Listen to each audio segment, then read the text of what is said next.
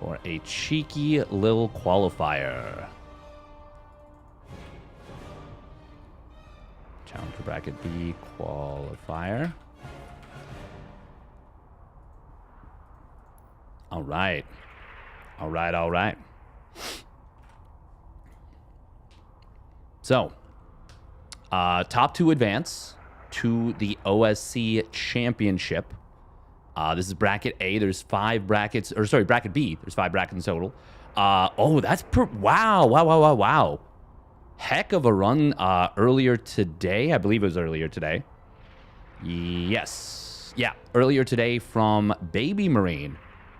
Baby Marine and Night Phoenix both making it through. Baby Marine taking down GG Machine, then Jumi, and then Lunacy in the qualifying match to make it in. That's pretty nice. Jumi playing in this one now, so he's going to be looking to make it through. Jumi, the player formerly known as 4Jumi. So far, we've got... Oh, a Laser's playing today. Okay, we're definitely be looking for a Laser matches. If this bracket ends up being correct... Oh, man, this is tough. I want to cover a lot of these matches. Okay. Eba's bracket excites me. Dolan's bracket excites me.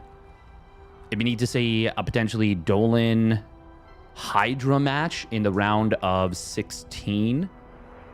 It is basically... So the way that I consider this one, because it's 2 players advanced and it's single limb. The way that I consider this is that it's basically 2 separate brackets.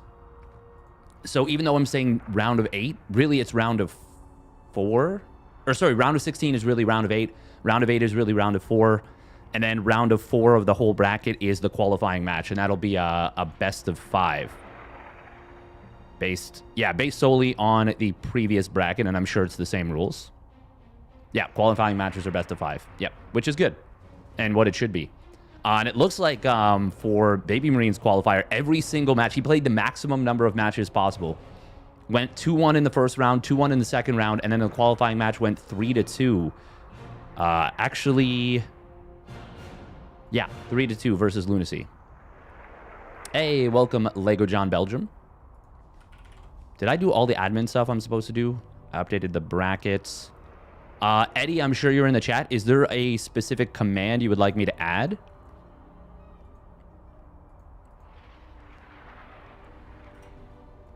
Okay, what do we want? Aerogfire versus Letali X, a laser. Looks like Dolan got moved up to the top side of the bracket, so he'll be waiting on Jumi most likely.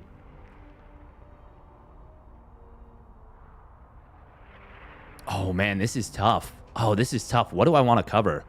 Seb versus Hacker is top. Winner plays UED Soldier. Acheron is up against Anticore. Winner plays Eba. Oh, we got to go Art Fiant first round. Yeah. Art Fiant first round. We'll definitely look for Mana versus a Laser. Although Aerogfire could give Mana a run for his money, but I feel like Mana's been playing very well recently. Links are good. Maybe Hall of Fame? Sure. So then we will exclamation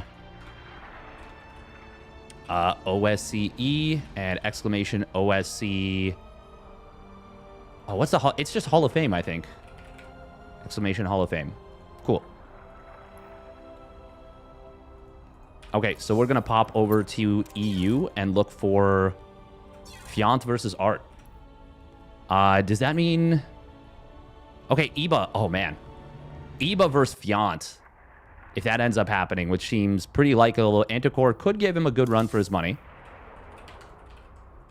Eba versus Fiant in a... I guess that'll be a semi-final match. Semi-final for qualifying. I look at this and I'm very... Yeah, I feel like Eba's got a really good chance of making it through.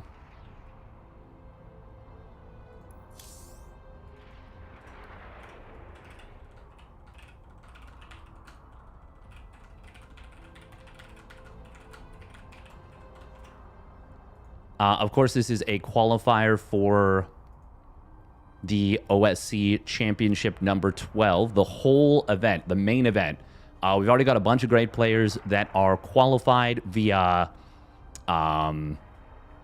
you know, accruing points.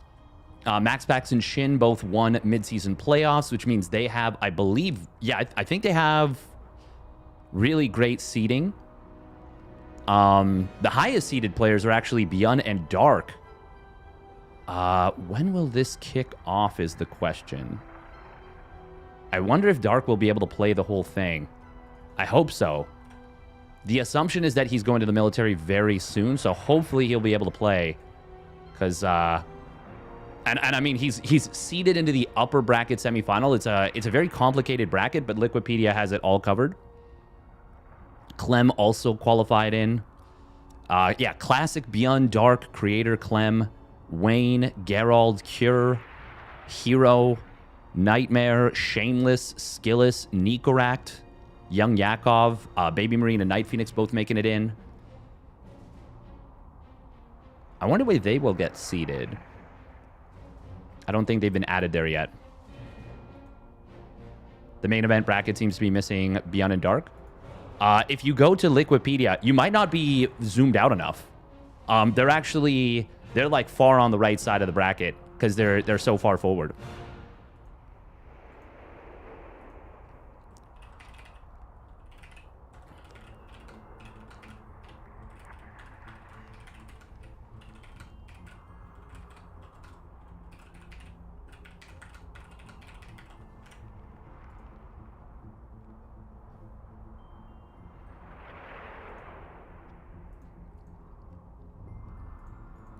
Yeah, looking at this one, I would say winner of a Laser Mana is definitely the favorite to make it through the top side of the bracket. And then looking at the bottom side, I would say that it's Iba. But who knows? Who knows? Fiant's Art, both of them could give a run for their money. Okay, so this is going to be Fiant versus Art. This is not the Polish Art with the lowercase r. This is the Russian Art with all uppercase. It's kind of funny.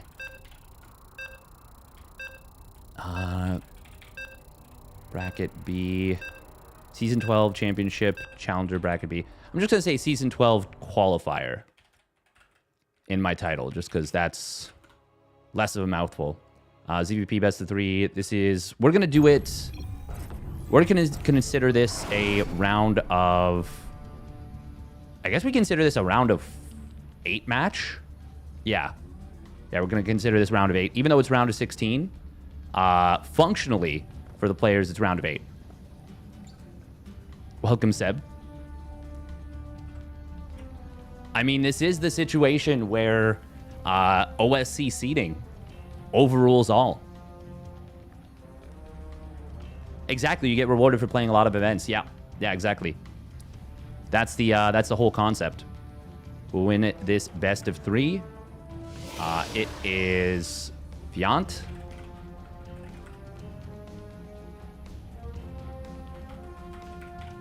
versus Art.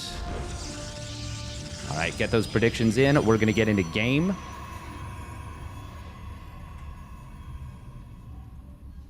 Oh, we're gonna take off cam and put on.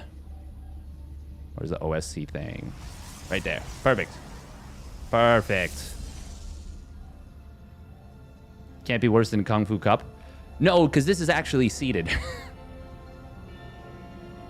And there's actually a logical distribution. All right, let's get into it. Spawning up at the top right. You didn't miss anything. We're a minute into it. It's fine. It's Art. And his opponent spawning down on the bottom left. It is Team Roddy's Fiant. In the yellow. The most notable thing that has happened so far is that it's gasless, and that is very notable. Very notable. Yeah. Kung Fu Cup is, has created some very strange brackets. You get it, but it's funny? Yeah, yeah, I get that. Oh my goodness, what are we looking at here? Hello? Cats, is that you? Is this a ZVZ featuring the Peruvian player Cats?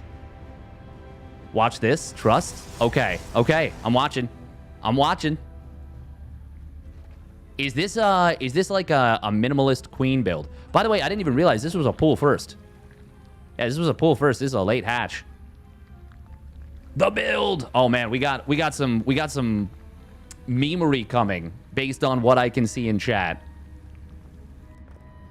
Is he just gonna like not build a single unit after this? Oh my god, is he gonna get a probe? No. It will be a full scout, and somehow he gets away with the first laying. I mean, obviously the adept is gonna get the kill, but this is already a nuisance, and it did occupy the adept for a little while. Forces the shade. Well, he didn't force the shade to cancel, but this seems actually really cool for what this can afford. I feel like an Evo chamber right here will wall this. God, this is so much larva. Is this just going to be, like, crazy in terms of the number of drones you can get out by a certain point?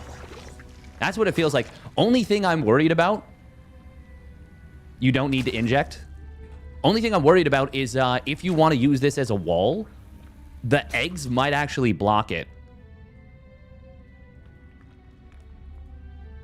In terms of worker count, I'm liking where his worker count is at. That's for sure. Oh, yeah, okay. Well, I'm not going to like it in a minute. I'm pretty sure of that. Oh, he cancels the shade. Okay.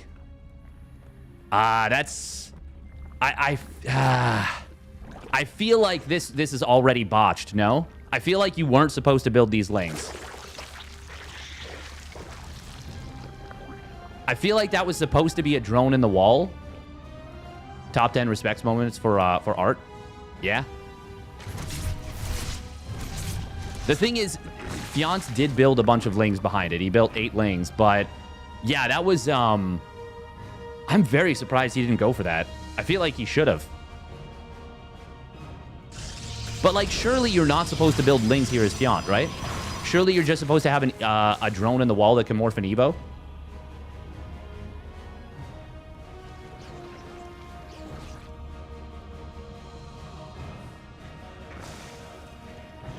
I'm curious about this. I don't know. I didn't get that far with testing it. Nice. Okay.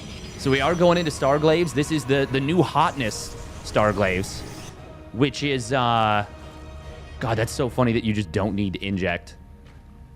I mean, with the new cheaper hatchery and the more expensive queen, there is a certain logic to it. And of course, the Spore Crawler being as good as it is against oracles now means that you don't need much to defend a mineral line. Well, you will need lings because you don't... yeah, but I don't think you needed them right away. You don't need them until you're on 44 drones, right? Well, I guess he didn't... because he went gasless, what is it, 38 drones? Actually, no, he really went gasless. The creep, though. The creep, though, is pretty far forward. Now, this is a problem. But you do have the beginnings of a wall already. The main thing I'm worried about is the fact that the larva and eggs are going to potentially block this. Drone count. Oh, he didn't have the unit in position. Oh, no. Oh, it's a disaster. 1 oracle goes down for a queen. 6 drones are going to fall. Okay, so this is not how this was supposed to play out. I don't need to be a rocket surgeon to know that one. A rocket surgerist. It's so annoying when your spores get targeted. Oh, he's actually just going to kill the spore, and he's going to get it, too. There was a transfuse available on the queen, but obviously, at this point, you are in straight-up panic mode as Fiant. This is, everything is falling apart here, actually, for Fiant. Like... Oh, any additional... So this is recoverable right now. Any additional drones, though, makes this a hell of a lot worse. Nice body block, though. Roaches are going to be able to keep that in place. Look at the worker count right now. 59 to 43. Fiant, he's ahead in army supply, but it's roaches. Unless he attacks basically right now and rallies in, I wonder if he's even canceling +1. Yeah, I think you should cancel +1 missile. Just go and just try and kill with roach speed. It's hard to know how far along your opponent's blink is. We can see that it's very late. And if it was a commitment on pure roach speed, I would actually not hate this for Fiant. He is droning out of this. Hey, thank you, Dig Bick Minsk and Bane Supper for the Prime resub at 17 months and the Tier 1 resub at 16 months. Appy Pew. If that Oracle had gone down, so, okay, this could have been drastically different here The Oracle being alive makes this attack very unpleasant for Fiant to commit to. And maybe that's why he didn't want to commit to it at all, and maybe he was thinking more Oracles would have been built. But if there was a Transfuse on the Spore, obviously we're talking about theoreticals here, and it would have been really tough to do under the gun. But if he had transfused that Spore, this Oracle would have died diving it. Where is the Oracle? This Oracle would have died diving it. And then maybe the attack would have actually gotten something done. Oh, no. Oh, my God. These roaches. Okay. He is very fortunate Art did not drop any force fields there. Because that would have been like 6 or 7 dead roaches. Art is going for it, though. Surely Fiant's just dead. The number of sentries, the number of force fields, the number of... Yeah, no, this is unholdable. There's no way. I don't even think you need to drop force fields at this point. But obviously, those are going to make this... those are the big power in this. Oh, he can force... Oh, hallucinating a Colossus is very funny. He does force field a bunch of these units. Doesn't worry about the drones because he can just kill the army. Yeah, this game was decided when those Glaive Adepts did not get walled out. Counterattack on the other side of the map it's a nuisance, but it is not winning the game. And Fiant's, he's close to cleaning it up, a lot closer than I expected. And I think a lot of it is because maybe Art is focusing on the other side, and he's basically not blink microing really at all. But he killed so many drones, he killed so many everything. It's just not gonna matter. Art takes game number 1. So surely the objective was to have a drone on hold position, or not even hold position. Was it 4-gate Glaive Adept? Yes. It was the new improved Zest build, where you do it with 2 Oracles now, and it hits just a little bit later.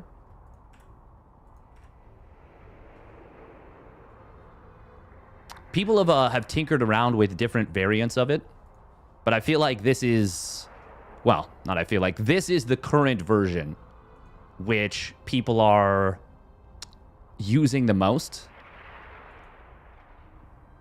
And the reason I think that it's the most powerful is that unlike the old version where if you went 1 Oracle, it was kind of a pretty heavy tell. Now there's a lot of builds that just go 2 Oracle and just play macro. So because of energy recharge, making other builds, so MaxPax plays 2 Oracle most of the time. Many players play 2 Oracle while playing macro.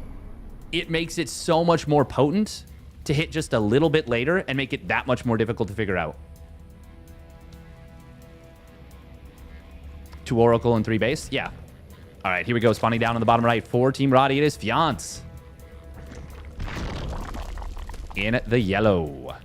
And his opponent spawning up the top left. It is Art imitating life.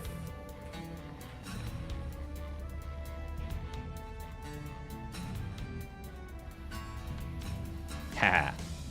Extractor Trick 15 hatch. Okay. The Glaives keep you busy while the Oracles own the probes. Yeah. Yeah. Or pwn the drones, you mean?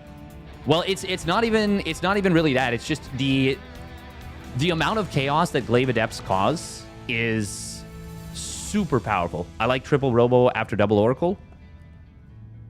Like, just in general, I feel like mutas would make that a bit of a nightmare.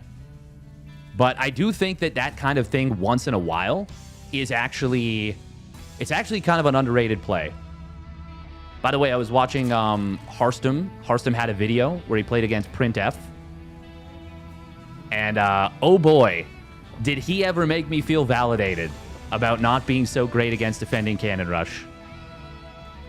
Did he ever make me feel... I've never felt so seen in my life. By the way, Fiant is holding Larva, and Art sees it. This is going to be the like, I attack you version of this, right? Yeah, this is going to be like 8 lings. I think when the probe just sits on the Larva like this, you just make drones. This is... Yeah, I don't like this at all, actually, for Fiant. Because Art's just going to see this coming. He's already building a Zealot. Oh, yeah, this is not the play. This is not the move. You have to just abandon ship on this one. Yeah, this is... I don't think this can work. Now, this may force Art to build an extra gateway. Oh, he actually started Warp Gate and then cancels it. Oh, he's going to put the Stargate in the wall. Oh, man. No, he's not. Oh, that would have been a perfect opportunity to just put the Stargate in the wall. Surely that would have been the play, right? Eba, you're a Protoss player. Surely you can tell me that would have been the right call, yeah? Heh. Yeah, that was... I think the play right there was to just put the Stargate in the wall. Now his tech is super late. Oh, you're in a game right now. Oh, true. Yeah, I don't want to disturb then. But I believe you, Dave. Oh, wow. Fiant is just building more links. It's going to be the drone pull. Okay, so in this case, not putting the Stargate in the wall might have been better, but now it's super freaking late, and he really needs an Oracle. He doesn't have a shield battery either. Stalker coming out. Fiant is going to be a little bit supply block. Oh, it's a lot of drones. How many drones? He's only got 3 drones. Sorry, 5 drones mining. He is actually... No, 6 drones? 6 drones mining? No, 5 drones. Oh, my God. No, it is 6. I'm crazy. Oh, drone's going to pull in here. Can he get this around? There's no pull on the units. That's... he's so close to getting the wraparound. Oh, my God, the missed micro. But he gets the wraparound. Does he? He needs to kill that Adept before it shades. Oracle is almost out. Fiant is going to be able to kill this pylon. The probes are actually getting massacred. I don't think Art should be fighting right here. He's about to have the Oracle out. Why would he be fighting? Energy recharge? Does he not have it? He doesn't have energy! He doesn't have energy to cast energy recharge! Oh, that's so bad. That is so bad, but here comes the pull. Oracle is going to run out of juice, but it will be able to recharge, like, momentarily. If he can recharge it before... Oh my God, I think he just... No, he's good, he's good. Yeah, he just turned the energy back on. Probes, they should not be fighting. They should not be fighting. Fiant is droning out of this. Killing... Oh my God, Warp Gate was canceled. He canceled it to build a second Oracle. That does make some sense. Art. Oh, Fiant needs to split these. Art is about to be out of energy on this one Oracle, but there is another one ready. Oh my God, Fiant is building... Why is he building Lings? Why is he building Lings? No, he can't be building Lings right now. That probe does get saved. Oracle turns on and off its pulsar beam. He needs to turn it on again. Don't lose that probe. Losing even a single probe here hurts so much. Fiant, why are we building more Lings? Fiant, we need to be droning. I know he wants to keep his opponent on the other side of the map, but like... Art should be energy recharging right now. He should be energy recharging on cooldown for sure. 100%. Sentry can put itself in the wall. Why is he not energy recharging? 33 kills on this Oracle, by the way.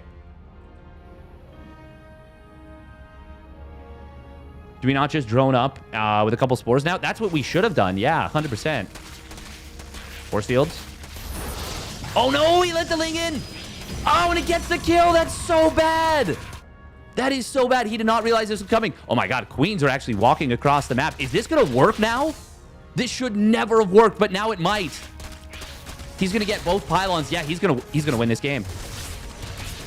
Energy recharge getting casted now. Oh, he is going to cancel Warp Gate. He's also going to cancel production on these on these both gateways actually. Fiant just lost more drones. He's on 9 workers right now. A Void Ray fires up. If Art holds, he still wins this game. It is 23 probes to 9 drones. Fiant, he knows he has to go. Shield batteries being produced. Cybercore, I think, should have been the target way back. It would have meant no shield batteries could have been built. Oh my God, he needs to kill this this pylon. If he gets this pylon, I think he wins. Oh, can the Void Ray get out? It's going to be close. It's going to be close. Queens attack the pylon. Get the pylon. Oh my God, he gets it at like 99%. No energy. Is there energy recharge? There is energy recharge in a moment.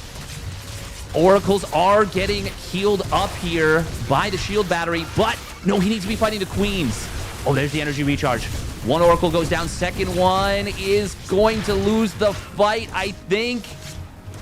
He should have probably energy recharged the shield battery. No, they kill each other! They kill each other! The Queen and the Oracle just killed each other. It's a double knockout. Oh my god, and it's over! What did we just witness? Holy shit. That was crazy. The double knockout.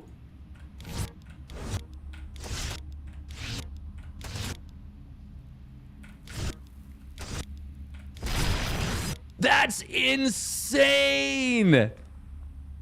I have never seen that before with an entire game on the line. And that was the game on the line. Yo.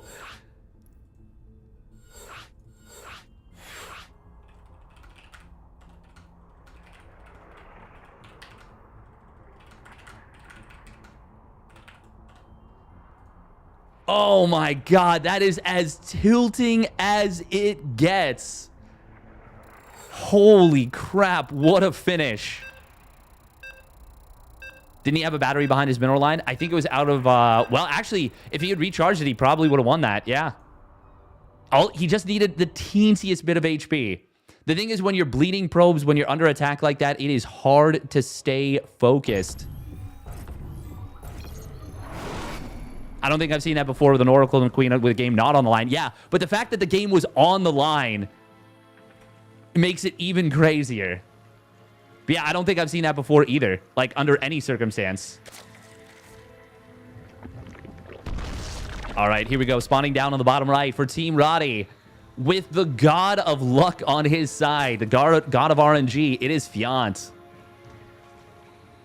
It does not get closer than that, and his opponent. How can you possibly play a game after that? It is art. This is where you gotta dig deep into those mental reserves. A game was on the line and I was holding the phone. Just go Forge, bro. Oh, man. It's going to be a pool first once again out of Fiant. I believe this was a 16 pool? 16 pool or 17 pool? Fiant messaged me after this and he said, yes, in case you were wondering, I did go crazy playing ZVP. A lot of Zerg players are very unhappy with the state of ZVP.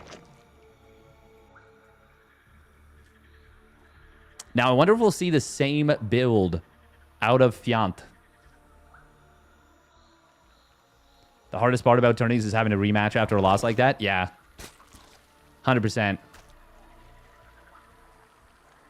I legit had... I did not think for a second that that was going to work for Fiant.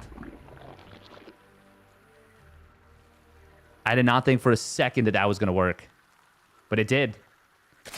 Art just seeing, okay, how many lings did you build here? Fiant, of course, could have been banking larva, and he could have started lings after this, but it was drones. Now, will we see... Oh, we are going to see the same build as game number 1 with that third hatch in the wall. Third hatch from the sun. He's going to kill this probe. It is dead-o. Doesn't get to confirm if it was still gasless, but you should be able to tell that. Oh, he's gone Zealot. Okay, this time Stargate in the wall. I think if Art had built the Stargate in the wall, just the speed at which he would have gotten out the Oracle in game number 2, I think it would have never even been close. I think he would have easily won that game. Like, before anything even got messy. So, I like the adjustment here. It's unfortunate that he's not facing a cheese. Very unfortunate. Fiant, this is super cool, by the way. The fact that with this, he injects once in the main and then goes for the creep tumor at the natural. Why are so many players unhappy with ZVP these days? Because the new mothership being unabductable makes it extremely difficult to win late game ZVP. And then the early game and mid game aggression options with Zerglings have been cut off at the knees by energy recharge. Energy recharge makes it so that a single Oracle is much, much more powerful at dealing with any aggressive Ling play. And then, of course, the ability to warp in storms makes Hydra busts, Hydraling Bane busts a lot weaker than they used to be. Just in most stages of the game, Protoss is stronger than they used to be. Even as shield battery overcharge has been removed. It's very surprising to people. It's very surprising to a lot of people, but I think more than anything, we're going to need to see the abduct change on the mothership reverted. Otherwise, I just don't see how Zerg is going to compete in the late game with Protoss. I just can't see a world. Because now you can just play extra defensive as Protoss and not really have to worry about if the game goes super late, because the advantage strongly sits with Protoss now.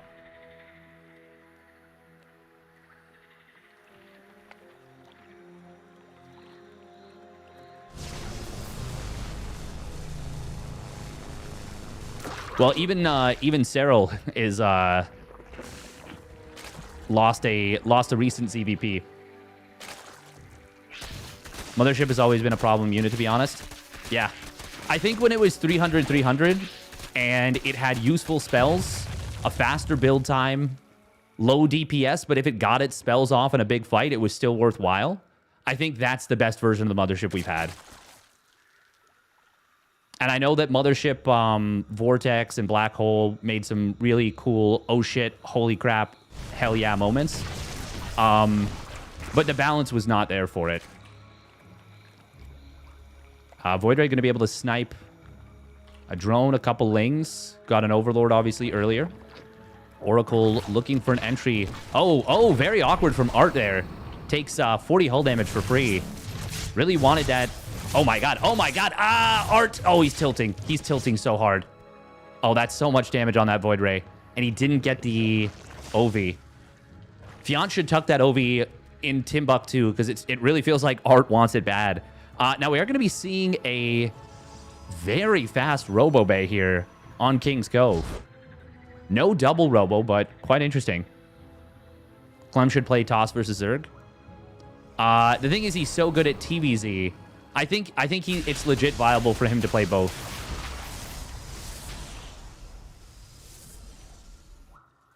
I think switching back and forth is the wave for Clem. Or at least maybe not right now, but I think it could be. And I think it will become the wave.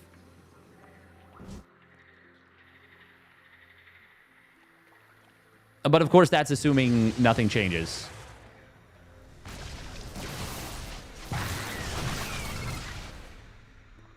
Is it really the highest DPS unit in the game now? Oh, man. That's crazy. And that's with the Mothership having some bugs on it, too. This is going to be really interesting. This is an all-in. Oh, no. Art's supply blocked trying to build his first Colossus. Ay. Yeah, this is the result of the previous game. Fiant's creep spread, by the way, is looking very nice.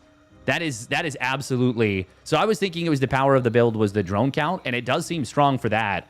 But as much as anything, this seems really, really powerful for the creep spread you get.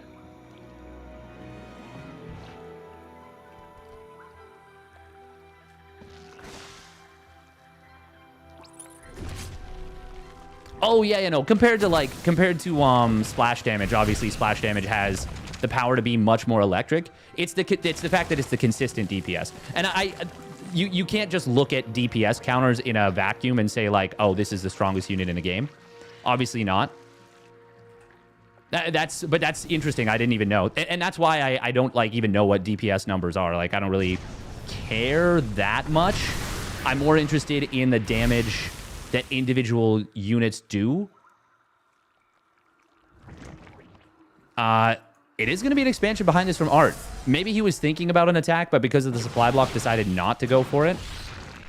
Fiant is getting in towards Hive and the Lurker Den, which is the, well, it's the natural path these days for Zerg players.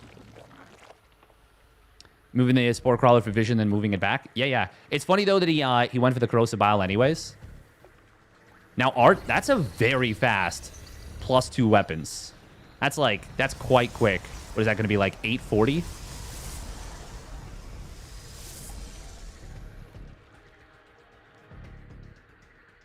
Okay, he will still be going for this attack. He just expanded behind it as well. Charge plus 2 weapons. Warp Prism on the way. Fiant was building a lot of units, but he's been teching. Lurkers are very good against an attack like this, but there's not a whole lot of Lurkers on the field just yet. Force Fields are going to try and come down. Spore Crawler will reposition to the front. That might actually break up the concave a little bit, but it's actually going to kill a Void Ray. That's kind of nice. Lurker will burrow up. 2 more as well. Fiant. Is there any... there's one observer somewhere. Oh, this concave is really nice here for Art. Lurkers are revelated.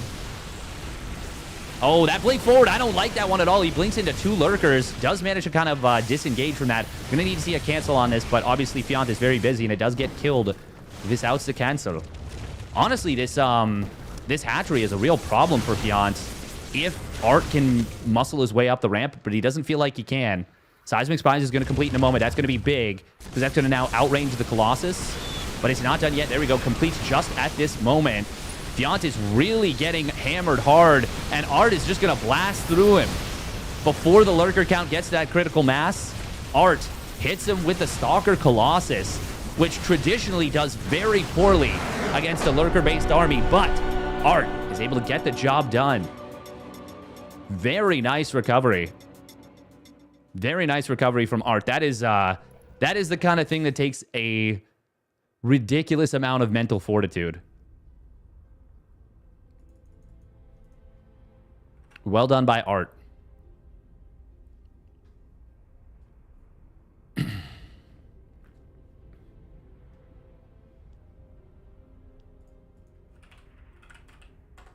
All right, and now that is, yeah, Art moves on to wait for the winner of Eba, who is waiting for the winner of Acheron and Anticore. I think at this point we gotta look for a laser mana, right?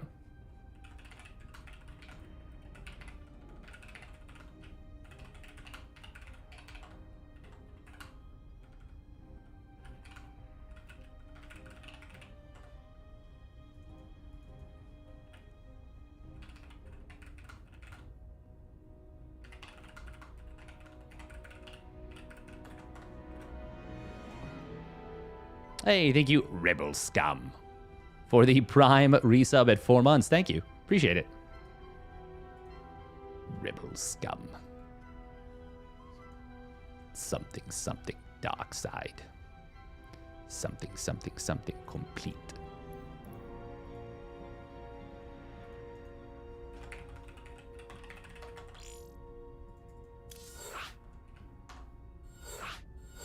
All right, that's perfect. We're going to get into Arog Fire Mana. One great series into another.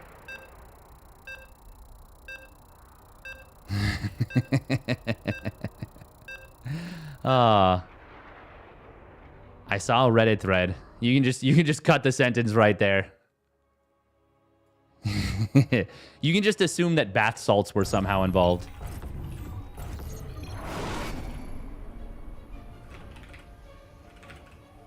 All right, it is going to be a Proxy Robo-Man versus Micro-Man.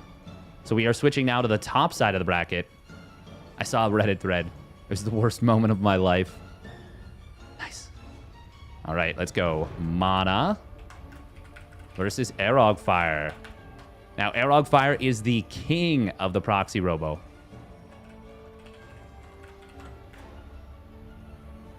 All right, we're going to run 1 quick minute of ads, but don't worry, you shouldn't miss anything. And thank you, Eddie, of course, for coordinating the matches. I appreciate it. All right, here we go. Spawning down on the bottom right for left. For Team Liquid, it is Mana. Going to be going for the low ground gate. And his opponent spawning up at the top right. It is Arog Fire, who's now capitalized the A. Huh. New development. New development. I think it would be cool if all Protoss units can blink. They can. That's what the Warp Prism's for. Yeah, I think I think ZVP is... I'm just going to say it. I think it's actually an unfair matchup right now. I legit think it's just not reasonable. A Warp Prism can't blink. True. Good point. Good point. That's why I said all ground units. Heh.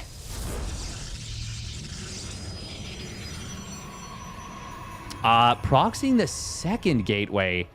Oh, this is weird. Now, Mana's going to be wondering where the second pylon is. Is he going to build a robo now? What is this going to be? Mana, of course, does have the cybernetics core later than that of his opponent. 157 cyber core, by the way. It will be a proxy robo, and I think we're going to see a third gate as well. Something just got canceled by Fire. He just got some money back. And he uses that for the third gate.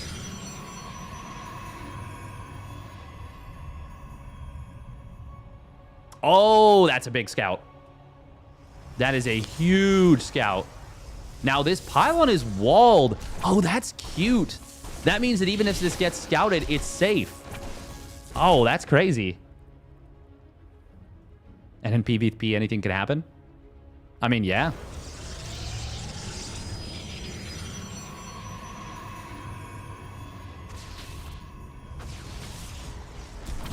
Oh, that's nice getting the probe kill.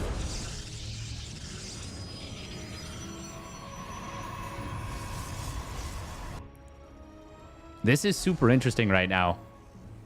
Obviously, this is funny, too, because he's got all three gateways active. Is he going to build a stalker from this gateway? Mula? Mula? No, I guess not. I guess he doesn't want to worry about it having to walk across the map. And even if it's going to finish before Warp Gate completes, the travel distance is important. Also, I don't think it actually would have finished before Warp Gate was complete. This is nice, though. Look at how well this is timed out with that Chrono Boost. Stalker is going to finish basically as Warp Gate is completing. And that Chrono Boost, the leftover, is basically going to sync up these gateways to within not even a second of each other. Oh, it's going to be an all-in on top of the Prism. But this is not going to work. I think Mana's... I think he's about to get blasted. Void Ray taking a lot of damage. It will survive for the moment. Oh my god, it survives! The Guardian Shield and the energy recharge on that shield battery. Huge save. Mana, though, already losing 5 probes. And I think Fire just needs one more warp in. If the second Void Ray was almost out, it'd be one thing, but it's a ways away from completing. If Fire just goes right now, surely he's got this. There's no... he's hesitating so much. He does not need to either. Oh, and he gets the Void Ray. Okay. To be fair, he might have expected the second Void Ray to be out more quickly. Yeah, no, this is still going to work for Fire. No problem. And he's going to go up 1-0. Mana will tap out. A little bit funky monkey. A little bit funky monkey. That was a hard-hitting attack that got in there super, super fast. War Prism was out at 251. Sheesh. That's fast. Yeah, betting's still open. I'm not going to close it either. I'm not going to close it. If you want to put your points on Fire, you can. All right, we're getting straight into ley lines. No hesitation.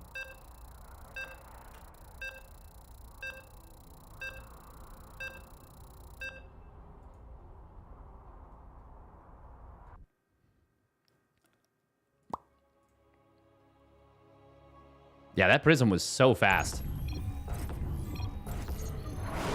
I wonder what the best course of action there for Mana would have been. I needed to be looking right at the Prism when it unloaded into the main. It kind of the speed of that attack kind of snuck up on me. All right, here we go. Spawning up at the top right, it is Team Liquid's Mana. And his opponent hitting fast and hard. It is Fire. One of the stronger, if not strongest, skill check type plays. I just like how Twitch hides predictions now. You have to click the button to see if one exists. Oh, it default hides it? Oh, I didn't even know that because I don't like... I don't really like do predictions on other people's channels as much.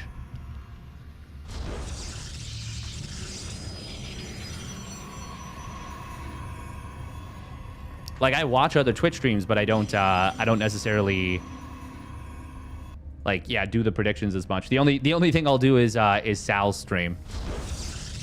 My pal Sal, who will be doing a subathon in the new year. Looking forward to it.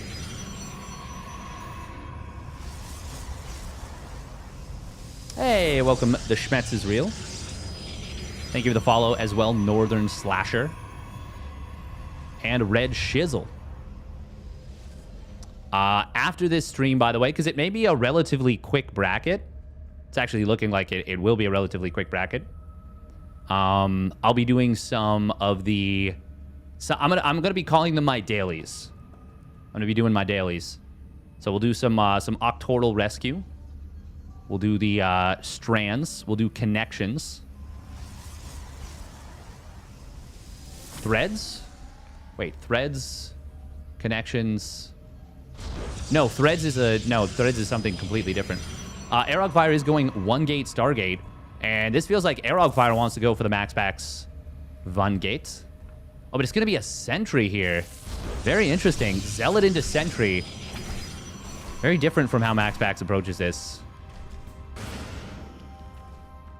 Oh, he energy recharged the Sentry and instantly goes for the hallucination. Okay. Nexus will come down. Do we have Mana going aggressive at all? Oh, he's a little bit supply blocked here. Oh, that's actually quite awkward. Hitting with that 4th Stalker, because this is going to be an all-in for Mana. Oh, that's actually, yeah, that's really awkward. He definitely wanted to be building this 4th Stalker right away. Now, Aerogfire, the Sentry, surely he can't get, like, a force field that would let the Zealot connect on top of those Stalkers, will he? This looks really, really scary for Aerogfire right now. At the minimum, I don't think he can hold this next... maybe? Oh, losing that Zealot sucks. Shield battery is low on HP, but of course it's going to be maxed on energy. This is where having the 4th Stalker right now would be so much handier. Instead, he's going to have to wait a little bit longer. Maybe he wants to wait for the warp in anyways. It will be 7 Stalkers in a moment. And he does have a Twilight Council behind us. Is Mana actually... No, Mana's not going to expand behind this. He can, in theory, but it's going to be a while before he would want to. Now with 2 shield batteries completing and 2 Void Rays, those... Oh my god, those force fields. Oh, this is so bad for Mana. Energy recharge is available. Aerogfire still has a ton of energy available on this. Oh my god, Mana is getting blasted. Those 2 shield batteries completing have made this so bad for Mana. He didn't kill anything there. He did not kill anything, lost 4 Stalkers. Prismatic alignment available on another one of the Void Rays. Void Rays, they're just not getting taken down. Even without the energy overcharge, or sorry, battery overcharge, there's just not enough burst to kill the Void Rays.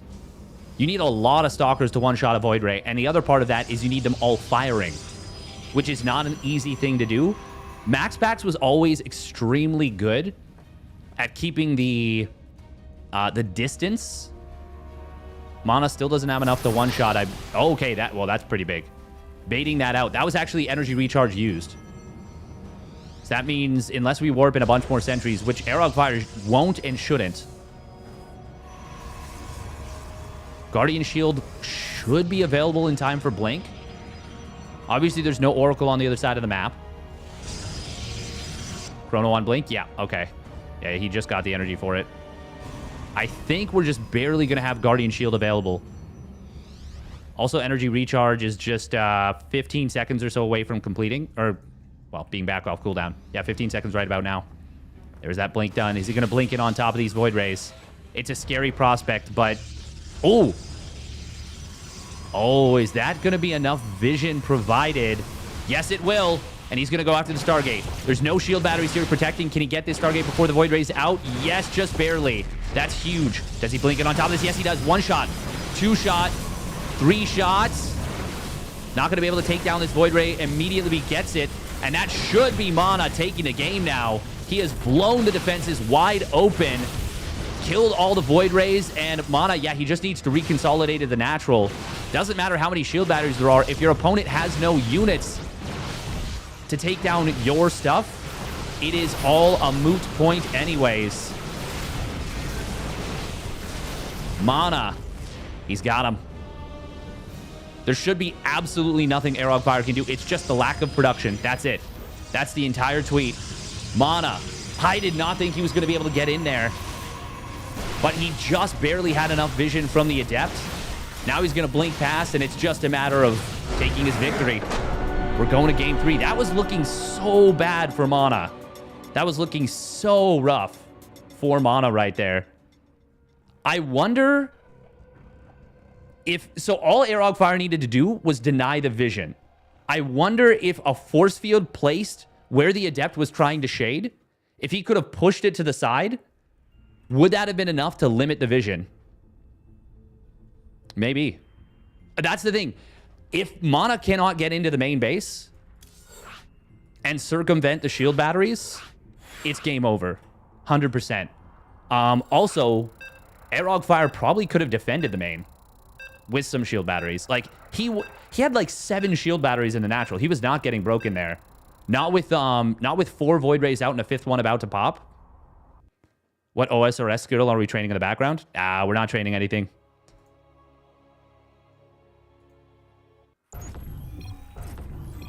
No OSRS open now. All right, let's get into it. Game numero 3. Spawning down in the bottom right. For Team Liquid, it's Mana. XP waste. In the red. And his opponent spawning up the top left. It is Airlock. In the blue. I really thought he had that, but Mana managed to get in with the finesse. And took it down. And that is one of the reasons why players like MaxPax loves the robotics facility as a transition. I haven't gotten my first round in yet. Anticore and Acheron are really going at it. Yeah, that doesn't surprise me, actually. They're both quite feisty players. Acheron's taken enough of my ladder points for me to know he is a feisty lad. These are live games. This is a live game. Wait, Anticore's under 5K? Oh my god. That's crazy.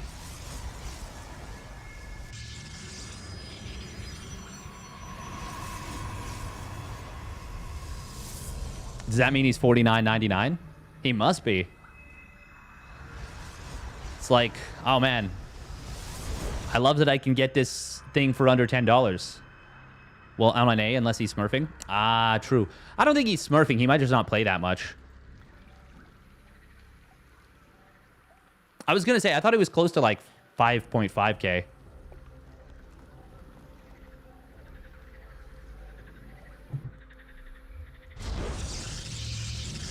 Now, are we going to get a macro game for the rubber match? I would be down. NA so hard, your toss is 6.2. We are not going to get a straight-up macro game at the very least. Airlock clearly wants to go for another 1-gate expand. And saving a lot of energy on the Nexus. It is going to be Stargate versus Stargate. Are we going to see a cheeky Phoenix Wars game? These are not the 2 players that I would think of when I think Phoenix War.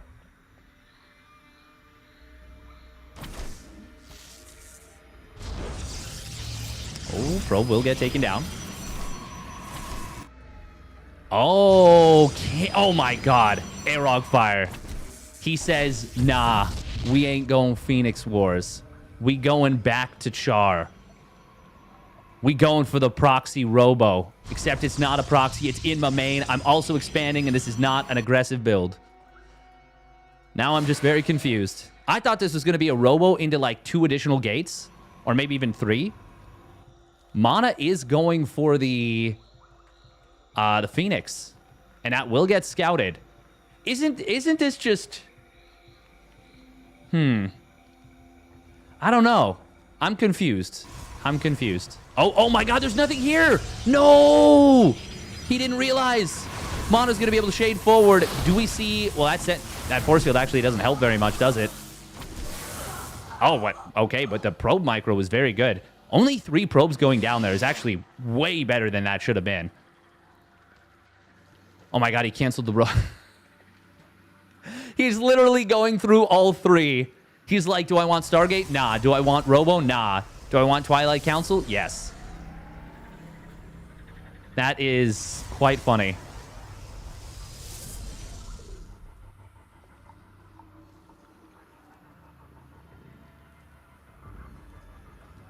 Oh yeah, when's your first 2v2 tournament? That's January 7th, right? Ooh, Thermal?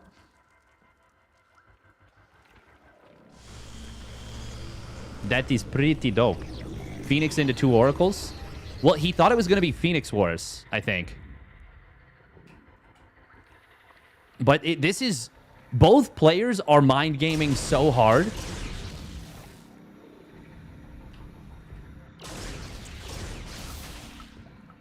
So he's going to be confused when he sees the Twilight done now. He's going to be like, wait, I swear I clicked that and it was a Robo.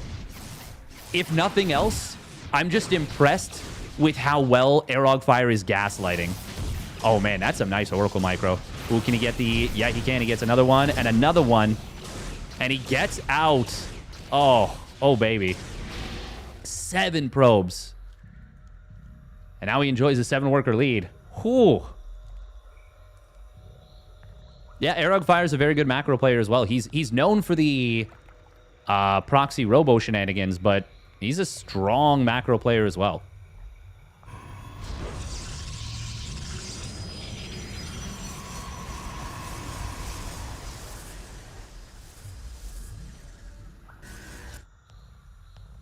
Oh. What are this, Aerogfire? What are this? Very fast +1 weapons from Mana. This is super, super freaking fast. It has been spotted here. No third base yet for either player. Aerogfire going to try and get something done with his Blink. He's got 3 gates, and we're going to see...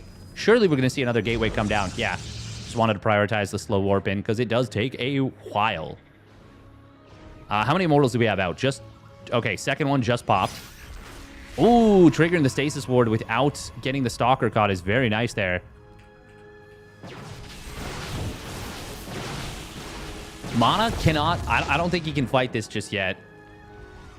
With the help of the shield battery, it should be okay. Immortals are very good, and the +1 weapons will help a ton.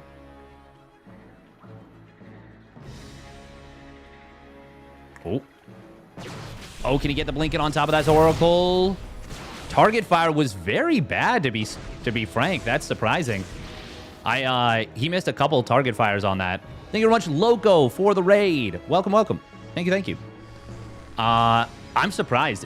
It's very clear that that was a little bit of nervousness there from Aerogfire, because we're used to him making that shot.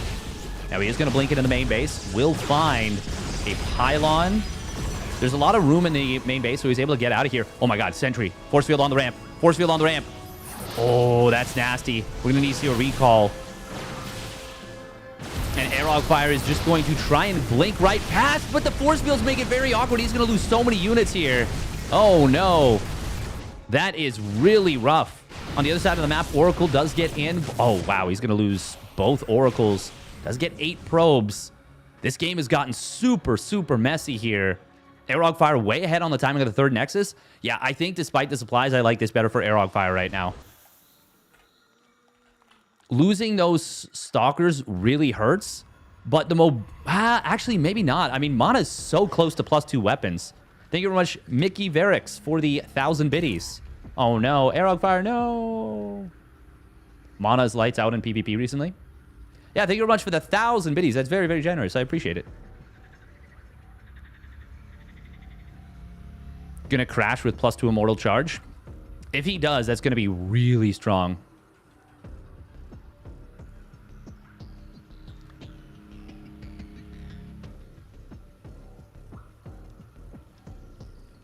Yeah, I was thinking about the mobility of Blink, but I mean, it's all in the production tab. Yeah. But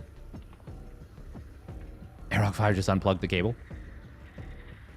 The Stalker mobility is really nice. Like, you can snipe War Prisms. You can go for a base trade. It's a really big map. But the power of the army for mana is going to be so much higher. Hey, thank you, SC Crackpot, for the tier 1 resub at 39 months. Guess I've been here a while. I guess so. That long time. Thank you very much for the continued support. Speaking of which, obviously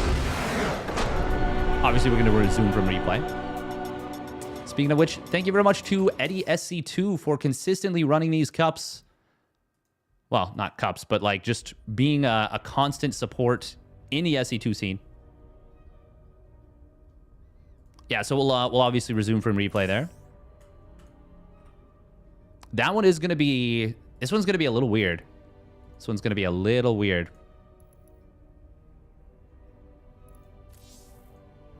All right, I am going to grab me coffee.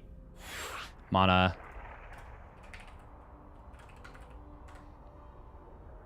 Remaking.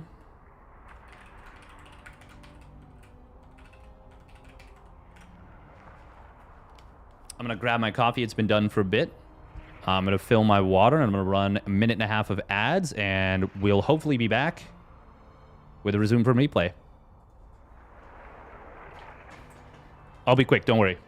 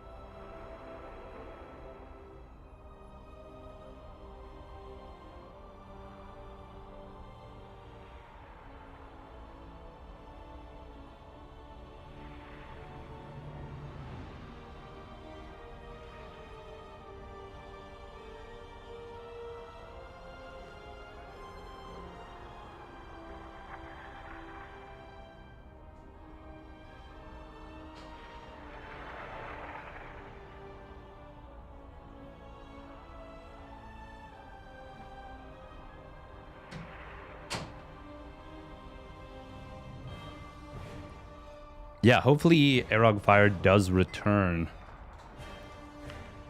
Because that would really suck if he just, just had a big old failure.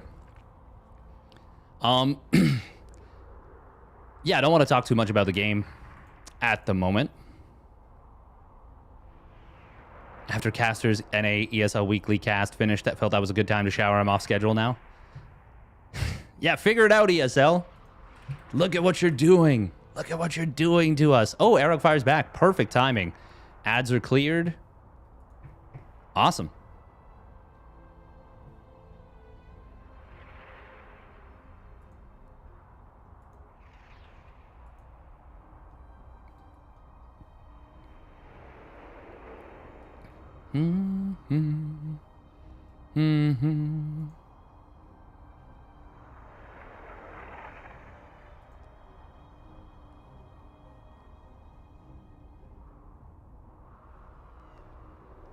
There are 2 more games being announced for EWC later this week.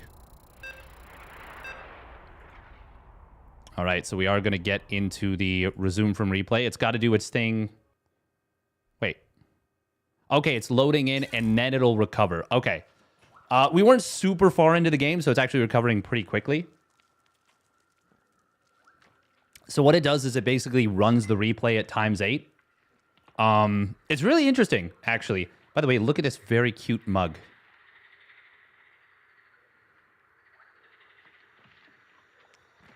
So it has to run through the replay, so it does it at ×8 speed. So let's say it's an 8-minute replay.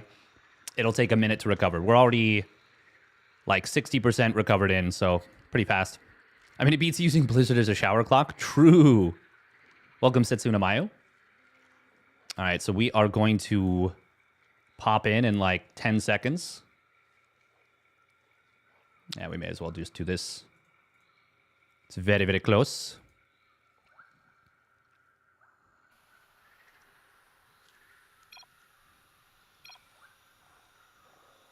All right.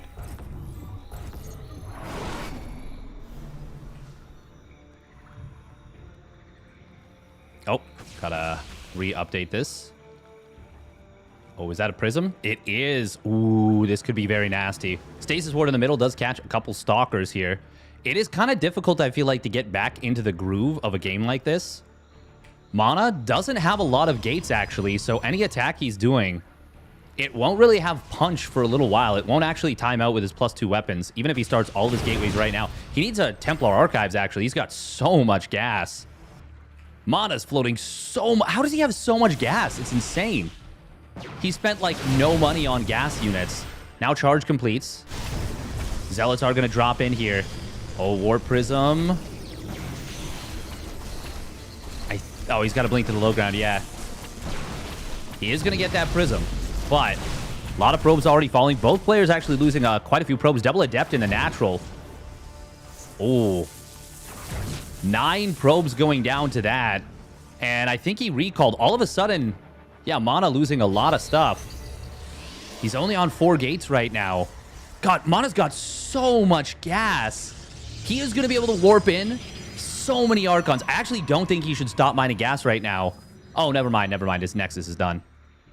Now, Aerogfire's army is going to be so badly outclassed, but the mobility advantage is going to be so big.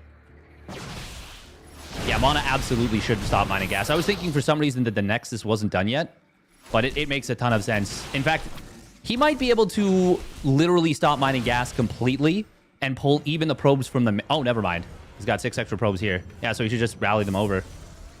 Oh, what was that just recalled? Must have been Zealots? Aerogfire is ahead in gateways. Mana's actually out-mining him in terms of minerals for the moment, but that'll switch back as these probes get back to work. Aerogfire needs Archons, I feel like. He needs upgrades, but he also needs Archons. Mana is not going to be hitting super, super fast.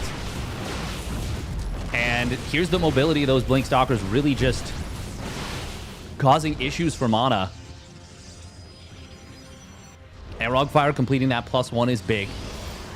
He should not... He will not be able to get +2 out in time to match the +3 timing, but he can be very close, and he can make the window narrow for Mana. He can make it a very tight timing window. Mana, though, well, I mean, every second that Aerogfire forgets to start +2 weapons is a good moment for Mana, and it's going to make that +3 timing even more powerful. Adepts in the main base are going to be able to get a couple probes. Oh, but he loses 2 Stalkers at the front. That is not even close to worth. Aerogfire, there we go. Now he starts up the +2, but it's very late. He could have started this about 20 seconds earlier. That would have closed the timing window for Mana by about 20 seconds. Aerogfire just now starting up his own Templar Archives. Mana still not on a ton of gates yet, but he's about to be on 7. It's very tricky to kite with these Stalkers when the Immortals are on the front line. Aerogfire did a pretty good job there. Mana's army value, though, is just ridiculous at the moment. And Aerogfire is super reliant on Zealots, which is going to make the, what, 7 Archons we're about to have? Very, very powerful. Ooh, this could be a really nice play from Aerogfire. He's looking for a snipe on the Prism. Oh, he needs it, too. Zealot's going to try and come in here. There is a lot of Zealots here. Aerogfire. Oh, blinks forward, but he misses the Prism with the target. Still, Zealots are getting some good surface area. Mana needs to warp in, but he can't. He loses the Prism. Still, it might just be way too much stuff.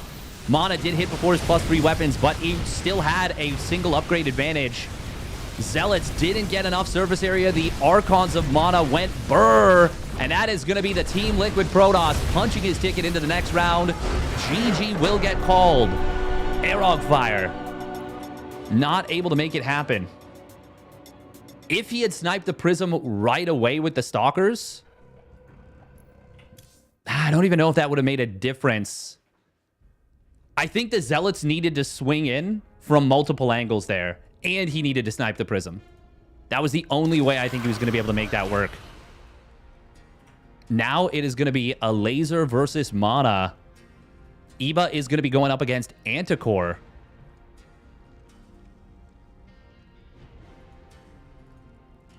Dolan and Jumi are going to be battling it out on the top side. Yeah, we're definitely going to be looking for Mana a Laser right now. This could be... Like, if this were a tournament and this were the finals, or if this were a tournament single limb, I would expect, looking at this bracket, that this would have been the finals. Obviously, many players capable of making an upset. And I would say Qualifier is 100% one of them. And he was very close. He was very close to winning that. He almost won 2-0, in fact.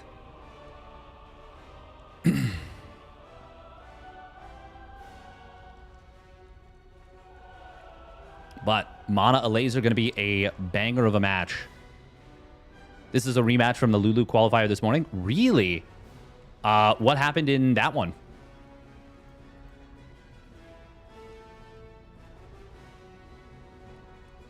All right, we're going to run 2.5 minutes of ads. 2.2.5. Subscribe if you don't want to get the ads, or you can go to YouTube, where we're also covering the action. And there will not be ads run on YouTube because I don't know how to figure that out yet. Heh. No, mostly because I don't really see a point. Mana 1-2-1. Ooh, that's pretty nice.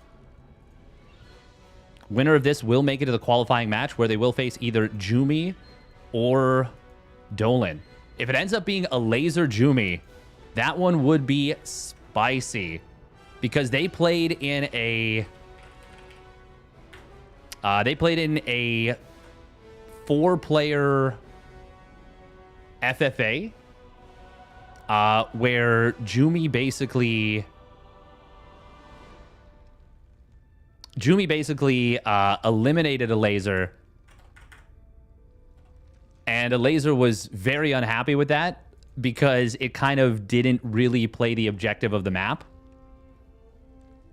It was spicy. We'll leave it at that. You can draw your own conclusions, but it was definitely a very spicy situation.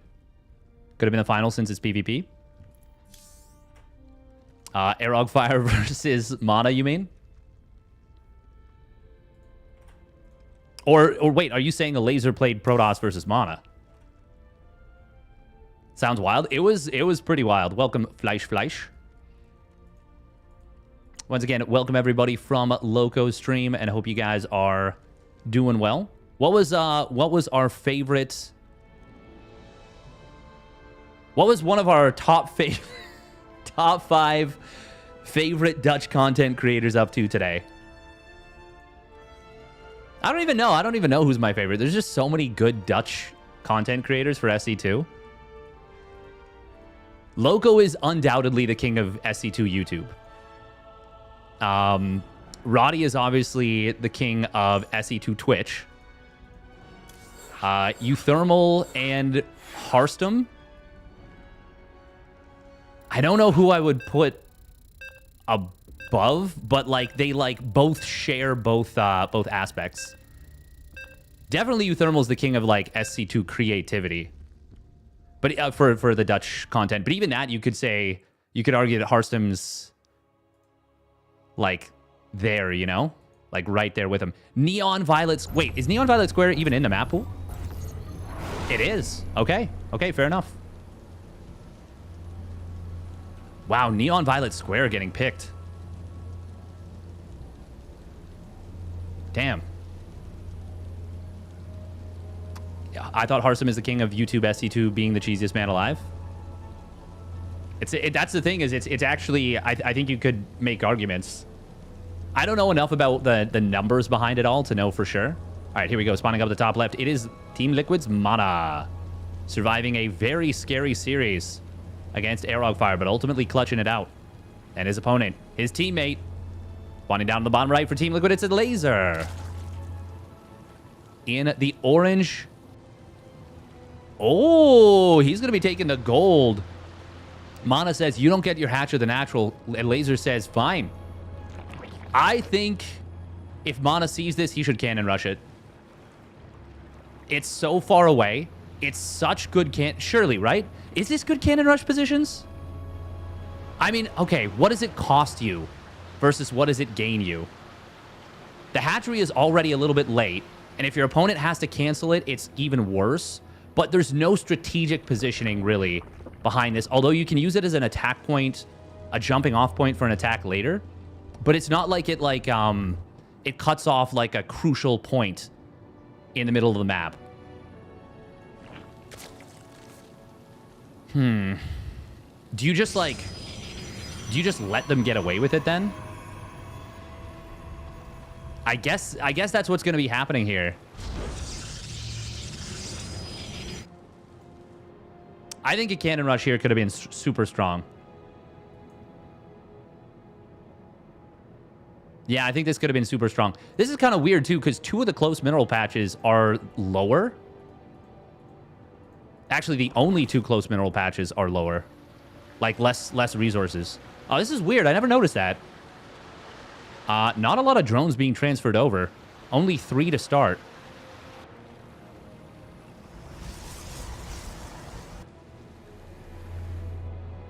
I always forget this is a gold base. Yeah, it's kind of random in its positioning. Okay, Stargate gets scouted immediately. That's very good information for a laser.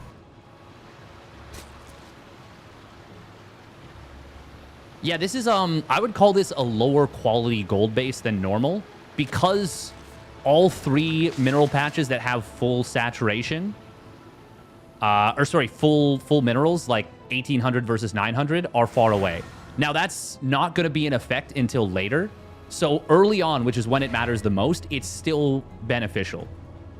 So me calling it a lower quality gold base doesn't really matter until a little bit later, until you start to mine out those first patches. The thing is, it will be quick. This is very nice, actually, for Mana. You can choose where to put your base, your second base, but your third base, it has to be here. You can't really put it anywhere else. I always forget that it's raining on Neon Violet Square. He's going to shade. No, he's not. Oh, wow. Okay.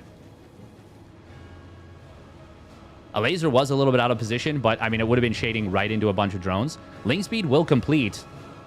Oracle is going to be out. He's going to get 1 probe on the retreat, which is kind of nice. But he's going to want more than this. Adept's in a really great position using those neon violet squares, as it were. Oracle gets energy recharged. A laser could have wrapped around on those Adepts, I think. I feel like these... Yeah, he could have gotten enough of a wraparound there to fight that. But he elected not to. Built a lot of Lings, by the way. But a laser's drone count is already at a solid count. The main thing is that his third hatchery is super late relative to when you want it. Layer comes in. He's already saturated, basically, on his 2 bases. Yeah, this was a big loss here. Now, I like this from a laser. He's expanding towards the left and kind of saturating his creep all over the place. Would love to see Mana actually drop a revelation. There it is. Perfect. Yeah, this is going to sting. Oh. He's not going to kill this one tumor, though. And with the Spore Crawler repositioning, he's going to save the tumor completely, maybe? I think you should dive the tumor, as weird as it sounds. Yeah, he gets 1 drone, but he takes a ton of damage on the high-energy Oracle. I really feel like killing this creep tumor right here would have been a massive boon. Now it's going to be a lot easier for a laser to still link up the bases. It is going to be charge coming in from Mana. Shield battery going to get depowered before it completes. A laser doing way more with Zerglings than I feel like you're supposed to be able to do. A laser is droning really nicely. His build order has worked out very well for him. And now the Hydra Den starts up. Mana getting supply block there with the loss of that pylon at the 3rd. Okay, if Mana... Does Mana have a robo facility? No, he doesn't, so he can't build a prism. It feels like Mana just wants to go for, like, maybe a big 3-base charge timing. But if he doesn't... Oh, Oracles. Oh, they're going to be able to find a drone here. They're actually going to find a queen as well. Yeah, that's a dead queen. Very nice finds right there for Mana. Very nice. Oh, probes on the other side of the map, though, are going to get eaten a little bit. Shield battery's out of energy. He could have recharged it. Oh, there it is now. A laser with some hold position micro, but not able to get a... Well, I mean, 4 probes is actually pretty decent. I feel like a laser's going to be able to get the critical mass of Hydras. The main thing is, can he keep them together before these Zealots get in here? Oh, these 5 Hydras on the left. This could actually cost a laser the game if he can't get them back into the mineral line, but he will be able to do so. Mana needs a lot of value with this attack. Stasis Ward. Oh, can it actually complete? It does complete. That actually kind of saves the Hydra and the Queen. Mana? Well, he's going to be able to get the base. A laser will have Hydra speed first. He went for Hydra speed instead of Hydra range. Mana's continuing to just pump Zealots. Super, super hard. Another supply block for Mana. A laser is supply blocked as well off the loss of one of his overlords. I'm really surprised that we didn't see a creep tumor dropped here just to increase the mobility between these bases. A laser definitely wants to keep these Hydras all together. Very, very important. Laser getting in towards Hydra range. Mana is going to hit a point where there's a critical mass of Hydras and his army just doesn't work anymore. Zealots just don't do it. Oh, Contaminate. He knows Storm is the key. He knows Storm is the key for Mana. He uses 1 Contaminate. I think you need to use a feedback. I think you need to use a feedback on the second one. You need that Storm out as soon as possible for Mana. Mana's trying to buy time. He does have Revelation, watching the entire army of a laser, but a laser's going to kind of corral him a little bit. Oh, man. This is going to be like 40 seconds bot for the timing of a laser. Oh, and that's a Chrono Boost that's going to be used. Yeah, he needed a High Templar in here. Stasis Ward does hit some Lings. Groove Spines is done. Mana's just going to give up the Nexus. I don't think he's got a choice. But... oh, man, there's going to be a huge counterattack. This is just going to be a base trade, isn't it? A laser needs to go. I don't think he recognizes how urgent this is for him to just go. Stasis Ward in the natural will connect on a few lanes, but where it is placed, it actually body blocks really effectively. A laser needs to go. If he goes in now, he will win this game almost 100%. Or at the very least, he will kick off the base trade and won't be blocked. Oh my god, please, a laser, go. He's created this timing for himself so nicely. High Templar are going to pull back into the main base. Mana will be knocked down to, for the moment, 1 Nexus. He's got another one building. A laser. Oh, nice body block on the ramp with the drones. And that's going to allow a laser to hold at home very efficiently. Okay, I was being a little bit critical of a laser not getting aggressive enough. Storm will complete. A laser not going to kill this Nexus. I think he should send the Lings over there. Mana did recall out a lot of stuff. A laser saved every base. Storm is going to come in. It's not actually the most effective, only hitting 3 Hydras initially. The Storms are going to be good, and we might see a full cleanup, but I think a laser's got him 100%. Zealots getting cooked. Very nice positioning on the Hydras here on the left side. And there it is. GG gets called. A laser. I was thinking it was the aggressive move that was going to be what won a laser this game. It was actually the defensive prowess that got it done for him. The drones on the ramp hold positioning. The way he kind of bought time to pull drones around. Really well done from a laser there. Mana did create a situation where... honestly, just the whole thing, the strategy. The Contaminate, the double Contaminate is what won a laser that game. And then the execution of the base trade. Both players executed it well. But it was a laser's... a laser had the advantage going into it, and he executed extremely well. A laser is the Zerg master cook of this patch. 100%. 100%. Remember that Hydras were actually nerfed in that situation, by the way. Because they are ever so slightly slower. What is he doing different? He's come up with a ton of builds that utilize the new cheaper hatchery and the spore. The spore change to basically safely get into the mid game. He was always a really good mid-game timing attack player. But I feel like this, yeah, he's just come up with so many magnificent builds. All right, here we go. Spawning down on the bottom right for Team Liquid. It is Mana. In the red. And his opponent, with an Extractor, Trick, 15 Ovi. It is a laser, and he is going to get that hatchery down at 15 supply. This is the big advantage of the Extractor Trick 15 Ovi, as opposed to the Extractor Trick 15 hatch. You don't interrupt your economy as much. You still get a standard timed hatch, more or less. This is just better than the 14 or the 13 Overlord. You don't get larva capped. It's just better in every way. Yeah, he always wanted to not build queens. A laser is a man after my own heart. He does the super fast Spire against Tempest. I don't think you... I think you have to. I think every Zerg pretty much does the super fast Spire against Tempest. I don't think there's very many players that don't do that. What are the builds? Well, for example, he's been doing a lot of, like, just 3 queens.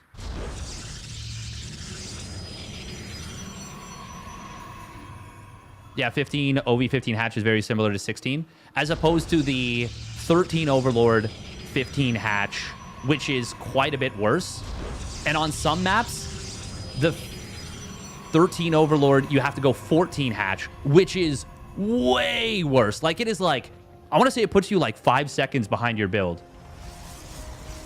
which is so bad. Like, it is disastrously bad for the build order.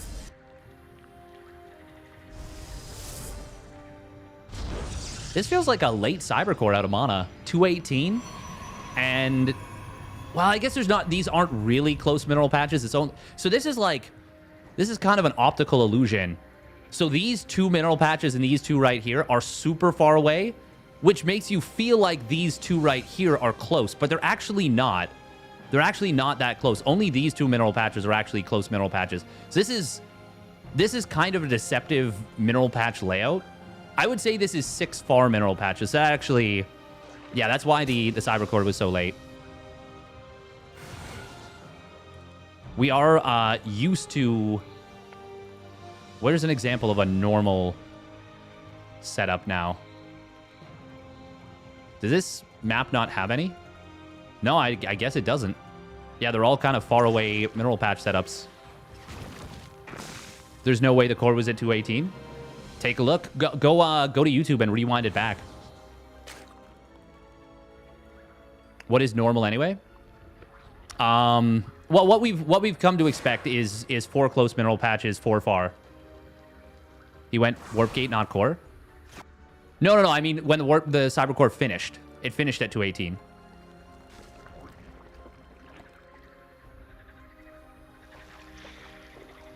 Normalize weird. True. Nice snipe on the probe there by Lazel. Oh, Oracle turns on its Pulsar Beam. He does get 3 of the Lings with the help of the Adept. Wait, why does the Adept show as having 2 kills and the Oracle show as having 2 kills? He got a Creep Tumor. That must be it. Yeah. Okay, he got one of these ones. Yeah. Very quick layer, once again, out of a laser. I'm thinking we're going to see another Hydra build. But on a map like King's Cove, that's going to be rather difficult to make work. Single Oracle? Just single... Oh, this is going to be... Oh, this is going to be the new Christianer. The new Christianer build. Yeah, he's going to build a Templar Archives. Yeah, he's already on 4 gases. Oh, didn't saturate this one. But he's going to build a Templar Archives in a moment. Yeah, and it's going to be an Archon drop behind this. This might be very good against a Laser's 3 Queen style. Now, a Laser is going to see you've got the Robo facility. Yeah, the fast Hydra tech. Oh, this feels very difficult for a Laser to deal with. This feels very difficult. Now, the fact that Mana saturated... Oh, no. The gas being a little bit late. No, it's fine. Yeah. Still going to have the 600 gas. Now, Hydras will be able to start immediately. But he needs to start them immediately. There we go. 6 Hydras in the way. On the way, I should say. I don't know that he could afford Hydra speed. I think he needed more Hydras. Because you need them all together. I don't think he knows about this either. He's seen the Warp Gate. He's going to see these Archons and be like, what the hell? Hydra's going to pop out. Uh-oh. Uh-oh. Oh, he does pull them back very quickly. Queen's coming in here. Nice micro on the Hydra so far. Oh, very nice micro. Well handled by a laser. Wow. With the Hydras popping out right in range of the Archons like that, and only 3 of them, that felt like it was going to be really bad for a laser. Like, I thought he was going to lose like 3 or 4 Hydras there at minimum. But not so bad at all.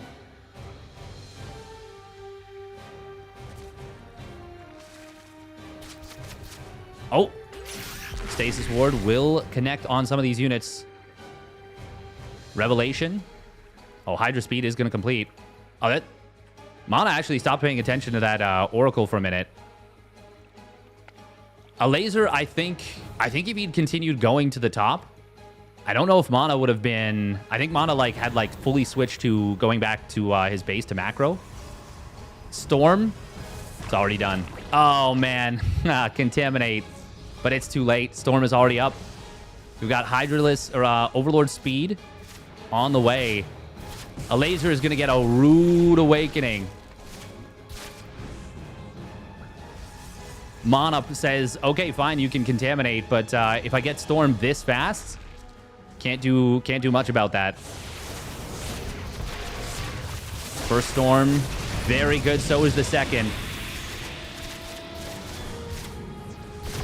Mana's about to have 3 Archons here. A laser is completely committed with this. No Evo chamber. Yeah, this is not going to work. This is not going to work one bit.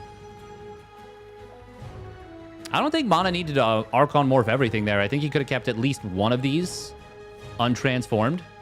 God, this is so funny to watch the Archons just hunting these Hydras. He's not going to be able to connect, though. They will just barely get away. Mana, I don't think he should be attacking right now. Oh, no cancel on the Nexus. That's a little expensive. Storms are about to be available, but they're not ready yet. But the army power of Mana is still very strong, and now the Storms are available. Ling's going to get in on top of this base. Good counterattack from a laser, but a Warp In will deal with this. Oh, Pylon. Not in time. He didn't have a unit available, or a Warp In available, I should say. Base has fallen. Mana will pull probes in the main base, and that will allow this Zealot to warp in. Storm on the aggression. A laser will be able to avoid them pretty well. I really don't feel like Mana needed to go for this attack, but he's trying to do it anyways. Good Warp Prism micro here. Archon's getting very low on HP, and the Hydras are melting. Yeah, this is just going to be too much. Too much to handle.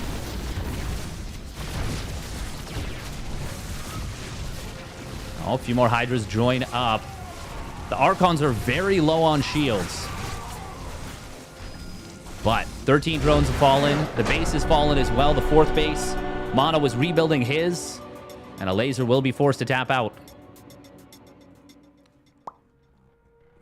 Biddly biddly bow wep. Mana, good strategic adjustment to a laser's build from game number 1. Yeah, it wasn't even the Archon drop that had to be effective. It was just, I mean, he just got a super quick Storm.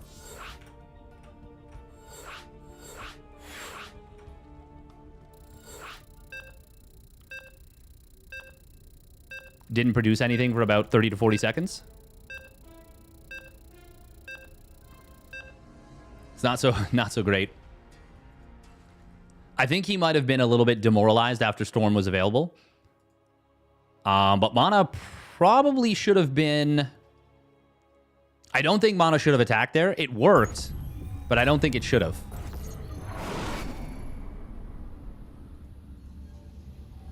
All right, here we go. Instant probe send from Mana here. Like, literally one of his first 12 probes. Spawning down on the bottom left. It is Team Liquid's Mana. And his opponent spawning down on the bottom right. It is a laser. Or Team Liquid as well.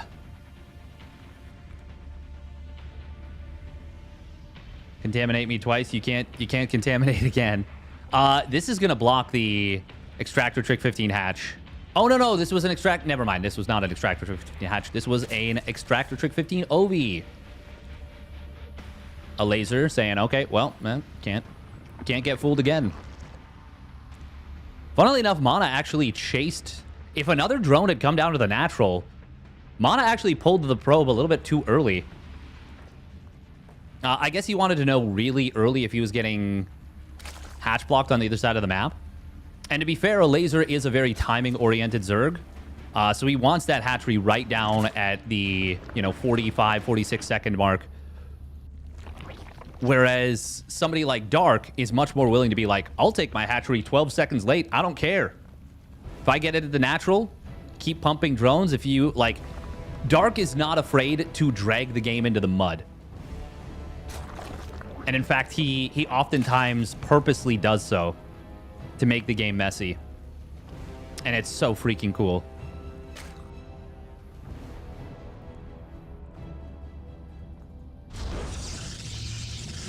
Bum, bum, bum, bum, bum.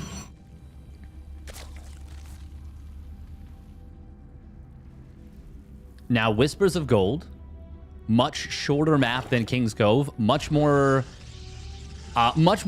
capable of being aggressive off 3 bases, or into 3 bases, I should even say, if that's what a laser's plan is, which I imagine he'll probably be angling towards that. It is also possible that these two play practice games against each other rather frequently. God, I Whispers of Gold. This map, because of the mineral patch layout, this and what's the other one? El Dorado. Funnily enough, they both have kind of references to gold in the name. One of them literally Whispers of Gold. But it's funny, they're kind of saying the same thing thematically, so to speak. Yapping aside, your builds are slowed down a lot by these farther mineral patches. So a laser, he wanted to start ling speed, basically right as he pulled off gas, but he didn't have the minerals for it because you just mine less. One of the few moments where I can be like, ooh, I can feel just like the pros. I'm poor just like the pros. I don't have the money for what I want, just like the pros. Wow, look at this, a laser with the deke, the juke.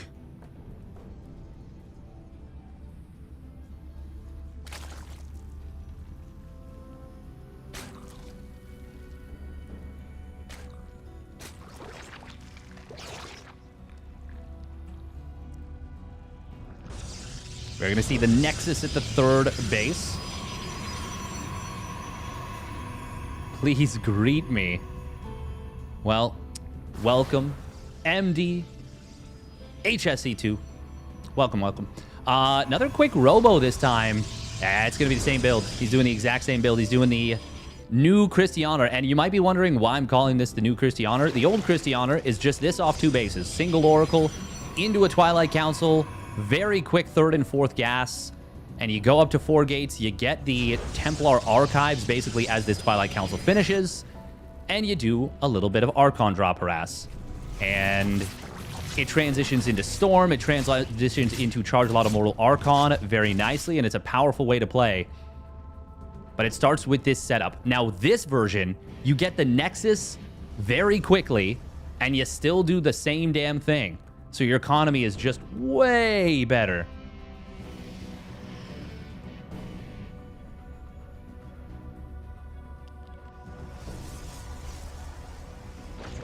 Way better. This is a very aggressive bit of creep spread here. This time the Forge is going to be quite a bit quicker from Mana. He delayed it in the previous game. I would assume in order to start up Storm. Oh, that's quite nice. Good revelation. Going to be able to slow down the creep.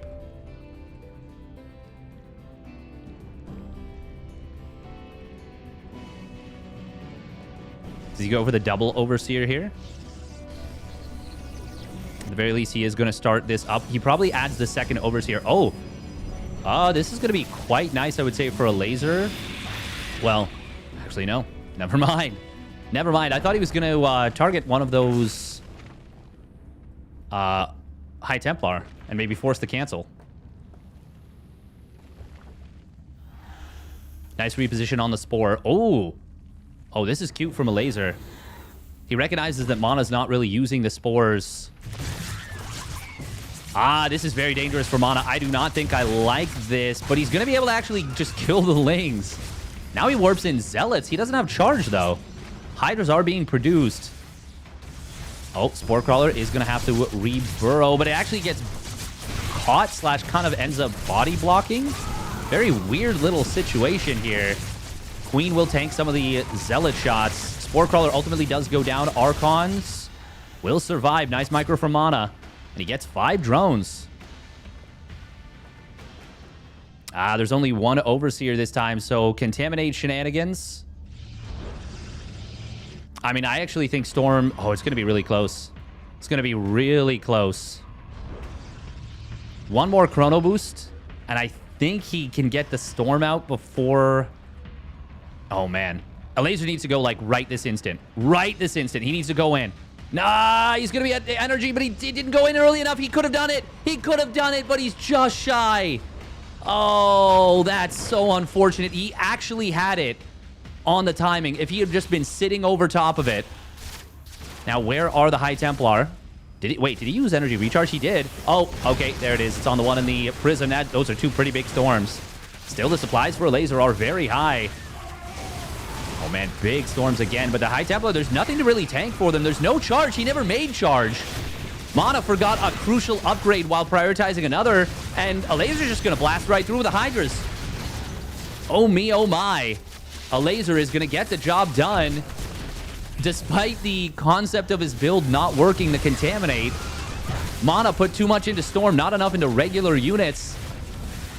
Specifically, it's the lack of charge. It is the lack of charge that is going to doom Mana here. He does clean up the Hydras in the natural, but 32 probes have fallen. The 3rd Nexus is going to fall. A laser is going to drone up out of this. This should be game over. He's on 4 bases. He's going to be above 66 drones in a moment. But I've actually seen... Okay, maybe it wasn't this bad. But it was pretty close to this bad versus Trigger. And Trigger actually ended up winning the game. Yeah, kill the Cybercore, kill the Robo. Make a Lurker Den is the only thing a laser needs to do. Lurker Den, Infestation Pit. You do not need to win the game in this fashion. That is actually asking for trouble. Oh, A laser does not need to go for economy harass. He is going to bait out a Storm, though. Good spreads from a laser. Very good spreads. Yeah, laser's got this. Look at that spread on the Hydras, the concave.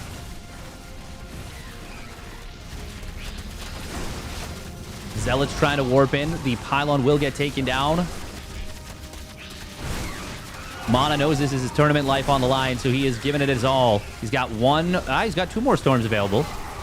Good Warp Prism micro. Charge will complete, but there it is. GG gets called. Mana only on 25 probes, 2 bases to 4, way down an army supply. And a laser will take this one down and make it to the qualifying match.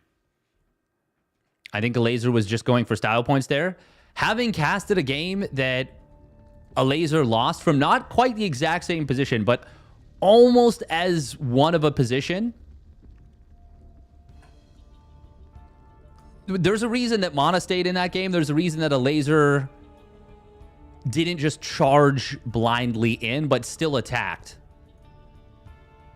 He did not want that game to go further on.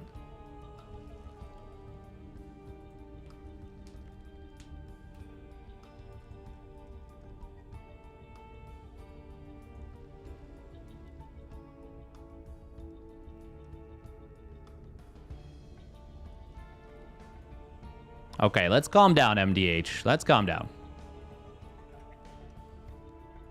Let's take her easy. Okay, a laser going to be waiting on the winner of Jumi and Dolan. Are Eba and Anticore still battling it out? It's kind of wild if true. Challenger brackets, bracket B. Oh, looks like, no, that's correct, yep. Now, hopefully we'll be able to actually, Devil would almost definitely spend time in Twitch chat.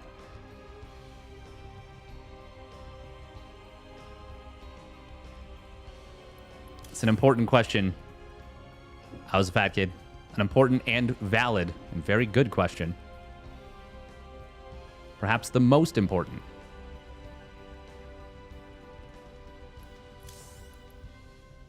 Eba is still in a custom.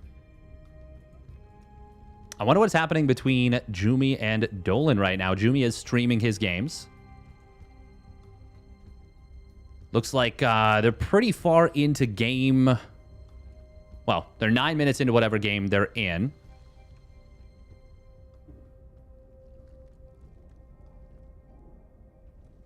Yeah.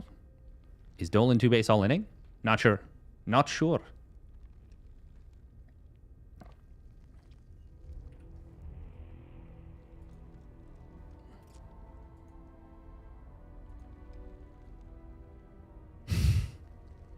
No way Dolan does this. If he does this, this would be a pretty huge dub. Pretty huge dub.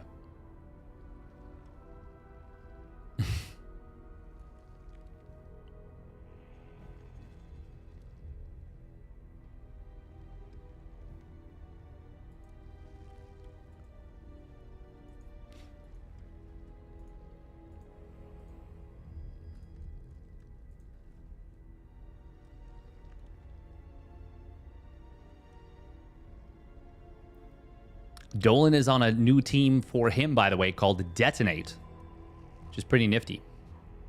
Pretty nifty. Oh, it looks like he is, I think he's just doing a 2-base all-in versus Jumi. Maybe?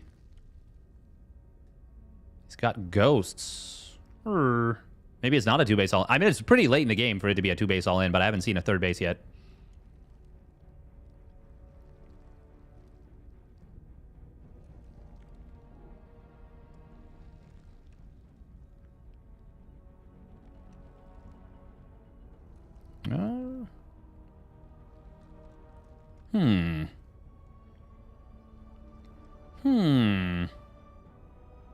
Oh, okay, yeah, Dolan's on 2 bases. Yeah, he's dead.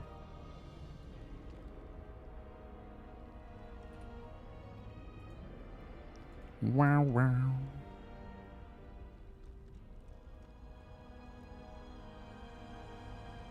A whoopie pie, but Canadian? What's that? What's a whoopie pie? Whoopie? Whoopie?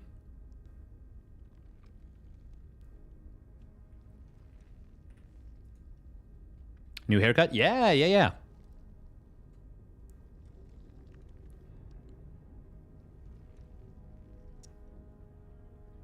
2 cookies with cream in the middle? Ooh, that sounds pretty good.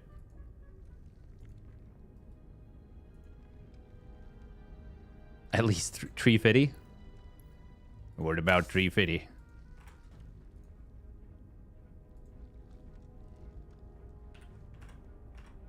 All right, so oh man, if it ends up being Jumi versus Laser, that is going to be spicy. Hydra, by the way, did take down Sebezdes. Oh, Eba beat Anticore. Yeah, we have to go for the qualifying match, though, right? If it ends up being Jumi versus Dolan right now. Yeah, we gotta go. We gotta go for that. Show Ibster. I mean, I would like to, but I feel like you gotta go for the qualifying match if that's what's coming up.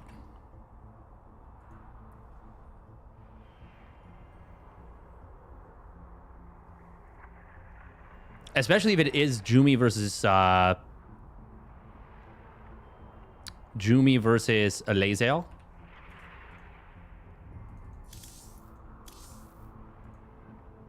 Antis, by the way, is playing a little bit.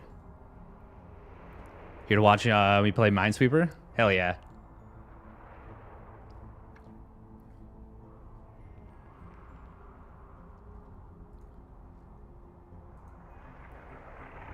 I would like to get EBA art. Can I just have all the players just wait for me? Can I just cast every game I want?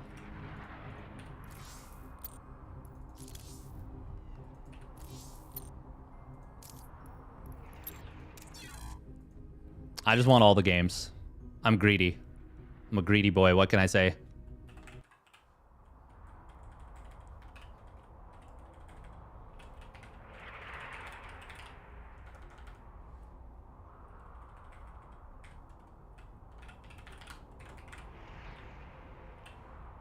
A greedy lad.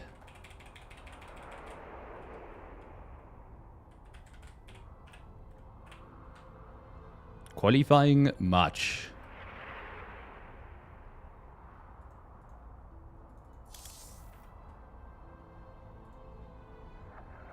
Can I do a Palpatine impression again? For a price. 50 billion pesos. I don't even know what the peso is right now. Qualifying match. A laser versus Jumi. Formerly known as 4 Jumi. Imagine split screening 4 ways and commentating on 4 games at once. I think that would actually just burn my brain out completely. I would do it though. I would absolutely do that. It would be like the worst thing I could do for myself, but I would do it. Oh, Coco doing a cheeky little proxy. Oh no, never mind. Oh, she's in a new game. Okay. The like, it's perfect. The little I guess screenshot that you have at the start.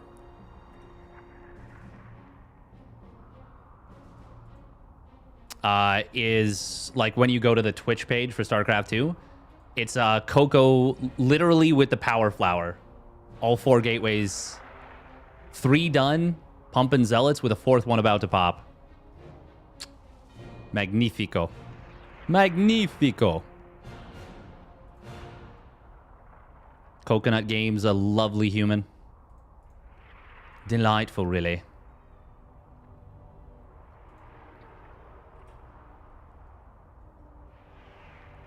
Guys, quick. Jumi plays the OP race and has amazing odds.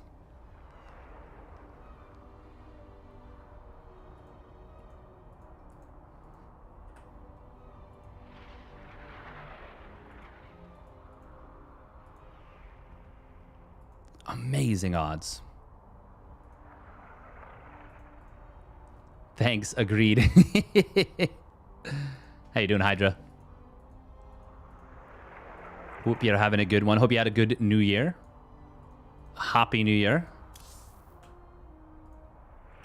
What was the score? Oh, Dolan did take a game off Jumi. Wow. Okay. Once again, gingerbread man. Look at that cute little coffee cup. Coffee mug. There's coffee dripping down his poor little face. His dumb little idiot head.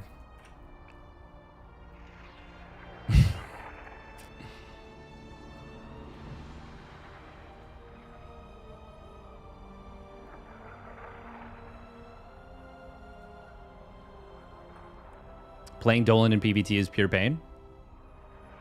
He's got some nasty stuff. He's got some nasty stuff.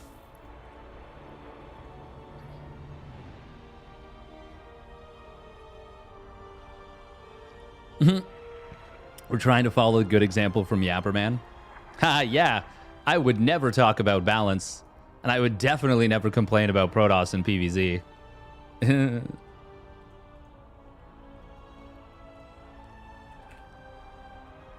I do think PvZ is in a state. I think it is in a state right now. That doesn't mean you can't win a Zerg. Definitely not. It just means it's pretty tough.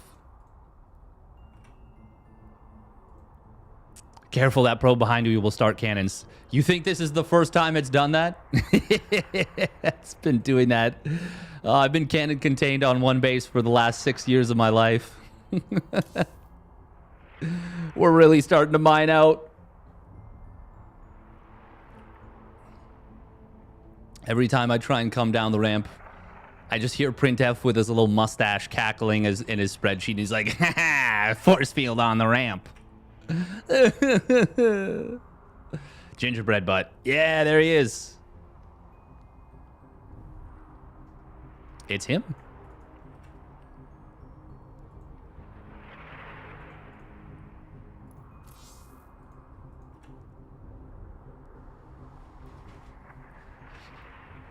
I will not interact unless you do. So, as he sips another tea. Sips tea. Yeah. So, I've, oh, what was I going to say? I'm going to hit you with the one base carrier after Cannon Rush. I'd lose to it. I'm sure I would. I'm sure I would. Oh, speaking of which, did anyone see... I already talked about this a little bit, but it's worth bringing up again because I think it's quite funny. Did anyone see Harstem's latest video versus... Harstem's latest video versus Printf. Neon Violet Square going to be the map again.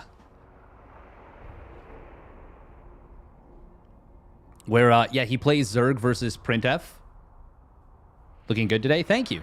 Thank you, thank you. The Cannon Rush video. Yeah, yeah. Yeah, the one where he got 6-1. Yeah, yeah, yeah.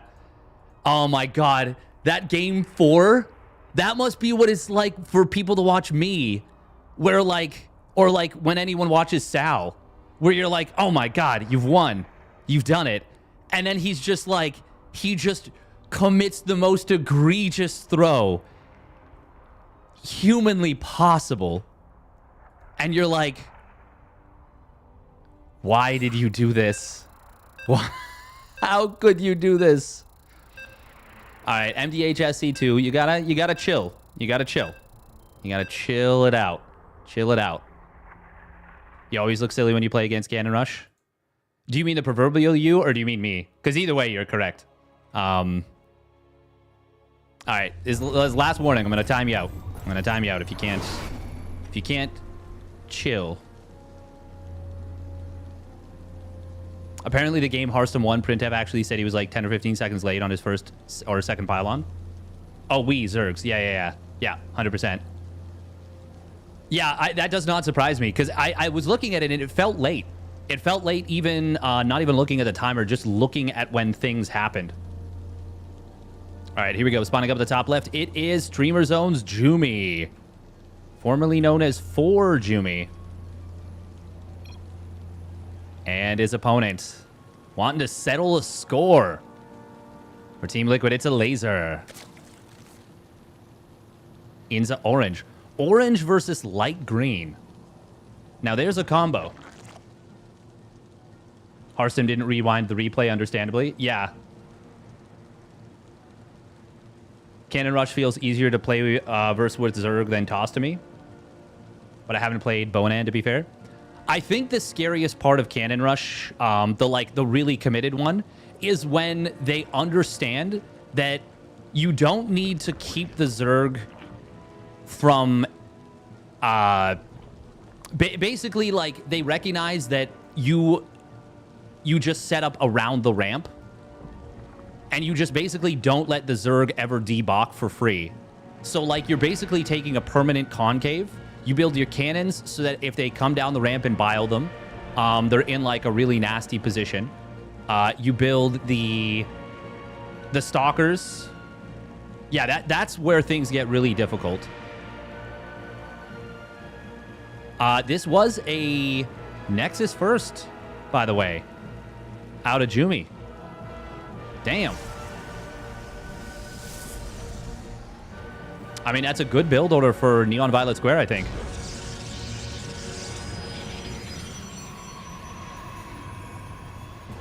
PvP cannon rush is rough because you can lose to it after completely shutting down the first, like, 4 attempts. If the Zerg shuts it down immediately, Toss kind of barely has a shot. I would kind of agree with that, but I would say that it's a lot more difficult for Zerg to just shut it down completely. Whereas, so Protoss is like, you can shut it down. It's not super difficult to shut it down each time. But yes, you can lose to it very, very late. Whereas I feel like with Zerg, you need to do everything perfectly the first time. Or whenever you decide to break, it needs to be the right moment. It needs to be perfect. Whereas I feel like with Protoss, like, you don't need to do quite everything perfectly. But you do need to consistently do things well. And it can still get out of hand for like a while. But it also depends a lot on context. I feel like there's a lot more context. Oh, are we going to see a probe getting taken down? Oh, he gets one. Doesn't quite get the other. Oh, wow. That is a fast third Nexus. Jumi has mind on his money and his money on his mind. Yes, but... The thing is, the cannons allow for a follow-up that just slowly squeezes the life out of you. It's honestly more painful to slowly but surely die when it feels like there's nothing you can do about it than... there's a gap there. Oh my god. That's probably game losing. Oh no. I was pretty sure there was a gap looking at that. A laser realized very quickly... 3 probes is really, really rough. And there's no tech, so losing this Stalker, losing this Adept is really bad. A laser doesn't realize, I guess, maybe, that... Or maybe he just wanted to kill the Stalker. That actually went better for 4 Jumi than it really should have. But even still, losing the number of probes and the amount of mining time that he has... I mean, this is pretty debilitating. And it's a full scout. Oh, double Stargate behind this. That's very cute. That is really, really smart from Jumi. And at this point, he needs to take a risk. He needs to just hope that it doesn't get scouted. So he needs to build it as quickly as possible. I like that a lot. Is this going to be... Surely this will be Phoenixes, right? Or is it going to be Oracles? Could even be Void Rays. Oh, it's going to be Fleet Beacon. Ah, that makes sense. That makes a ton of sense. Carriers or Tempest? Now that's the next question. And this makes a lot of sense on this map specifically. Did a laser see that? He can scout this. This is such a free scout. Oh my god, it's a 3rd Stargate. Oh. This is the kind of thing that if it goes unscouted, it will get Jumi back into the game. Okay, seeing an Adept and a Stalker warped in is kind of funny. Double Adept actually manages to get across the map. He kills 3 drones. Okay, it is going to be Carrier. And against Hydras, Carriers are going to be a really good option, especially since they'll have their +1 air weapons. 11 drones go down. I think Jumi has fully turned this game around. Oh, that's a big Okay, that Overseer is super important. And by fully turned this game around, I don't mean he's winning, but I mean he is now in a playable position. Which, off of the start that he had, is a pretty big statement. Hydras, for anyone unfamiliar, they can be okay against Carriers until the Carriers have a critical mass, or until they have a certain upgrade setup. So, 1 upgrade advantage over Hydras is already very big. If it ends up getting to +2, it's going to be disgusting how one-sided this will end up. I think the magic number is probably going to be 5 or maybe even 6 Carriers. We do see Overlord speed. Hydra speed is done. No Hydra range started up. It's going to be very important for a laser to hit that timing. I mean, he needs to go as soon as possible.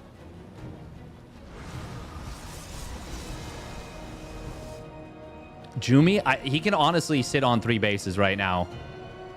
And I think he should. Okay, that's a speed overseer coming through. He's going to see this. Now, will Laser try and go for an attack? Oh, Jumi. Oh, what? He wants to be aggressive with these?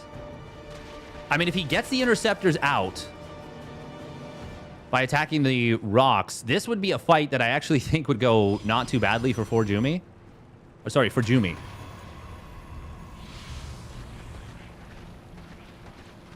That's weird. I like corrected myself, but said the same thing, just in a different speed. It's going to be Tempest behind this. +2 air weapons will get denied very quickly. Hydras. Oh, they do not want this fight. They do not want this smoke. Will he even get the +2 air? A Laser's gonna jump it. Jumi should not have disengaged there. He should have stayed fighting. He would have killed every Hydra. As it is, that's 13 Hydras for 13 interceptors. Which is not a great situation. It is important to note, though, Spire was started for a Laser very quickly. Very quickly. And he's got a ton of money in the bank for Corruptors. Jumi losing the +2 air weapons is big. Now, it wouldn't have been done in time for this, I don't think. We do have a Mama ship on the way as well. Jumi starts the Templar Archives. He hasn't... Oh, no, he did rebuild the Cybercore. Oh, it's literally right there. I'm looking at it. Oh, these Tempests. Oh, man, that's big if he can get these. Run! Run, Jumi, run! Fly, you fool! And he will. And that's going to be a dead base. He's also going to potentially get a couple Corruptors here. He's got to be very careful. He needs to get away with these units. Corruptors will pop out. One carrier does fall. We need to see an instant recall. It needs to be so fast. Oh, Jumi, he does not realize how many Corruptors there are. He needed to recall right away. That was such a slow recall, but it's still going to be in time, I think. Yeah. Void Rays started up here. The Storm upgrade just started up. Mama ship is nearly done. That will actually be very handy here. Where is it going to pop out? It's going to pop out of the main base. A Laser is not going to be able to get in before the mothership joins up with the main army. That's going to mean Time Warp is available. First two Void Rays also... Or first Void Rays, singular, is out. There's no detections. That cloaking field is very handy. I think that's 5 dead Corruptors. Wow. They died so fast. And now we've got 4 Jumi. Jumi about to be on 8 gases, 4 bases. This is the Zerg Nightmare.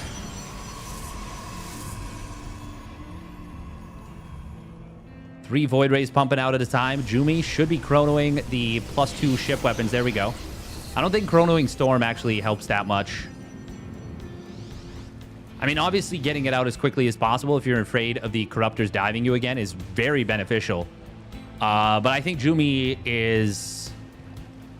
Well, I mean, he's just in a phenomenal position in this game. A Laser just now getting this base back up and running. Income advantage has not even been that big for a Laser. Corruptors are going to be able to caustic spray down a Nexus, perhaps. But that is not going to be enough to win him this game. It's a nice start. Void Rays don't turn on the Prismatic Alignment. I think that was kind of smart. No reason to really go for that. You know, Laser's just going to pull back pretty soon. May as well save it. Energy recharge is available once again. A Laser getting into double attack upgrades. He does have double Spire on the field. I think maybe more impactful than killing the Nexus.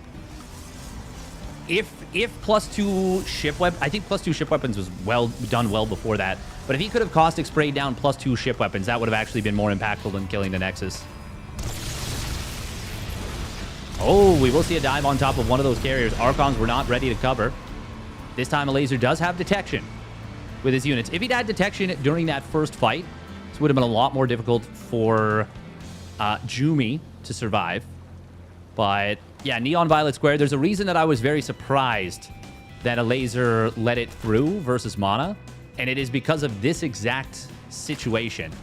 Now, a laser, he is battening down the hatches. He's getting towards lurkers. That will allow him to deal with the High Templar and the Archons.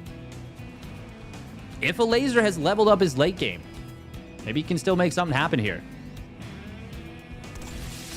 It's going to be Lurker, Viper, Corruptor. Oh, those are some big abducts. Grabs 3 Void Rays very quickly.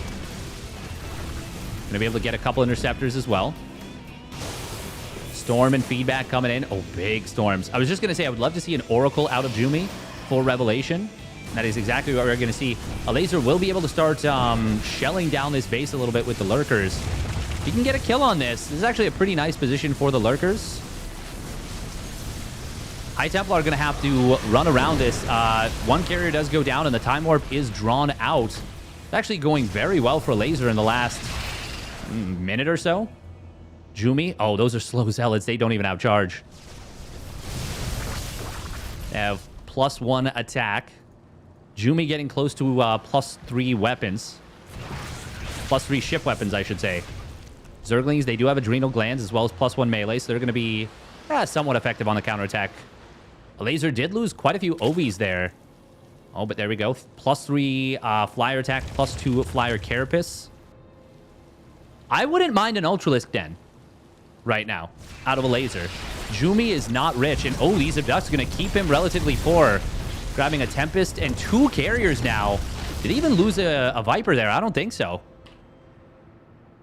Wow, a laser doing really well with the Viper control. Even pulling back this one, going to charge it up, probably transfuse it as well. Okay, a laser. Playing a very strong start to the late game here. Granted, he has not had to control infestors at the same time. But he's been doing really well with this little squad. +1 air armor, +2 shields on the way for Jumi. Lurkers deciding, hey, we want to open up this pathway. Kind of funny to see the splash damage as it like transmits through the rocks. Jumi has been having a little bit of trouble hitting the feedbacks. There we go. Just as I say that, he hits a really nice one. Good stuff. A laser's been playing this very strongly, I would say, so far. Oh, but it looks like Jumi's had enough. He pops the cloaking field very early there. I'm not a big fan of that one. Revelation will spot these lurkers. Yeah, the cloaking field is now going to expire basically as Jumi gets across the map, and I don't think he should be pushing now. Oh, but he's going to find all the lurkers of a laser. They were out of position. Revelation, what did it see? Just the static defense did not catch the army. Now, a laser is very close to his 3-2. Zealots in the natural are going to be a nuisance here. Oh my god, if he gets that Spire, that's huge, and I'm certain he's going to get it. He might get both. He might deny both upgrades. +3 flyer attacks is going to get denied. +2 flyer carapace will just barely complete. That's a big one. That was a really nice zealot run by. 18 drones going down. Jumi, he's killed the gold base. It's mostly mined out, but there's still some gas here, so it's actually valuable. 1,000 gas. Oh, Jumi's got to keep the High Templar together. Got to keep them with the army. There's no lurkers around. Does he even have a robotics facility? No, he does. But does he have an observer? Yeah, he's got one. Revelation tags the Corruptors. 34 drones have fallen. The base has gone down. And despite a good start to this late game, Jumi is starting to run away with it. Jumi never rebuilt probes. He's still on 61, though. And he's transferring them around here. Going to take his gold base as well. There is a Ling on this position. Oop, lurkers.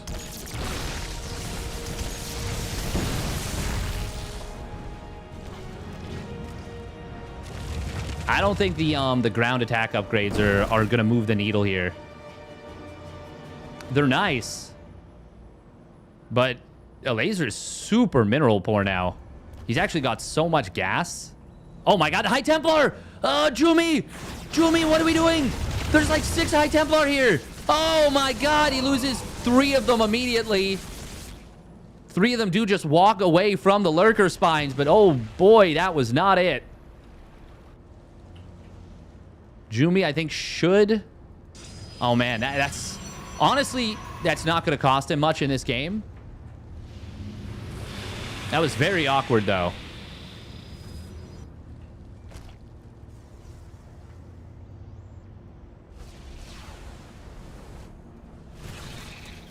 A laser going to take this position that's been pesky on this 5th base for a while.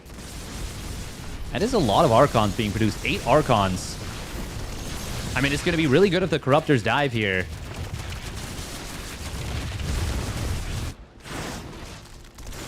Oh. That's a funny thing to see. High Templar water balloons shooting at the Lurker egg as it morphs in. Oh, nice abduct on the carrier. Will come at the cost of a Lurker on the top side, but it was kind of a bait. Now, it was a 4,000 resources lost advantage for Jumi. Now it is down to just 1,000. He's lost quite a few units. I still think Jumi's in a better position here. But he's one bad fight away. I mean, both players are one bad fight away from losing the game. A laser getting close to his +3 flyer attacks here. Oh, getting that Oracle is very nice. Feedback is good, but the Storm is just kind of just zones. Parasitic Bomb coming in on top of the Void Race. But it was on one that was on the edge, so it was easy to split there for Jumi. Now, this is going to be a really nice little Ling run by. There's only two warp-in supplies available. That's going to force a recall here. That's going to be a lot of dead probes, actually. The entire army ends up getting recalled, but, oh my god, Storm on the Corruptors was huge. Huge, I tell ya. Let's take a look at the damage output. Oh, man, that's a lot of damage from those Storms. Still? Well, no, that's good. That's good for a laser. Both players are really poor. Really, really poor. Are there any Vipers left? We've got 2 Vipers for a laser. They are charging up energy again. Gold base has been denied over and over and over by a laser. Oh, okay. He's got to back away with these Corruptors. 39 Corruptors. Oh, did he just find an Oracle? No, he found a Prism. That's pretty nice. Lurker on this 4th base. A laser. This counterattack is really nice, and there's no recall available. Oh, and now we see the army of 4 Jumi getting a little bit caught. He loses the Mama ship. Viper, though, on a... Well, he loses one on a bad rally, but still killing the Mama ship is huge. Lings are going to be able to take care of this Nexus, as the static defenses have been taken care of. That's going to let the Lurkers go back home a little bit faster. Oh, Parasitic Bomb does get split against, but it gets a lot of value first. Void Ray is going a little bit too far. It's not the biggest of deals. Vipers are being rebuilt. Without Vipers, though, this is a big problem. And there's nothing to stop the High Templar from coming up the ramp. We got Lurkers trying to come back on the right side, but they're a little bit late to the party. A laser is zoned out of its entire main, natural, and third. Pocket third, I should say. Jumi can just go straight up the ramp. Well, he can kill all the tech, actually, the Zerg. A laser should rebuild the Spire. I think that is it. I think that's what he needs to do more than anything. Jumi can 100% kill everything here. Lurker's going to try and get back into position. They're trying to sneak their way back. Spire has gone down. We've got a pylon. Wait, what? Does he think that there's going to be a base trade? I'm confused. Hive is going to go down. No Spire rebuild. That is a tragic blunder. Recall is available for Jumi. And I think he could have killed this base, but it's fine that he didn't. I think. Oh, but if he attacks down a ramp into Lurkers, that is not fine at all. Storm on Changelings. The #1 cardinal sin for me. Oh, DT is warped in defensively, but there is an Overseer here. Not enough Lings, though. Any reason? I'm certain we should just be recalling. Just recall the ground army and then fly the air army home. Parasitic Bomb is going to come on in. I don't think there's enough space to recall everything. That's a really awkward lack of split there against Parasitic Bomb. It got its full damage, basically. Now the Parasitic Bomb comes in again. Storms are huge on the Corruptors. So, too, are they on the Archons. Or, sorry, the Archons are huge on the air army as well. And now the recall comes through. And GG will get called. Jumi. It was clunky. It was messy, but he gets the job done.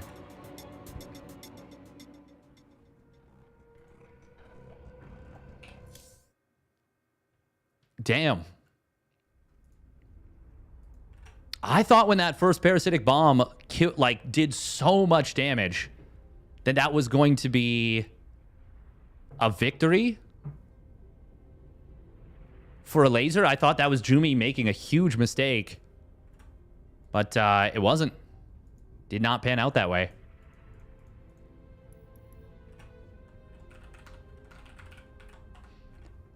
But yeah, that's that was a rough one for a laser. That's a sting. He had a bazillion storms. He did. That was kind of rough to watch. A laser played that really well. Yeah, it was a little rough to watch.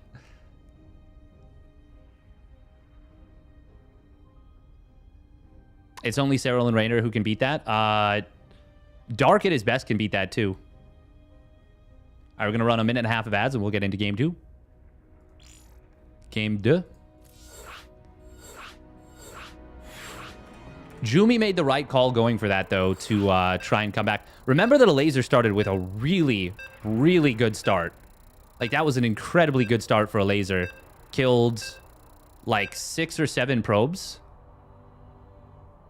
Dark late game greater than Raynor late game.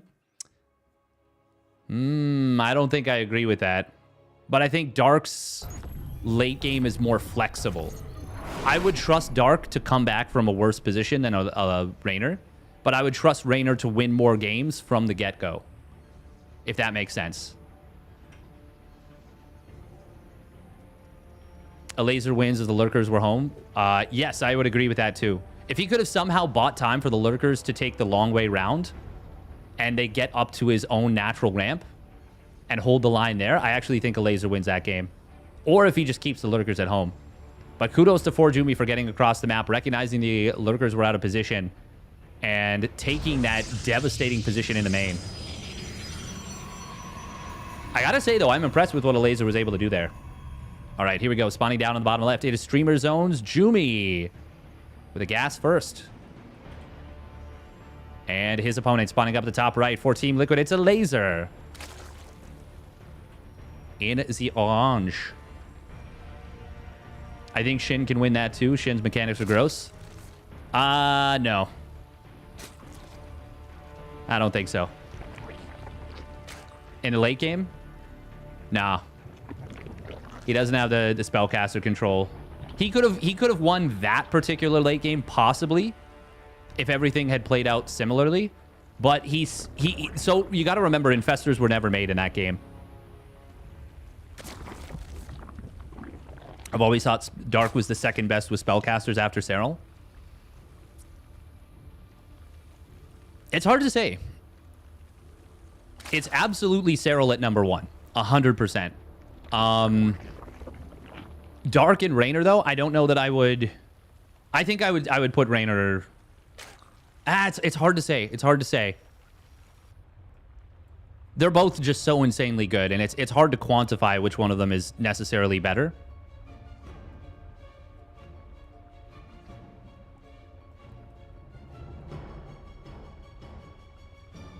Infestors equals auto GG on the right player. I wouldn't quite agree with that, especially on this patch. But they're really strong if controlled perfectly. But it is extremely difficult. It is the most difficult composition to control. Infestor, Viper, Lurker, Corruptor. Like, perfectly control. I think it is the number 1 most difficult in the entire game. Lambo actually has extremely good late game spellcaster control as well. It gets super underrated. It's not just about the APM. It's about the positioning. It's about the contextual understanding of how things are working. There's so much to it. It's such a complicated setup. And always being able to be in position is a very difficult thing. It is possible. It's just, yeah, very difficult. Now, this is really interesting. Oh, I thought for sure that was going to be a scout for a laser. Oh. Oh my god, it was a fake Stargate. It was a fake Stargate. Yo, Jumi. Oh my god, that's so cool. Jumi is so cool. Oh, that's so cool. I've been talking about this for forever, saying that this is what you should do. Oh my god, Jumi's the coolest.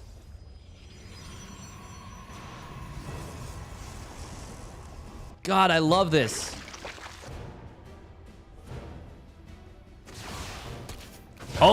Oh, well, the jig is up. No, he was so cool. He needed the pylon like back here, and then the Twilight could have been like here, and then that wouldn't have been scouted. Oh, now though?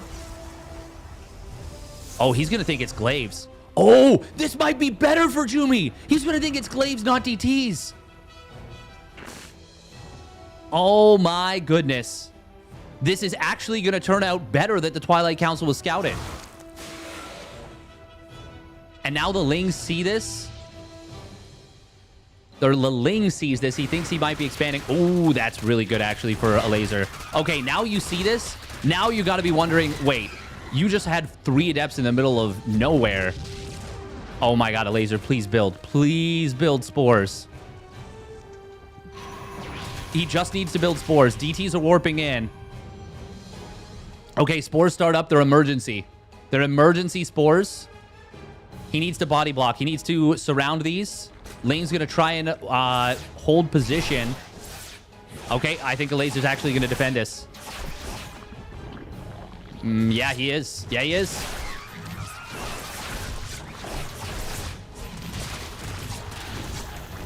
Oh my god, he gets the prism too! Oh, the super spore! Wow, wow, wow, wow, wow, wow, wow, wow, wow, wow, wow, wow, wow. Oh, baby. Damn, this turned so quickly. This turned so quickly from a cool build with so much potential to a straight up disaster for Jumi. Thank you much, Hazabwi, for the tier 1 reset for 31 months. He's chrono boosting his heart out. He already warped in more DTs aggressively. They're going to make a run at this spore. Oh, can he get it? He's just going to go for drones. He's just going to go for drones. DTs will warp in defensively. Cybercore wall is broken, but the Lings are being taken care of. Oh, Corrosive Bile actually does kill, I think, 2 of his own Zerglings there. DTs are cleaning this up. Oh my god, he's going to kill this. Oh my god, he's turned around again. Jumi's going to kill him. He's going to kill the 3rd hatch. DTs have blink. They have blink, motherfucker. What the hell? Also, how can they not hit this Ravager? Is he actually going to be able to get a Violet hits? Oh, oh, oh. That killed 2 probes. Pretty sick. Oh, and oh my god, he killed the spore in the main. He dove it with the DT blink. He's going to get some drones here. Blink, recall. We're out before the Overseer comes in. Drones in the natural. He got 2 drones. Oh my god, this game has turned into a total mess. There's so many blink DTs. Yo, this game is nuts. Absolutely mento. He's channeling classic. Is Jumi. A laser getting the Overlord speed upgrade, which is going to be so beneficial for him. Oh, Observer is going to bait. Okay, he's just going to have to blink away. If he could have clicked down the spore and then gotten the hatchery, I mean, that's so many blink DTs. He cannot afford to lose these. These are his army. These are like so much of his army. He's got an Immortal out.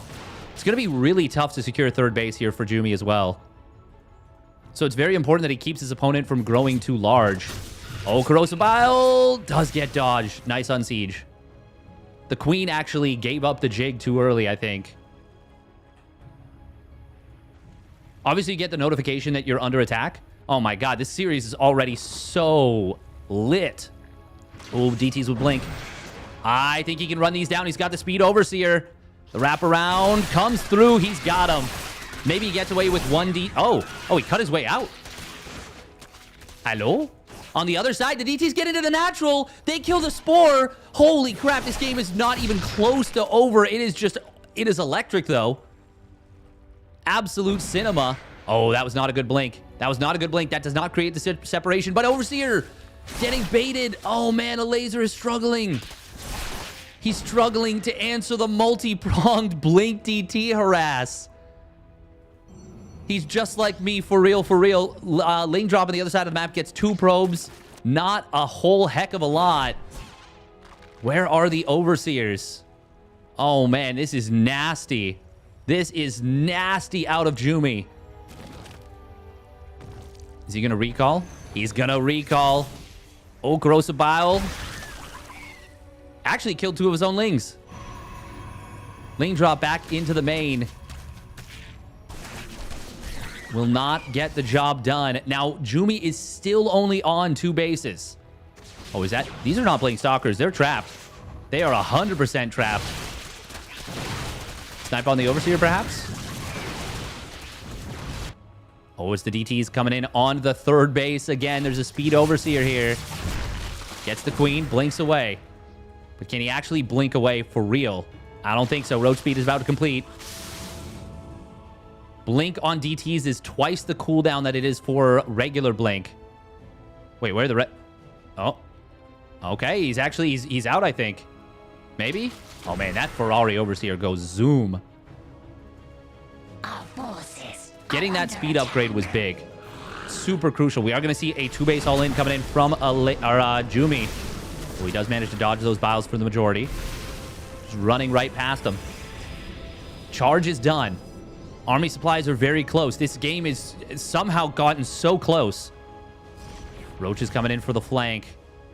If Jumi actually manages to blast right through before the reinforcing Roaches can surround, he might be able to just push forward. Oh, force fields on the Ravagers. Very nice here. Charge lots coming in. Or actually an Archon morph coming in. Zealot's going to turn back around. Immortals are blasting Roaches. Is this going to be enough? Force field's actually not really helpful. They're actually kind of hindering him a little bit. Corrosive Biles will land on the Immortals, but Barrier helping out a ton there. The army value is so much higher for Jumi. I think he's done it. Even now, it's still so close. Archon is going to barely get taken down there. Roaches will find a DT that was warped in. Another one will warp in. Drones pulling into the fight. Corrosive Biles are going to get dodged. They actually, yeah, they did get dodged. Prism Micro going to need to be good here. The wraparound on the Immortals is good. Nice hot pickup Micro, though, from Jumi. It is 4 Immortals left. Blings flooding in at an opportune moment, but also opportune moment for the Immortal Barrier to come off cooldown. Still, it is going to be a laser holding the line. 7 drones only go down, and Jumi just barely didn't have enough to break him. This feels like a GSL Finals X2 right now with the way they are fighting this one out. DTs with Blink, they're going to deny the 4th. But remember that Jumi is still on just 2 bases. And in fact, his natural is starting to get low on mineral patches as well. Immortals. Wait, he doesn't have +1. I swear I just saw the Immortals 2-shot a drone. Am I crazy? I must be crazy. The instantaneous regen is supposed to prevent that. I must have missed something. I must have missed something. Spire coming in. I love that decision from a laser. He's actually got a lot of money in the bank. He knows that Jumi, unless there's a hidden base, does not have any other base. Oh, DTs with Blink on the right side. Jumi spending all of his moolah. All of his cash money. A laser's going to have enough for like 12, 13 mutas. Now, of course, DTs will allow you to morph in more Archons, but taking care of the Prism is going to be very valuable. Good micro pullback on the Queen. Oh, he almost put him on a poster. DTs just skirmishing and then blinking away. God, this series is so cool. This series is so freaking cool. Do we have Blink? We have Blink for the DTs. Just for the DTs. Welcome, Mind Spirit.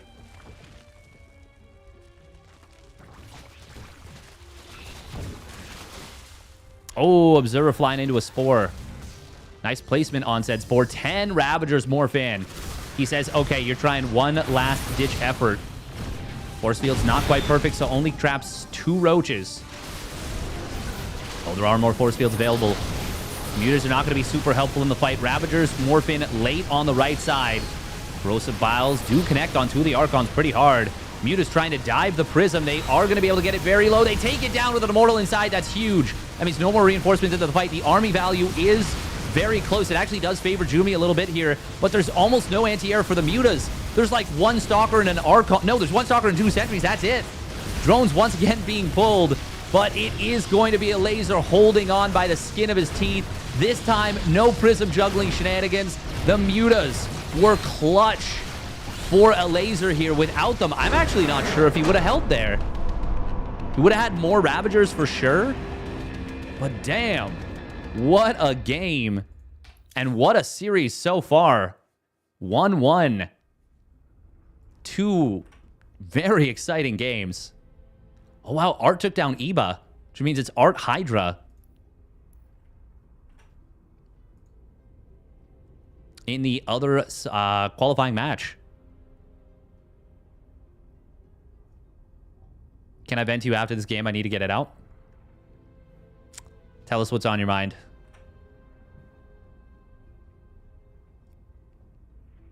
I have an idea.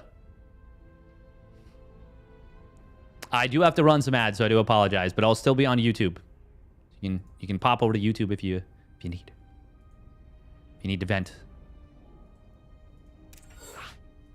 Love my haircut. Thank you. Feels good. Feels good to get some self-care, you know? Get a nice haircut. Feel fresh. Fresh and refreshed. That was an awesome game right there. That was so down to the wire. The players who don't make it through today will still have chances. There are more brackets that are going to be played, but if you can qualify in, you're absolutely going to want to. Next qualifier bracket is in just over 15 hours.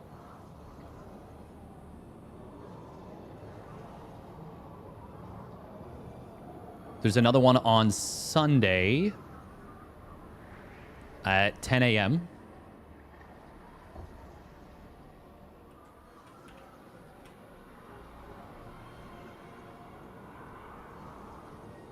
Went Stalker first and Warp Gate into Adept Adept. 250-second gate into a Giga late Stargate into Void first versus Lane Flood Drone Pull. Then he holds the entire Lane Flood with an overcharged Oracle after the Void.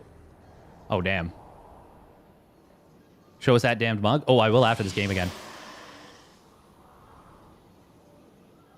He held with 3 base? Oh, my God. Sheesh. That is kind of crazy. All right, here we go. Spawning up at top right for Streamer Zone, it is Jumi. In the green. And his opponent spawning down on the bottom left for Team Liquid. It's a Laser. In the orange. We've got Jumi. He's going for a Forge. He snuck a probe around the map. This is going to be a cannon rush. Now, they did put up unbuildable plates here because they were like, this is too imba of a cannon spot. Hang on. Oh, he cancels the Forge. Wait, he cancels the Forge, puts the Cyber Core behind? Interesting. Okay, interesting. The way you remembered all this and described it shows how you got GM so young. Can't just tease us like that. Ah, don't worry, I'll show you. I'll show you Fractal Cactal. Yeah, I think, I think we're legit. I don't know, but I think this might be the most imbalanced a matchup has been. I take it with a grain of salt. I say hyperbolic stuff, but I do think that ZVP currently, theoretically at least, the way it's looking, might be the most imbalanced a matchup has been in a very long time. Like, a very, very, very long time.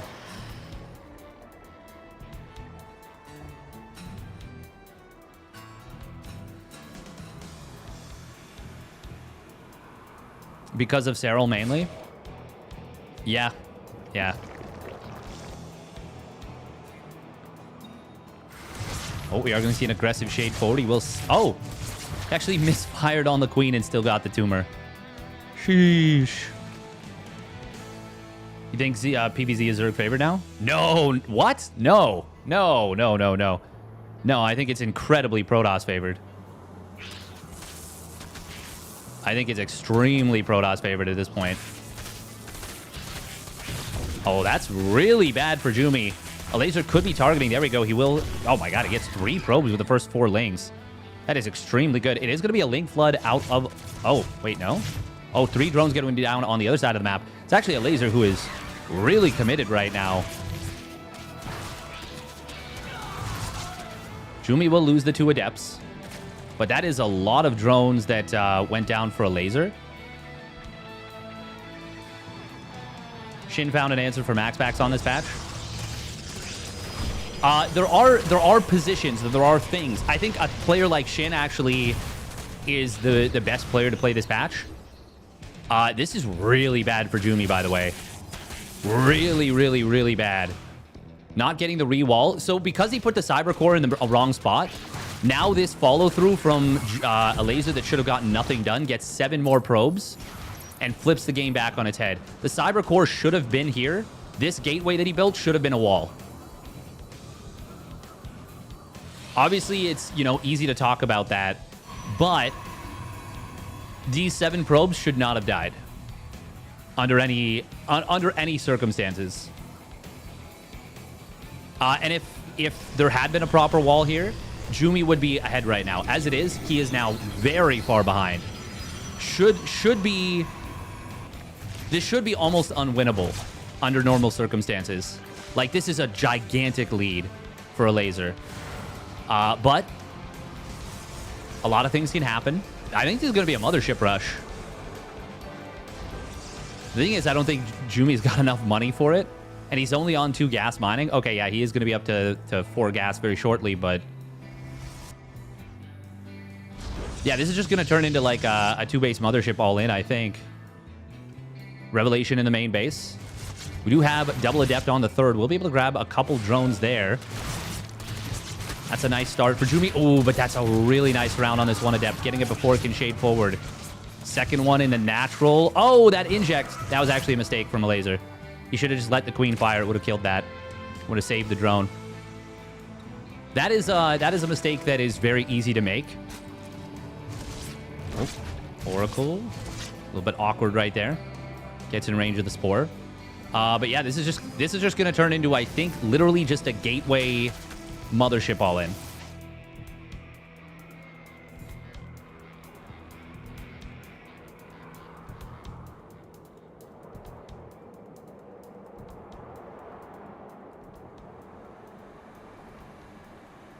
No, MaxPax. Okay, but then how do you explain Hero? The thing is, Bauman marketing, MaxPax is too rigid with his playstyle. Oh my god, the drone baited the stasis and got into the gas. Wow. Did not expect that. That's kind of cool. Now, I don't think a laser did that on purpose, but we'll just pretend that he did. Beautiful maneuver from a laser. Look at his vision, by the way, from a laser. Goddamn. You can't explain Hero. He is an enigma. Yes, you can. He just has a billion different build orders, and it makes him extremely difficult to prepare for. His micro is amazing. Yeah. That's pretty much it. Oh, this is very good for a laser right here. This is terrible for Jumi. He's going to lose all the units that he just force fielded in there. Is he? Oh, no, there's only like 1 ling there. Still getting the kill on all this is really nice. Where's the mothership? Oh, wait. Hang on. Oh, it's trying to sneak to the right side, and it is going to be spotted. Now I think you just throw down like 4 spores. Okay, Ravager morphs. Yeah, that's good. Yeah, no, a laser should have this game completely won. I would love to see creep dropping in the main. But yeah, I think you just need like... Just build like a bunch of spores, like 3 extra spores. This is a straight up 2-base all in, like... Oh my god, he's building a carrier behind this. He doesn't even have a... He doesn't even have like a... a robo with this.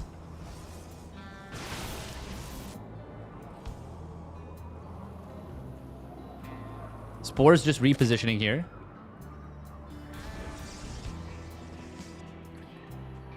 I'm confused. I'm very confused.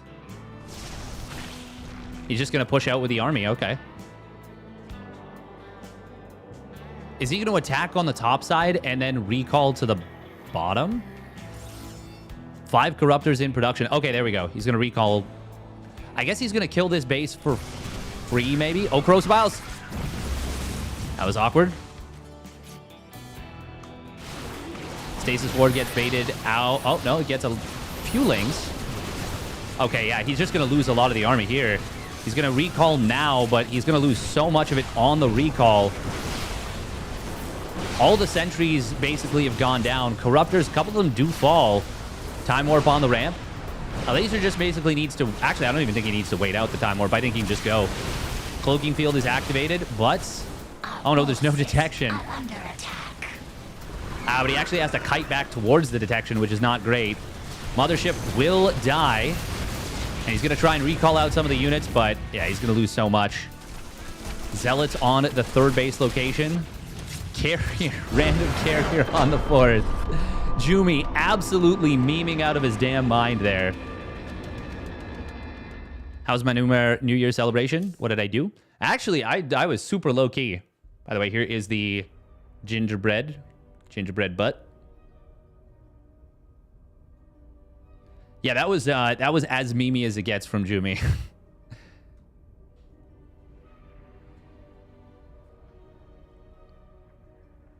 But yeah, a player like Shin, who has always tried to kill Protoss in the mid game, he comes into a patch like this with a much bigger advantage than most other Zergs, I would say.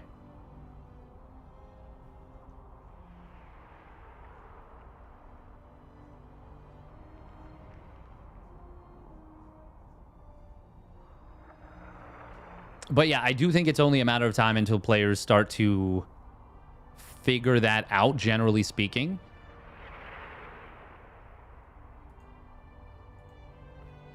Hey, thank you, Mind Spirit. I appreciate that. He had to try, but there was no chance. Yeah, there should be no chance with something like that. But it's fun. He put on a fun little show.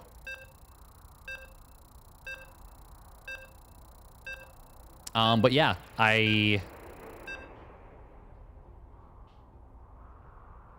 is there anything other than corruptors to deal with the mothership? I have been wondering if fungal growth corrosive bile might actually be able to make it happen. That's the only thing I've been thinking about that might actually have a chance. Besides corruptors. But I'm not sure. I'm not sure.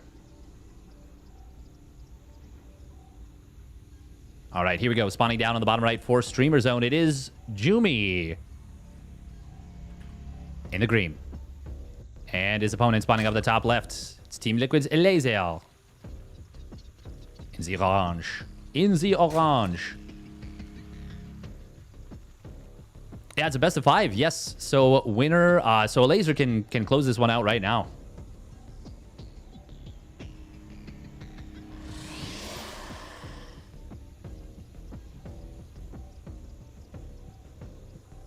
I want to see Jumi versus Lambo now and see how Lambo handles this stuff. Fungal would have to actually hit the mothership and not whatever is below it. Well, no, if you hit what's below it, that's good too. Fungal, like that's what you want. That's the beauty of it is you would. It's better if it hits everything below it, and then you corrosive bile. The main thing is you would have to, you just have to get the fungal. It is going to be another Nexus first out of Jumi. Has to get past feedback, though. Exactly. And that's one of the tricky bits. What is this pylon? Jumi did lose that game number 3, because of the bad wall. There's, oh, okay, he's going to go double gate. Oh, that actually makes a ton of sense then. Okay. And he's going to plop the Cybercore down here. Oh, okay. That actually... I jive with this. Who do you think of the top 3 right now? Clem, Cyril, Hero? Definitely Clem number 1, Cyril number 2.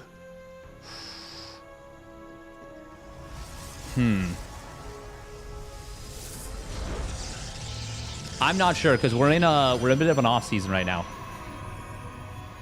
Oh, I'm already on YouTube. I will link you the YouTube. When will you see you hosting another offline event? This is a YouTube chat. Welcome Cliff Vutor, Greg, and Kelvin.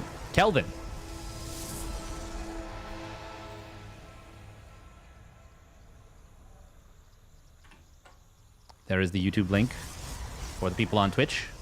Do I have Super Chat? Super Chat is enabled, yes. Oh, Stalker. That's really interesting. A laser winning game 2 is really nice. Maybe Rainer? I'm not sure. I know that he practiced really, really hard for his Masters Coliseum group. At least that's what he was saying. And I mean, why would he lie about that? Lings are actually going to get in here. Oh, a little bit of a late probe pull. He's actually going to lose this probe. That's really painful for Jumi. Double probe pull, and he loses a probe there. Now, he will be able to drop the Twilight Council out of view. But a laser knows where the second pylon is. Oh, but this Stalker is able to shoot the Overlord. That's actually pretty nice. Very weird that Jumi went about this way. I do think that attacking in the mid game is... You're kind of attacking into a laser's wheelhouse here a little bit. Pylon a bit more in the back. This one, like here, I would agree. Because I'm actually not sure exactly how much surface area is available to hit this. I think it looks like a lot more than it is, but it's still a lot more than it needs to be, I'm pretty sure.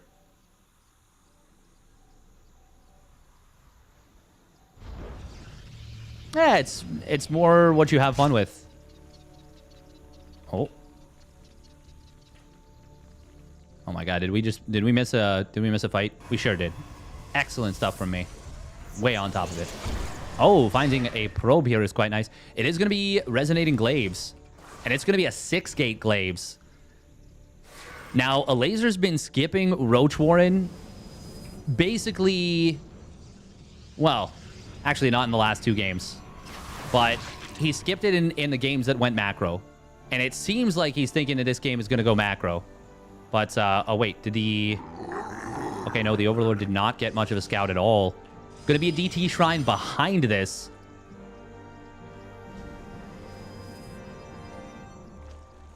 Oh, this is a very handy wall here. Now it'll be up to a laser to defend many parts of this. But he's going to have a layer already, which is really good. This is hitting quite late for Jumi. Like, this is a really late timing. 5:16. It's a lot of adepts, don't get me wrong. 13 adepts. Wait, where are the other 2? Oh, that's going to be a Ling drop on the other side. Roaches are in production. The wall here is going to be very handy. Jumi will kill this queen. Wedges himself into the corner. That's going to make it very difficult for Lings to go after this. You can actually start, yeah, fighting the roaches a little bit on their lonesome. Shade will get completely canceled, and now he's going to be able to gun down a couple more roaches here. This is... Well, it's not going super poorly. Oh, but that Shade forward, was that it? Yeah, no, it went actually very well. Kills all the Lings. Oh, and now DTs warp in. We do have an Overseer morph in now. Adepts are going to be able to get into the main base. This will cause a big kerfuffle. Jumi. Oh, if he kills this hatchery, that would be huge. I think he was a little bit hesitant to go after it right away. Where's the Overseer? It's not going to be here in time, I don't think. Yeah, that's a dead hatchery. Oh, man, and he saves all 3 DTs, including the one that was deep in the red. That is so good for Jumi. He does need to expand behind this. A laser will be able to drop some creep here. Oh, he doesn't actually have it synced up here, but... Oh, no, he actually is going to pull back. Jumi should be expanding, like, 100%. Gonna see an Archon morph behind this. Makes sense. Obviously, you already have the 3 DTs. This time, he is not going for the DT blink. Jumi not expanding is pretty strange, I would say, considering what the map is. Like, it's a really good start for Jumi, but I feel like there's no reason not to expand now. Thank you very much, Gorguts, for the Prime resub at 2 months. Thank you, thank you.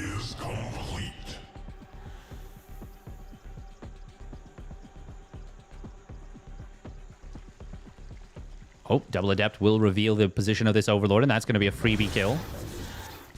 Forge coming in, and the Nexus now.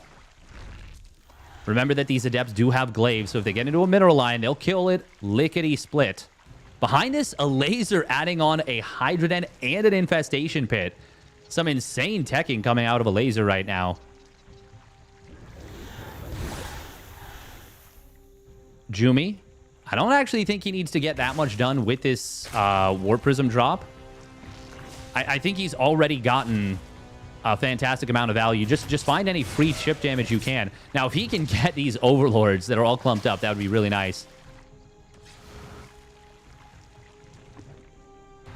Oh, is there an Observer somewhere? No. Jumi's just been pumping out the Immortals, getting into charge and +1. I will say a laser with the super fast Hive might actually catch Jumi off guard. The thing is, what can you get with Hive besides Vipers that will be out in time and that will have an impact? Obviously, if he gets up to Lurker range, that's amazing, but I don't think he's going to have the time for it necessarily. We'll see. We'll see. It is just really one attack path here. A laser did drone up basically as his third base finished again. What was that? Oh, that was the Adepts. Okay. Somehow we got a Queen. Oh, that was in the natural. Yeah. I literally watched it. Literally watched it. +1 weapon's going to complete. A laser. I mean, he's not going to have time to start up Lurker range. Jumi is hitting now. But if he can get up a couple Lurkers, that would obviously be very handy. He's got gas for 4 of them. Actually, I think he should maybe even cancel +1 missile. This Ling counterattack is very good for a laser right here. A DT Warpin might have been called for, but instead he actually just tries to go for a single Zealot. That's not really going to cut it. 5 Lurkers in production. If they finish, I mean, I just don't see how this will work at all. Now we see DT's Warpin, but this time we've got an Overseer in time. Oh, man, not handled super well by Jumi here. Archon getting blasted. Lurkers are set up. The Roach Hydra.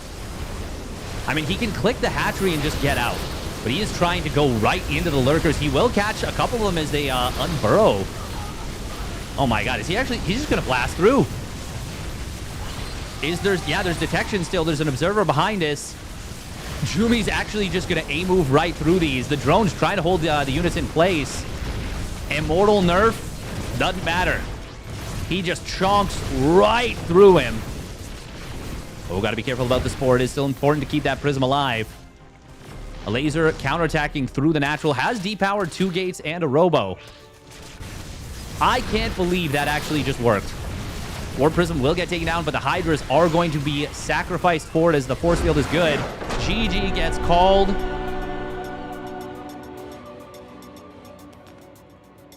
Wowee.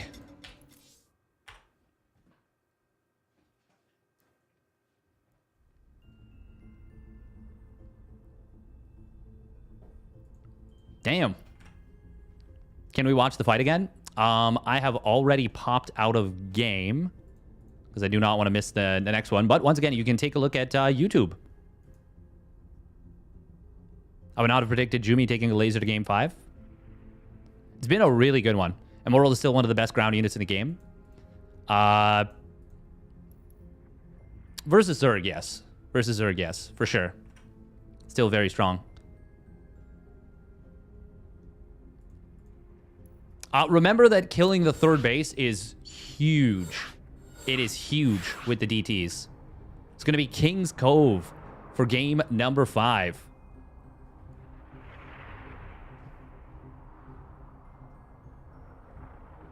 Really cool that I'm streaming on YouTube too. Yeah, exactly.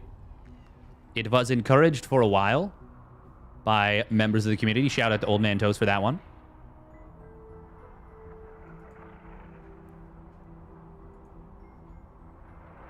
The Storm meta is starting to get a bit out of control. I think more than anything, it's just that there's a lot of options for Protoss these days. A lot of options. Things are powerful.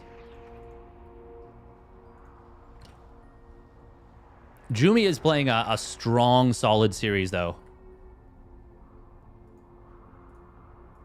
Both players are. I was actually really impressed with the laser in game...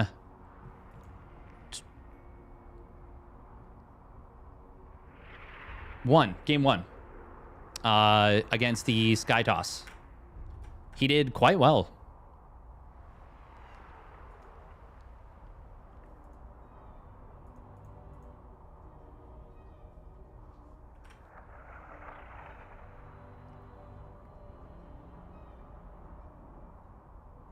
Wow, wow, wow, wow. Wow, wow, wow, wow.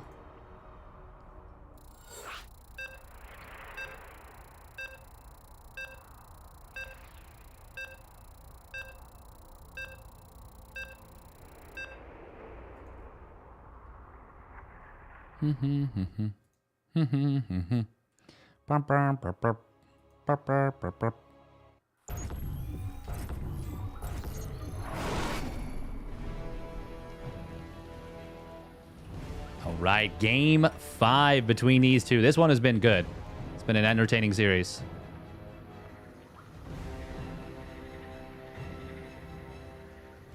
All right, here we go. Spawning down on the bottom right for Streamer Zone, and it is for Jumi.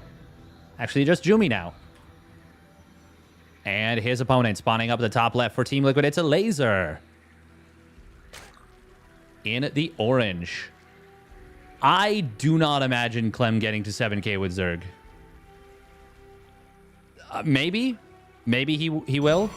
Maybe he could. I don't imagine it happening. But we'll see. We'll see. Did he get 7K with Toss? I don't even... Has he gotten 7K with Toss? Because even that would be insane. He's as mechanically gifted as Cyril, though, right? So it's possible. There's so much more to playing Zerg at the very top level, though, than just mechanics. Obviously, that's true of all the races. But I think with Zerg, there's like a really weird subtlety to it. There's a reason that like people have popped off on Cyril super hard.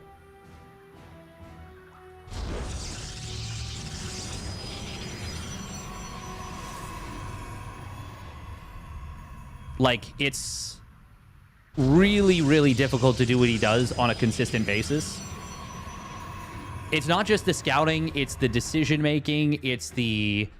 Like, Clem certainly has the speed and mechanics, but can he get that same stuff that Cyril has done? Also, Cyril has now become a build order monster, too.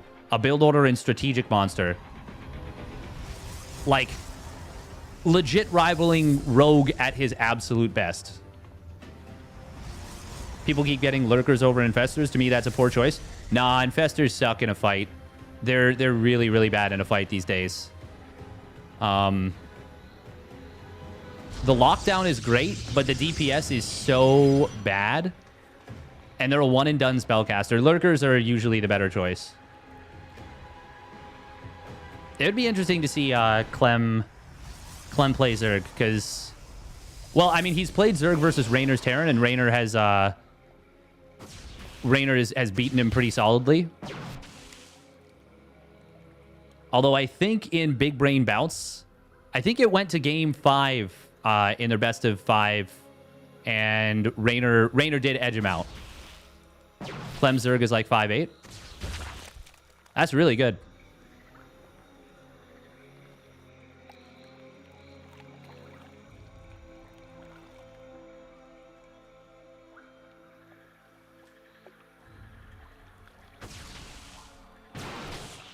He would be at least 6K? Well, I mean, Seb would know. Sabates would know. I don't know how much time he's invested into... The slowing effect really makes a bigger difference than most people give it credit for. Yeah, but it doesn't last very long. It does not last very long. And it's Infestors also like they mess up your own concave, whereas Lurkers, you can put units on top of them. Oh. A laser is going to get the kill on this Stalker. Oh, wow. Wow, that body block was sick. Nice job. Really, really nice job. Keeps his Overlord alive as a result of it, too. I gotta say, we gotta give a ton of credit to Jumi. He has been very sneaky. Like, extremely sneaky. Like, with the way that he's, kind of set up his openers and disguised them. It's made it very difficult for a laser to figure out exactly what's going on. And as a result, he doesn't know that his opponent has gone double Oracle. There's no Spore at the third just yet. No Spore... Well, there's technically no Spore anywhere. But because of the size of the map, it's unfortunate. Because this has been such a sick set of mind games. But the size of the map is actually going to make it... Oh, hang on. Hang on. The Oracle's going to catch the drones transferring. Oh, this is a dream. This is a dream for Jumi and a nightmare for a laser. Oh, the mind games pay off finally. I was going to say, he can actually ignore this queen and go straight for the drone line. 11 drones go down. And he is going to maybe kill this queen as well. Oh, goes a little bit deep for it, but he gets it, and that's the most important thing. I was going to say, I think you just recall that out. Yeah. Damn, that is a really nice find. On the other side of the map, we do see the pylon is going to get taken out, but the recalled Oracle going to do well here. Oh, can he get back into the position? Okay. A laser, actually, for all the damage he just took, he just put a lot of, like, mental counter pressure back on, denying the pylon at the third. Getting, I mean, Jumi kind of messed up a little bit there with the Stalker, but he was able to get back in position just in time. And with no pylon, that means no shield battery, which means he's able to pick off a couple probes. A laser, beautiful recovery after that really, really nice set of mind games from Jumi. I still think this is much better for Jumi. Like, Jumi's already got a bunch of production nearly done.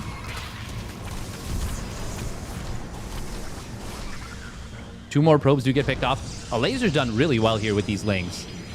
But killing that pylon is actually kind of what opened this up, because no shield battery or cannon could start. Specifically, no shield battery. If there had been a shield battery during this, that would have been way more difficult to make anything happen. Oh. Oh, that was a misplaced pylon. Not the biggest of deals, actually. Actually, no, it kind of was, because that supply blocked Jumi. Wow, I can't believe that didn't trigger the stasis ward the first 4 lings. Zealot's going to be trying to come across the map. There is a Hydra Den done. Oh, he's just going to get a free cancel on the 4th. Yeah, cannot be contested, not one bit. Jumi, yeah, you should just click this.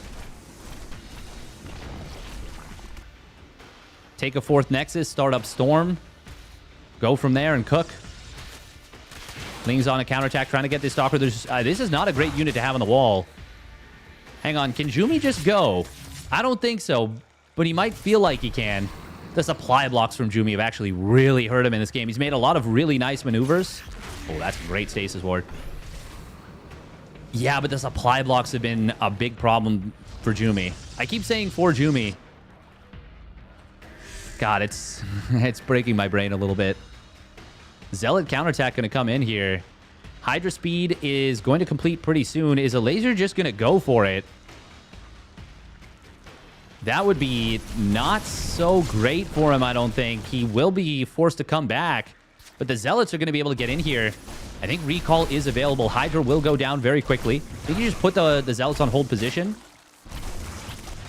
Ward Prism on the other side will get deflected in the natural. This is looking...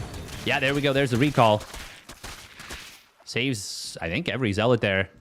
Still no 4th Nexus. Jumi just started up... Oh, no. Oh, no. It got contaminated. Oh, a laser. Can he get in here? High Templar just warp in now. Wait, where are the... Oh, no. These two. Okay. They both have Storm. The problem is he doesn't actually have Storm done. Oh, man, a laser. He did this first mana. Is this going to work for him here? Archon's not being led into the fight. The Immortal's kind of body blocking them. Storm is close to completing. Energy recharge is available. He can have 4 storms once that energy recharge gets set up. There's the storm completing. 2 storms are pretty good. He did not energy recharge. Now he does. He gets a solid storm with it. Another one. One more storm. One more storm. There it is just before it dies. But is that going to be enough? Jumi is getting damage done on the other side of the map. It is going to be enough to hold. This single Archon will do the job. Oh, but the Lings actually wake up. That might be enough to kill this one Archon. Just barely will be. On the other side of the map, though, oh, man, this Prism. Oh, it's just barely going to regenerate enough shields. I think Jumi's actually doing it. There's Zealots in every mineral line. He has turned this one around. The counterattack is going to kill him. GG. Oh, my goodness. Jumi makes it happen. Wow, wow, wee wah. Jumi gets it done. Damn, that series. Warping in aggressively while he was getting hammered at home. But he makes it happen. Thank you very much, Fractal Cacto, for the Prime resub at 18 months. Moisturize after shaving your future skin. Well, thank you. Good advice. Good advice. Oh. Oh, are we getting straight into the... Oh, wow, they waited. Oh, they waited.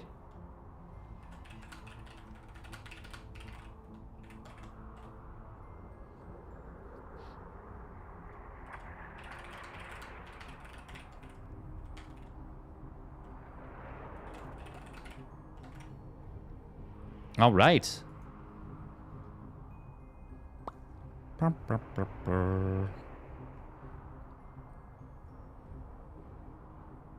All right, so it's going to be a PvP.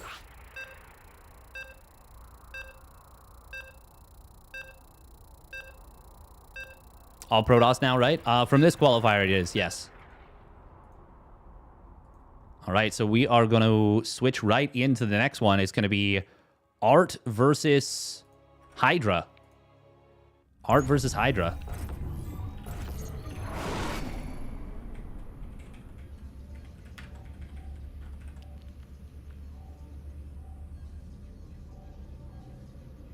Is Fear Dragon still here? Just curious.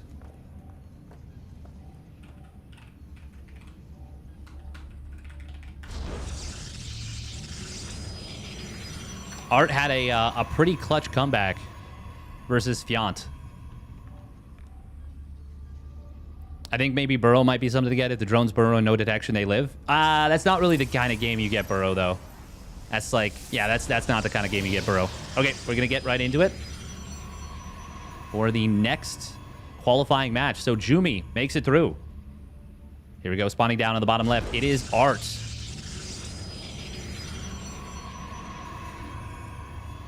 And his opponent spawning up at the top right. It is Hydra. Formerly of Team Roddy, I believe.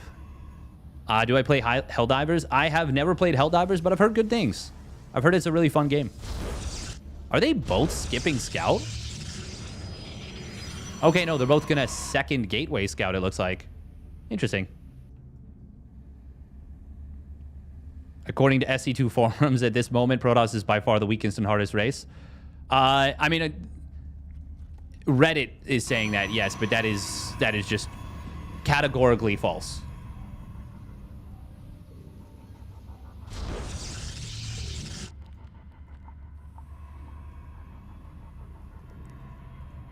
Reddit was saying a lot of things.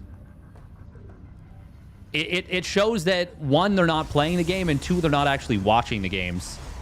They're just looking at tournament, like, grand finals results for tournaments and being like, oh, man, why isn't X player beating Clem? Like, it's like, well, because Clem's outplaying them, you know? There was a huge update in it, less glitch, and they added the Illuminate back. I don't know what that means, but that sounds cool. At least we have some shakeup, I guess. A lot of the changes I actually think are good. I actually think Energy Recharge was a really cool ability. The main thing for me is that all of a sudden, without any, like literally at the end of the patch process, without any testing, they were just like, we're making the mothership unabductable. We're increasing its DPS a crap ton. We're going to increase the supply. We're going to basically make it the old mothership, but we're going to make it unabductable while also turning it into a super weapon. And then also, what was the... we're going to increase the size of the Ultralisk, which was weird. Yeah, mothership is stupid. That's the main thing, is like... I think the matchup would be like PvZ. I think it would be tough for Zerg if the mothership were unabductable, but I think it would be a lot less bad because you could reliably feel like you could go to the late game. I don't like that it only has one counter. You mean Corruptors, I assume, yeah? Oh, kind of a weird force field here, but I guess it sort of breaks up the concave. This is going to be a very nice jump right here for Art. He's going to get all 3 sentries before the shield battery completes. Does lose the 1 Stalker, so that's a silver lining for Hydra. That was a really nice fight for Art. Yeah, 3 sentries for a Stalker and a sentry, and your opponent built the shield battery. Yeah, I would say that's very good for Art. Especially since he's gone for the quick Twilight Council. Also, welcome, Skillis. Hope you're doing well. Skillis, a sweetie pie. Sweetie pie of the scene. With a killer instinct, though, too. That's the other thing, too, is like... So everyone's like, oh, man, Hearthstone is like... He's like some Zerg plant in the Balance Council. It's like, no, he's not. He wants the game to be fair and balanced, and someone said this, and I think they're right. He doesn't want Protoss players that, like, to get talked about as, like, patch players. Like, and I'm in the same boat. I don't want that either. I don't want people to look at stuff and be like, well, this player didn't deserve this win. And I don't think everyone will think that necessarily, but I don't want it to even be in the conversation. And that's why I really want the game to just be fair. This is a really good scout. Very funny to see a hallucinated Void Ray. Surely that had to have been a misclick. Oh. Nice job from Art to look to intercept this, but it is Hydra with the deceptive movement. Very cute. Hang on, there's no detection. Oh my god. Oh my god, there's no detection. He's not building a robo. What? This is literally just game over. There's just no detection, period. He scouted the Dark Shrine and he just didn't...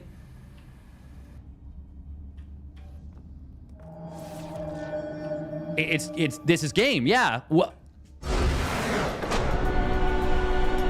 He thought it's a battery? Yeah, I was just about to say that. He must have thought it was a battery. No, I don't think Kappa. I think you're 100% correct. That's what we like to call a bit of an oopsie poopsie.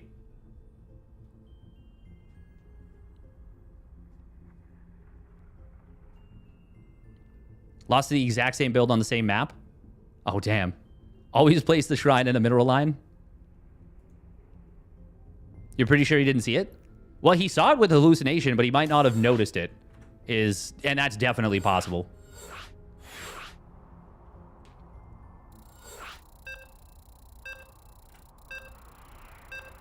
Big brain move, putting it in the mineral line? Yeah, 100%. Well, we opened Blink, GG. I mean, the thing is, he scouted it early enough. I think it would have been awkward regardless with the robo facility timing. Like, he probably still would have lost some probes. Nice job from Hydra there. That was something else. What do I think about the maps? I think it's really dumb that we have 3 old maps in the pool. But the maps are not what's dictating balance right now. The maps dictated balance a lot in the previous patch, and I think it was a really, really Terran-favored patch. Sorry, Terran-favored map pool. Like, the most we've had maybe in the history of Legacy of the Void. But with the mothership being unabductable, that's the big thing. That's the huge thing. Tempest also did receive a pretty big power boost. But I think when the mothership was unabductable, the matchup still felt more fair. Now it doesn't really feel that way. Which is really, really sucky. And there have been times where the Mothership has not felt fair in favor of Zerg.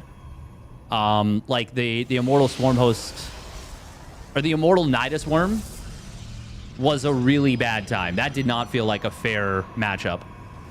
Old Widowmines versus Protoss did not feel fair. Whether they were or they weren't, they didn't feel that way. Heart of the Swarm Colossus did not feel fair.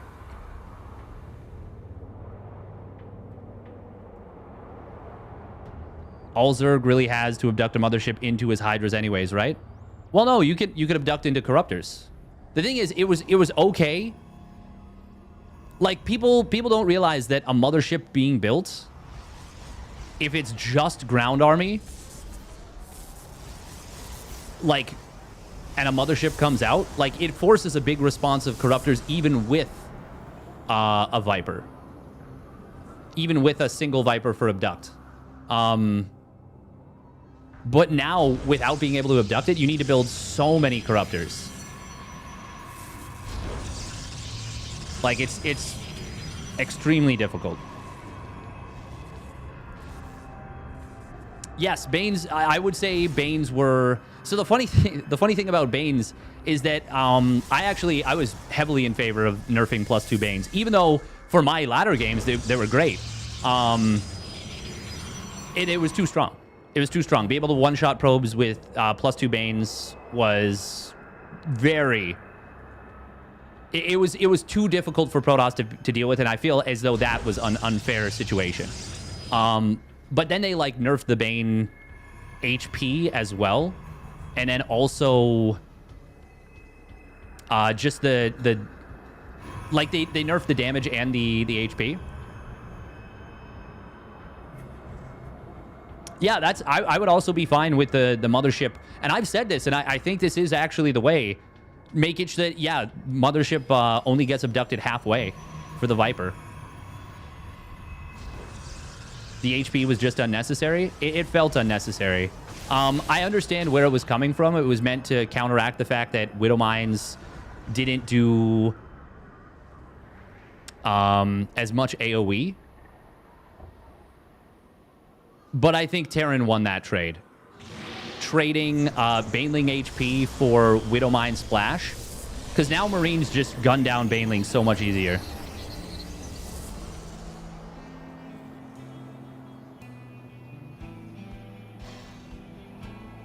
This is big advantage to Art right here. Blink versus Glaives. Mostly because he started the Blink quite a bit earlier. So even though Glaives is the faster upgrade, I think the Blink is going to finish quicker.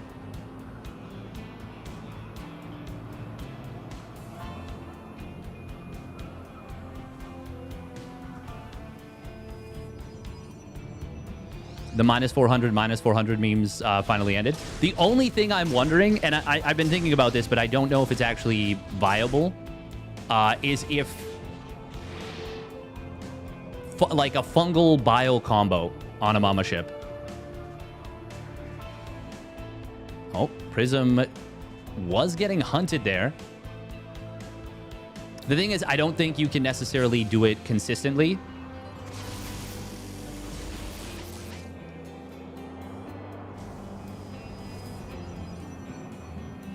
If they revert the HP back and keep the damage same, it'll be fine. It'll be fine in ZVP for sure. But in ZVT, it's unclear.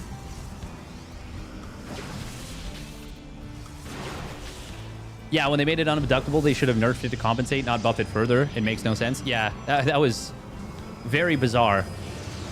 They turned it into a proper fighting unit is the thing. Like, it's... The mothership in a fight is really strong. It's really, really strong. Obviously, Hydra's getting lunge is useful against storms. But they actually slightly nerfed the Hydra overall. Art will see this attack coming. He's going to need shield batteries against this. How many immortals are there? There are 2 immortals. Obviously, he's going to be able to warp in a ton of gates. Or not a ton of the gates.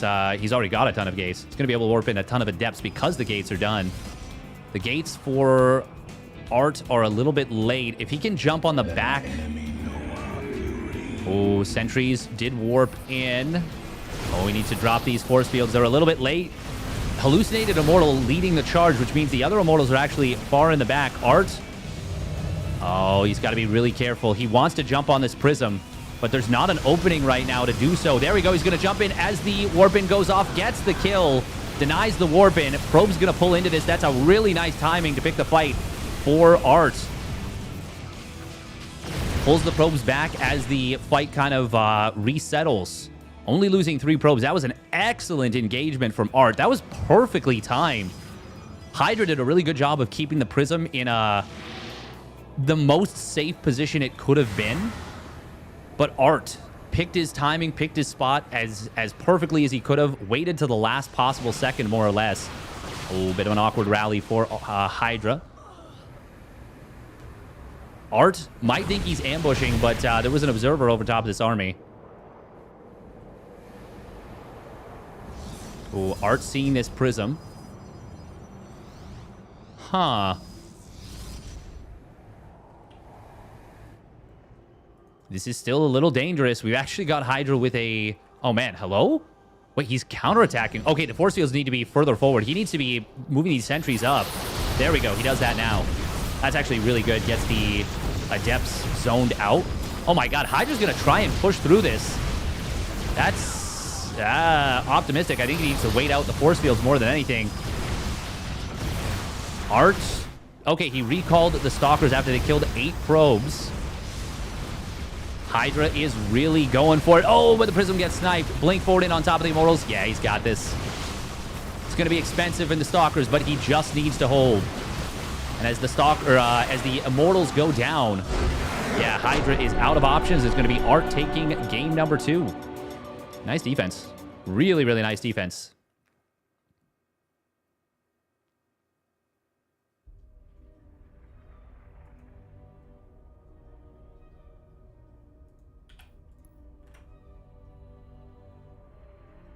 Mothership was pretty useless for a lot of SC2. I think the best version of the Mothership, in terms of it was a well-balanced unit that still had a really good place in the matchups. And I think the best version for PvT specifically was actually the previous patch one, where it was lower supply, 100 minerals, 100 gas cheaper, still had high-impact spells, and also had the improved maneuverability. Like lower deceleration. Just basically, it was like a snappier unit. Hydra 1. No, it's 1-1. Art won that one. In PvT, you probably just don't want to go Skytoss in previous patch. I wouldn't say that. It's just tricky to control. It's tricky to control. The Viking damage point buff, I think, actually had a really big impact. A much bigger impact on PvT that made it a lot more difficult for Protoss just in general. It's not that nothing beats Vikings, it's that you need to land storms on them, or you need to zone them out with really good Blink Stalker control and really good Blink Stalker positioning. I think that Skytoss definitely had a place in the previous patch. It was difficult to make it work.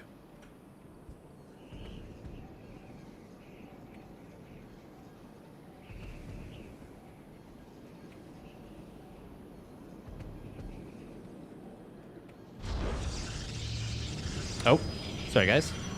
Spawning up at the top right. It is Art. In the blue. And his opponent spawning down on the bottom left. It is Hydra. In the red. Yeah, if you're wondering why Hydra attacked there, Seb said it best. He was losing... He was down in economy. It was a 2-base all-in. He didn't really have time to get up the tech to match his opponent.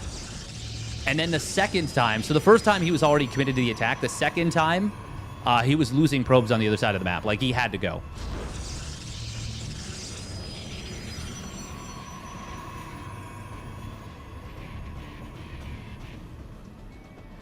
Yeah, I don't think the mothership. So the mothership core actually did have periods of time where I think it was a neat unit, and I do like the idea of well, I think I do.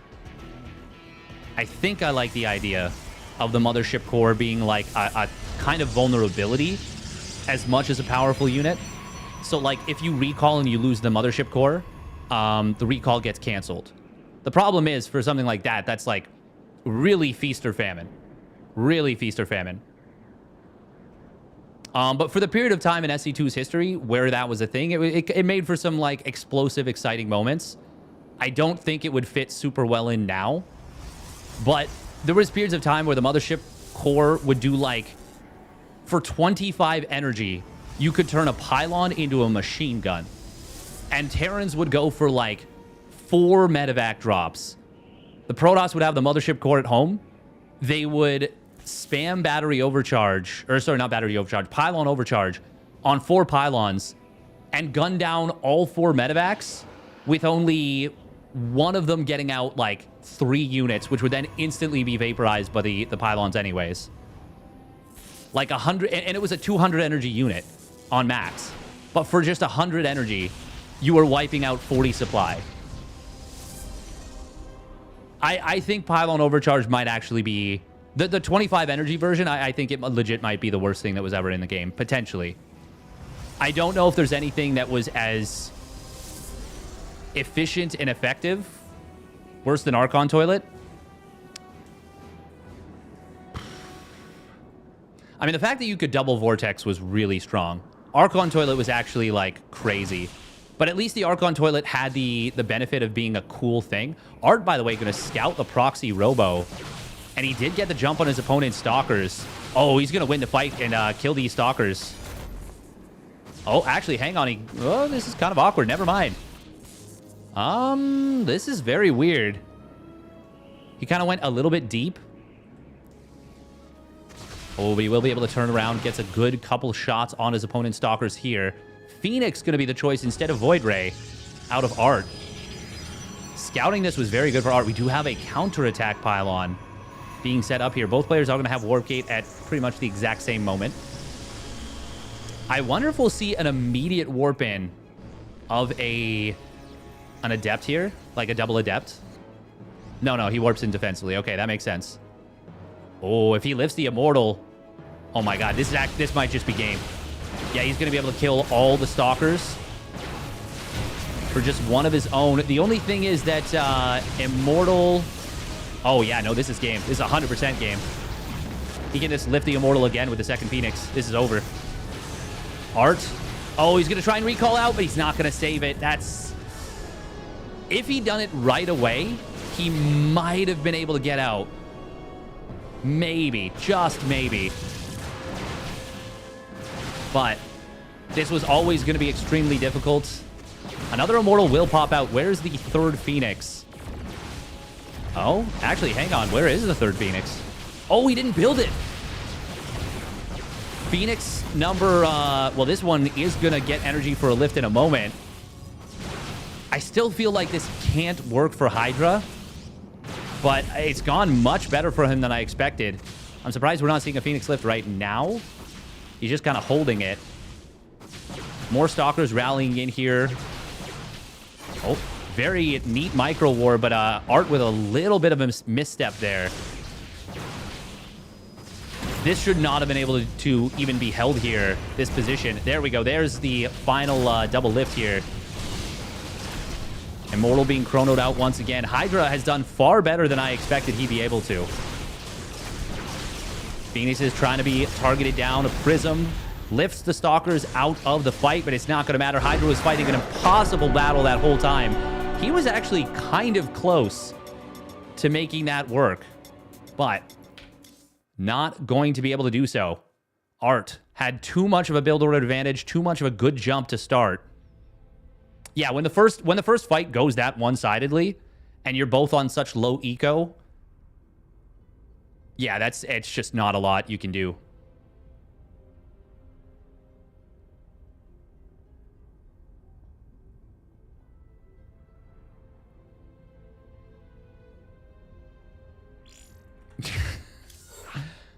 I mean, I don't think you can look at my games. No, I'm just going to say you cannot look at my games and have them as any indicator of balance. At my level, for sure, it's super frustrating going up against, like, players that go straight to Sky Toss Storm. But that doesn't mean it's an indicator of balance. That's just more of a frustration in my own games. Mech is a similar boat, where it feels like your opponent doesn't have to do as much. But they can still get a lot done. I think the main problem is that Zerg feels like it has too many chores at the lower levels, especially.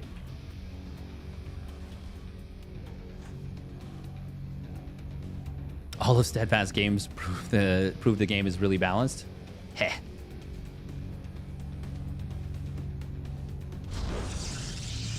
The thing is, below the top level, I feel like game design is more important, which is why removal of battery overcharge was a good thing for the game.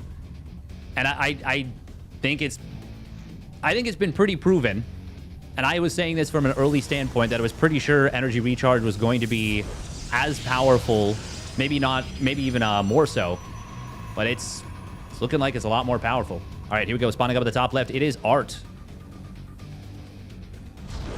In the blue. And his opponent spawning down on the bottom right, it is Hydra. In the red. There's still people on Reddit, though, saying they should have kept battery overcharge as well as adding energy recharge. And they're like, well, it's fine. We'll just put it on the same cooldown. It's like, guys, we need Protoss to have a little bit of vulnerability. Like, it needs to be a little bit.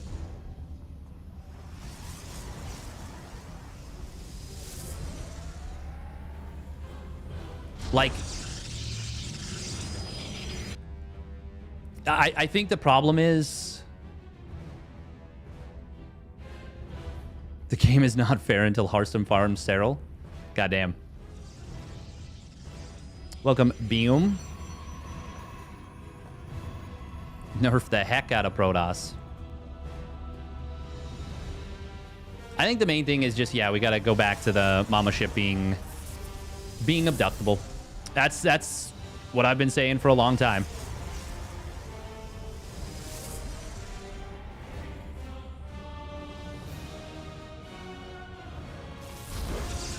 Roddy was saying the opposite this morning, that up to 5.4k, Zerg is too strong for Protoss and doesn't have to do much. I would love to hear the context of that, because you're leaving something out, I'm sure of it.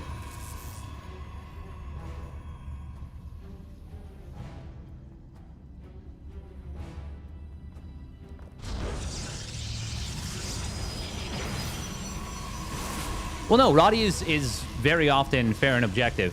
He may have been experiencing some frustration after one of his games. But he might have been literally meaning from like 5.2 to 5.4.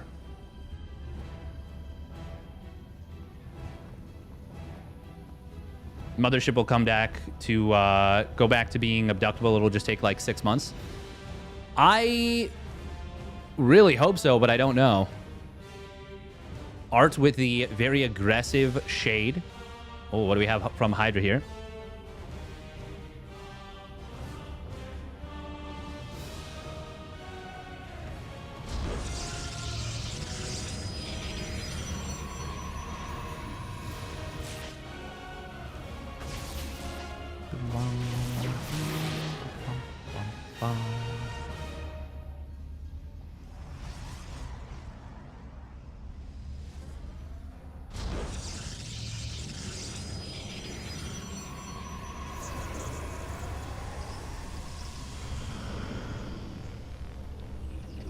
Yeah, there are ways to punish F2 players. Just a little bit of multitasking, and they're usually going to fall apart. But at 3.6k MMR, it's impossible to even say. There's so many things that would be going wrong that you can't even really quantify things. Okay, this is going to be a very aggressive push. Thank you very much, Mason Jar, for the 5 gifted subs. Thank you very, very much. Ooh, Force Field's going to be good from Art to start things off. He started a Blink. If he can survive here, Economies are even. Oh, look at that hallucination, baiting out an extra force field. Energy recharge has been used. Good force fields coming in from Art. Going to be able to trap multiple stalkers here. This is looking very good for Art right here. Shield battery is getting immense value. I think Hydra, I wonder if he didn't see the second and third shield battery here. But committing in after the first skirmish was a big mistake there. Really big overcommitment. And it would have been fine if he had, after the first skirmish, just kind of backed away. Because it's not like he's that far behind. He's probe counts even. He's forced out a bunch of shield batteries. They both have a bunch of sentries. And he's got blink. It's later, but it's not so much later that it's unplayable. He just has to be a little careful. Maybe build a shield battery of his own on defense. But by overcommitting, overstaying, attacking in the second time, loses 3 stalkers, and now it is Art in a really strong position in this game.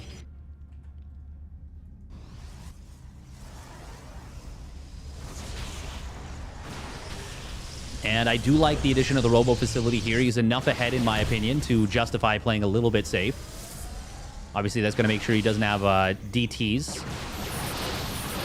Oh, force field, one more here. Oh, it actually does trap 2 stalkers well enough. That was a lot of force fields used, but getting 2 more stalkers is extremely good. We got a slow warp and a 4 stalkers coming in on the other side. Hydra is on the verge of getting eliminated here. Force fields are going to be pretty good for Hydra, and his blink will complete in a moment. Energy recharge is about to be back off cooldown, so he could use that for the shield battery. The stalkers are a little bit healthier for Hydra. Oh, but actually he's running out of units. He did energy recharge, but not able to save all of those stalkers that were starting to get low on HP. Oh, aggressive blink forward, trying to target down those stalkers at the back, but more reinforcements showing up for Art. And Hydra going very deep. Does snipe 2 of the low HP stalkers, but it's going to cost him at least 1 of his own. And now his shield batteries once again out of energy.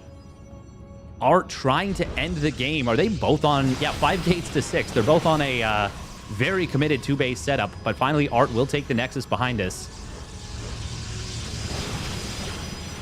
Eventually, energy recharge will be available once more.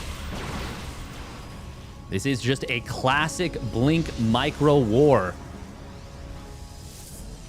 And don't worry, you're not in the ESL chat. You won't get banned for using the word war.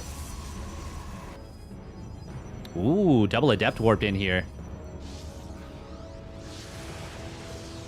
There's that energy recharge pop now. Good concave set up by Hydra. He does have a probe in the wall, and that will be able to drop a... well, he drops a pylon. Normally you drop the shield battery, but it's okay. Oh, trying to skirmish here. Stalkers are reinforcing into the fight for Art. It's a better concave for Art. Hydra needs to pull back. Good blink micro on both sides, but it is going to be... well, actually, hang on. It's really, really close.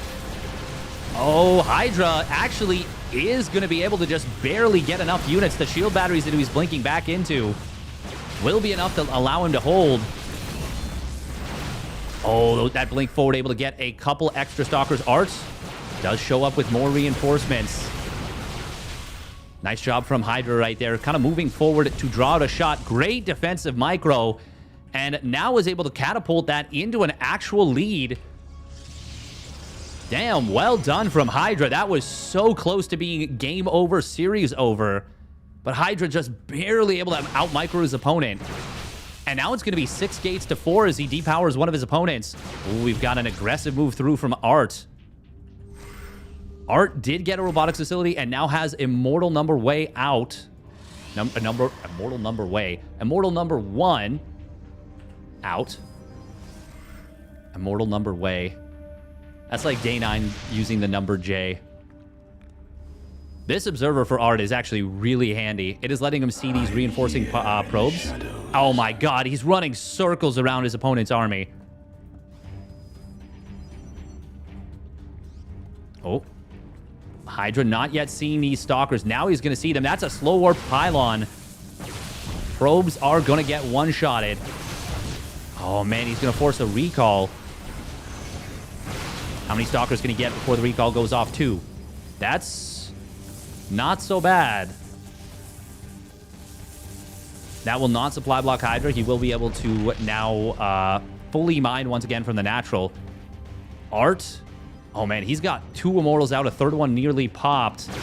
Really nice position at the top of the ramp. Great ambush thanks to that Observer. Once again, his Observer has been MVP. I'm here in the shadows. Hydra is stuck on 2 bases. He knows he has to go. +1 weapons will complete. That's a big power spike. But is it enough for him to break through this 2-base opponent? Or 3-base opponent, what am I saying? Up a base. He's the 2-base. Oh, nice job. Oh, that was the Immortal's barrier that he triggered on the hallucinated one. Guardian Shield is also available for Art, and Hydra's just going to tap out. And that is going to be Art qualifying. Very nicely done by Art. Hydra didn't know it was a hallucinated Immortal. I don't think it would have made a difference anyways, but a fantastic defense. Very well done from Art. Very, very well done.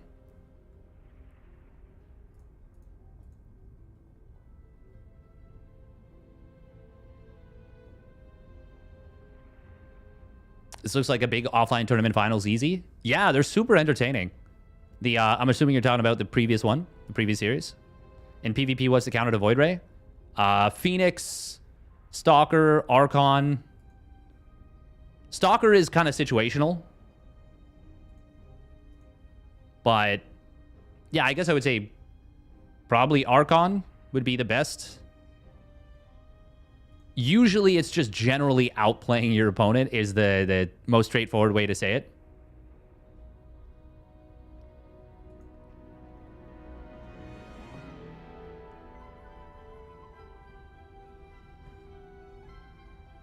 I've been wondering if a company, Microsoft, might actually just buy out Frost Giant or offer to.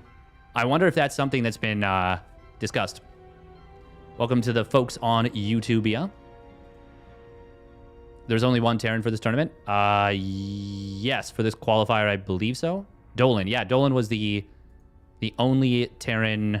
Well, I mean, we had a couple players earlier on in the bracket, but notable players on Liquipedia was Dolan. So Jumi and Art joined Baby Marine and Night Phoenix, who have qualified through. There's still 3 more brackets. So a Laser, Eba, Hydra, Mana, Aerog Fire, I'm sure we'll all be back. Sebades. All right, we're going to run a couple minutes of ads, and then we're going to do some dailies. So we're going to do Minesweeper. Oh, back just did a little bit of crack. Yep, I said that. That's not what I meant, but my back cracked. Why would anyone want Frost Giant? Yeah, I don't know.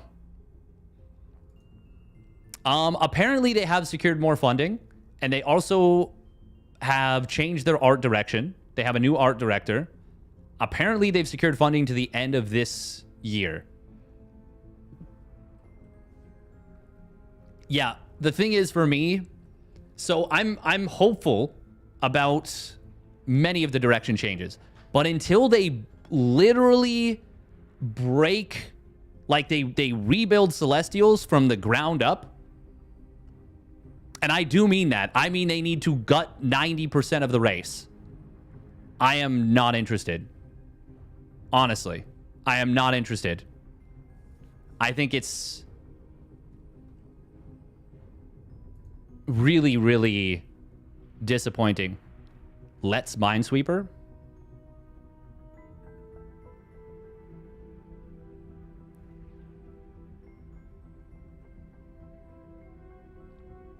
What if you play Minesweeper with a crowd? Oh my god, wait, you play it together? Oh, that's crazy. Work together to solve the minefield puzzles. Yo, that's actually so sick. That's so cool. We might try that. Stormgate, yeah. We all know that ain't gonna happen. I know, but I'm saying that's the condition for me being excited about the game, and it just sucks. They just use the phrase Yeah, yeah.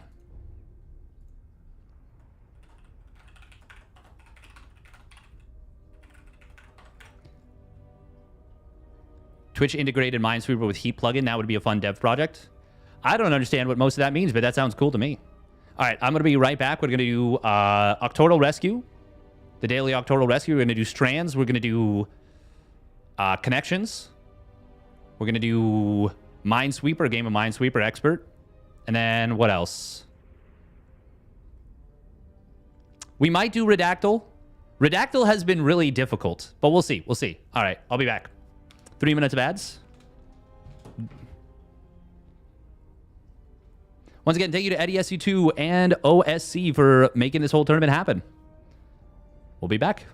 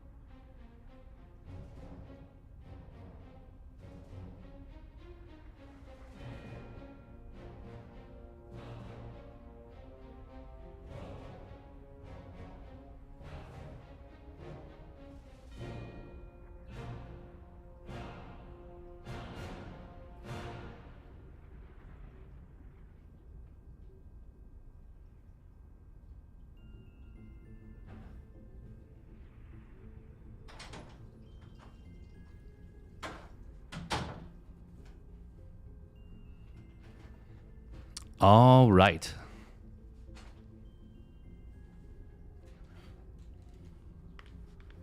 We are back. We're back and we're going to do some dailies. $84 people playing Frostgiant, so I guess there's a bit of a... They're having a bit of a spike. That's mean. It's just unfortunate that it's true.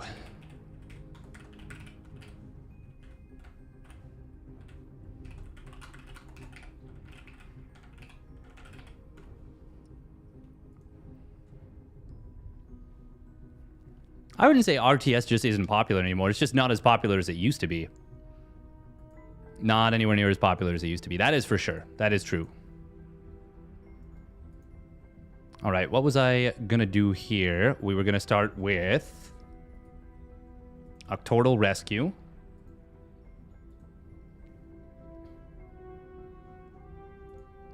We're going to do a prediction. How many games will streamer win?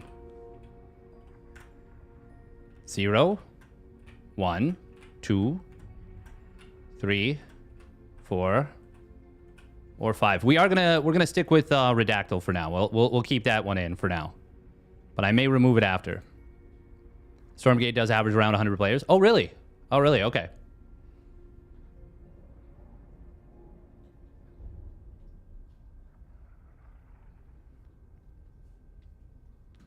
Just need, honestly, neuro interfaces would be super freaking cool.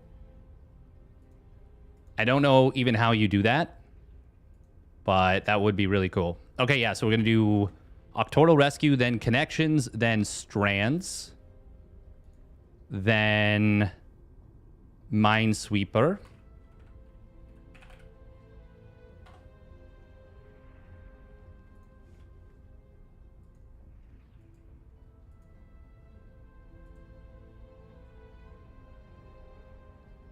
And what else? Then Redactyl. All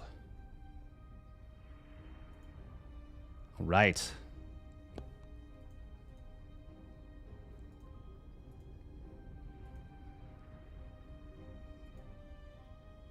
Wow,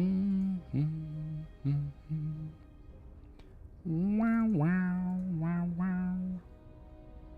There we go. Octordal Rescue.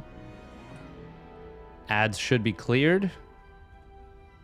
Still got a couple minutes on the prediction, but go for it.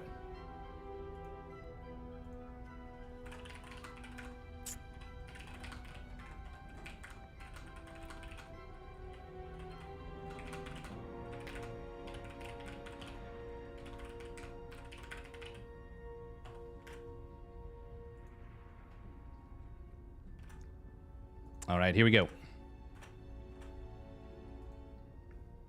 Okay, so the way Octordal Rescue works is if you've played Wordle,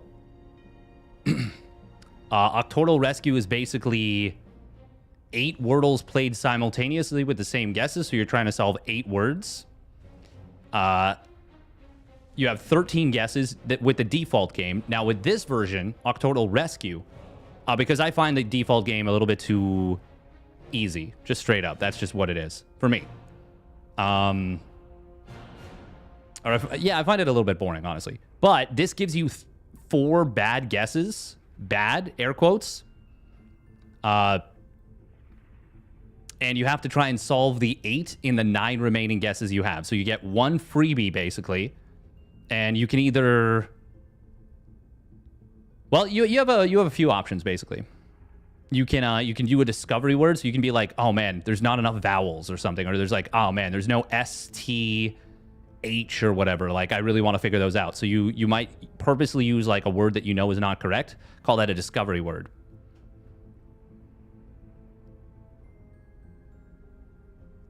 All right, so let's see. We've got all the vowels are in fact out here. D-E-C-R. That could be Creed? No. It could be. Actually, it probably is. But I'm not going to guess on that one because we don't know if there's any others that are more like we kind of have a solve on them potentially. So this is probably trite.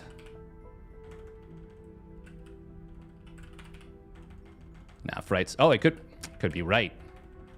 Dedoy. CETR.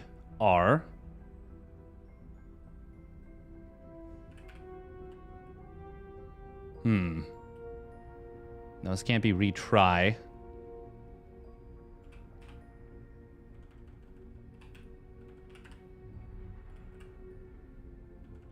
Huh.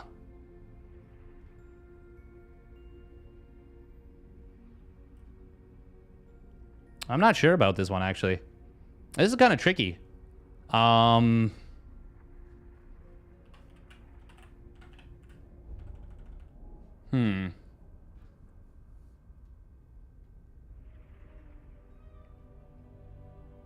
Yeah, is this trite or right? I'm not sure.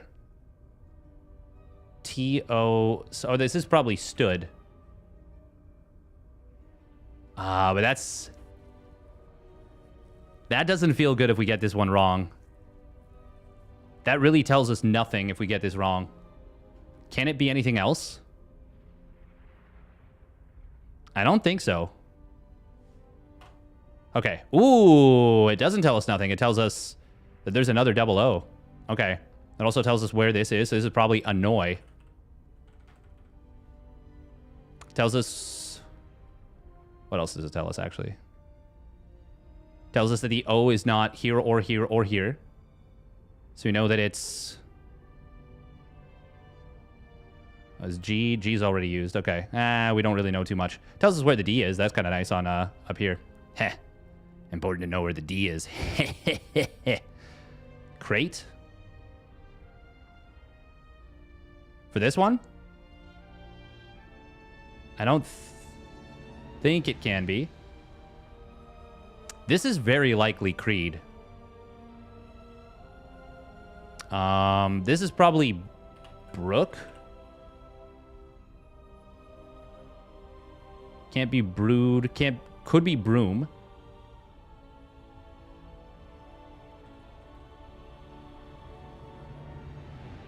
Could it be anything else than Brook or Broom? Broob. Let me get my Broob. A-N blank O blank. I think this is annoy. The tricky bit is I know that N is not somewhere else, so I don't think there's much to be gained there.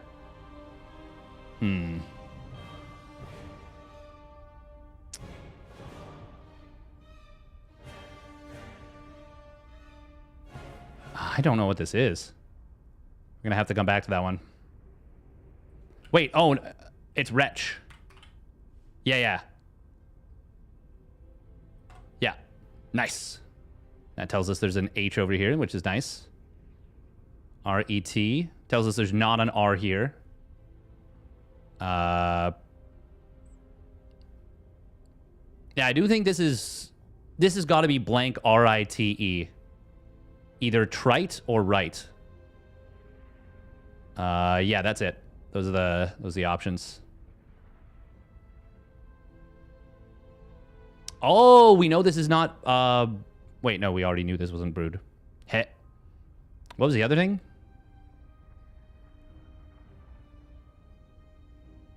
Can it only be Broom, then?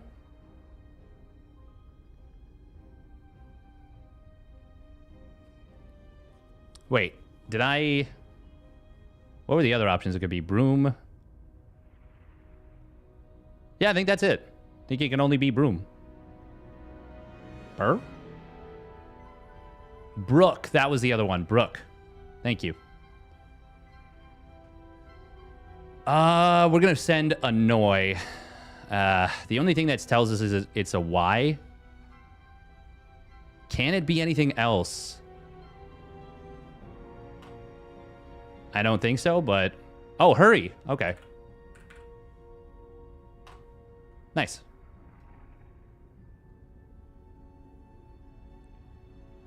Okay, R-E-C-D. I think this has to be Creed. R can only be the second letter.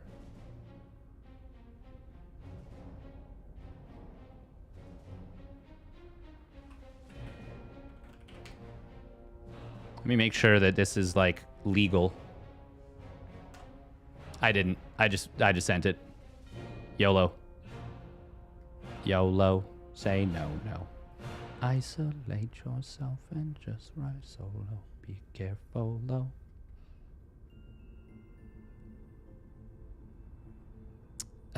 We still don't know. Okay, D can only be the second or third letter.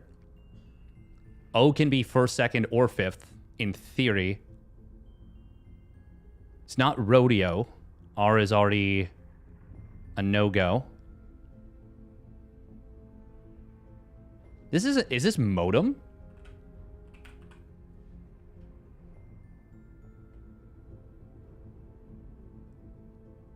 O can be there. D can be here. E is here. There's no double E. The thing is, if this is wrong...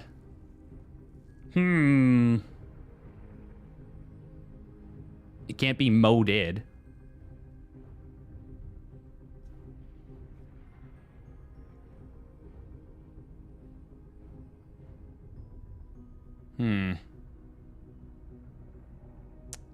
I think it's modem.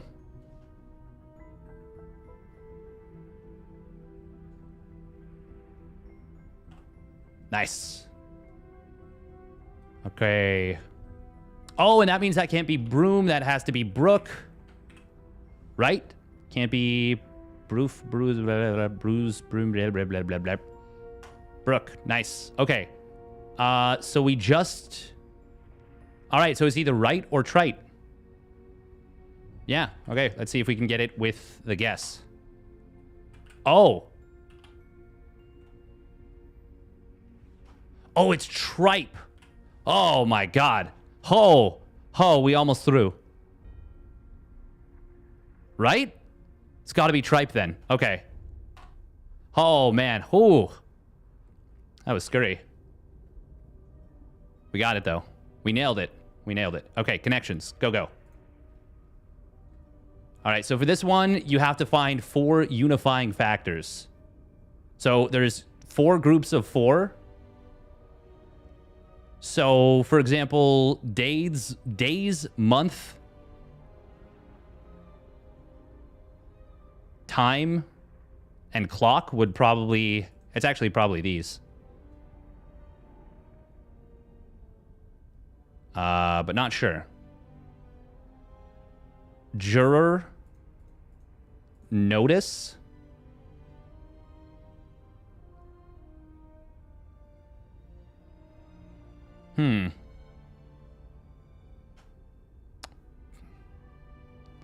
Donut, paddled, catch, tag. Okay, catch, tag, paddle, and donut. Well, maybe not donut, but catch, tag, paddle. Those are things you do while you're fishing. Meter, juror, notice, rhythm, days, inch, register. And then, of course, you beat the fish.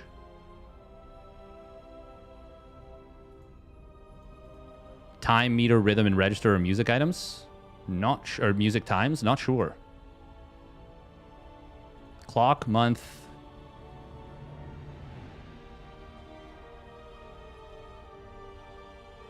When you... but a clock and tag are like, if you hit someone, you clock them, you tag them.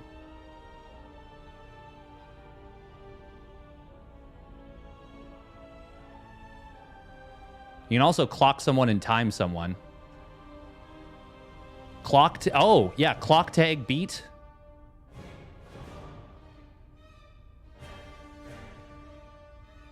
Huh. And you donut them.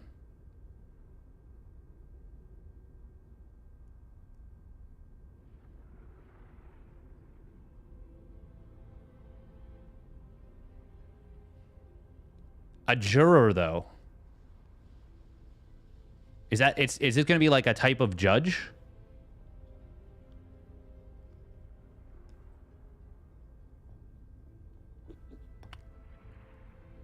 Paddle is a is a way of hitting someone, I guess. Give them a paddling, but I don't really think of that one as like...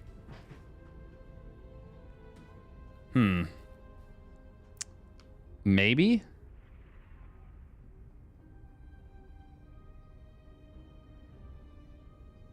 A beat, a rhythm.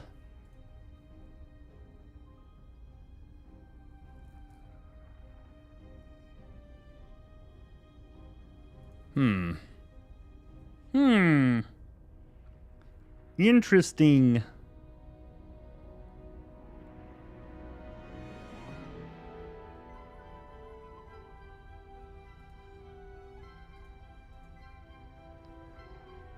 Catch, tag, paddle.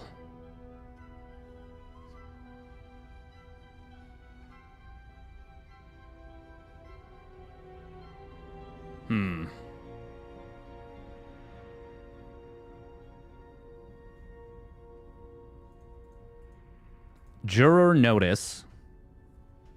So these are two things that would happen, have things to do with court.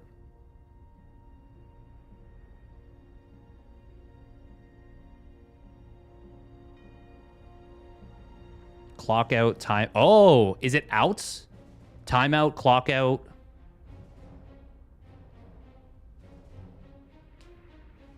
Tag out.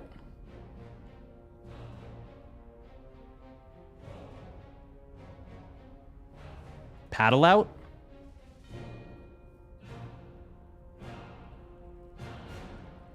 Tired out, tired out. Ooh. Not even close. Dang. Timeout, clock out, tired out, tag out. I mean, technically catch out would be another one. Inch out is a thing too. Oh, that's bad. That didn't even give us like an indicator of if we were close. Time, clock, months, days is a good 4. That's what I was thinking initially too. But I don't know. Register though is like a song thing. Register, rhythm, time. Meter.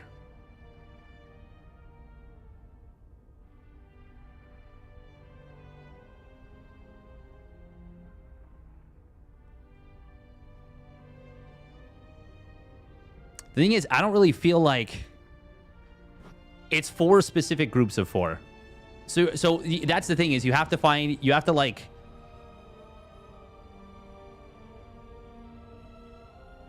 yeah, you have to have them related. Day, month, days, month, clock.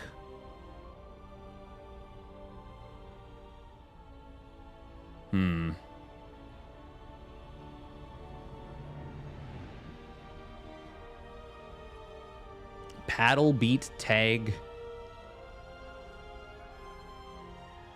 catch. What is the donut one though?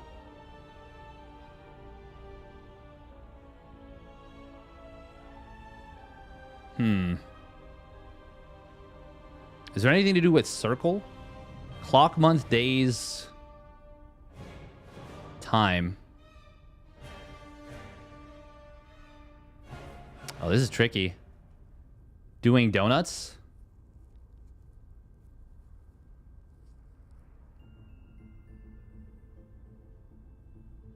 Oh, I'm kind of stumped on this one.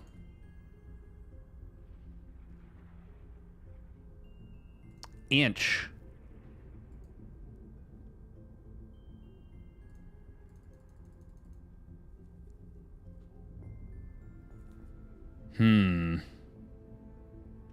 Oh, I'm really stumped on this one. Time, meter, rhythm, register. Oh, yeah, that's got to be things that are 12. Yeah. A dozen months, a dozen donuts, 12 things on a clock, 12 inches is a foot. Oh, my God.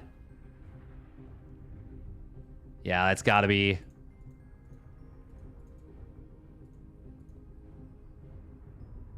Wait, there's 12 jurors. Ooh. Yeah. 12 jurors. What?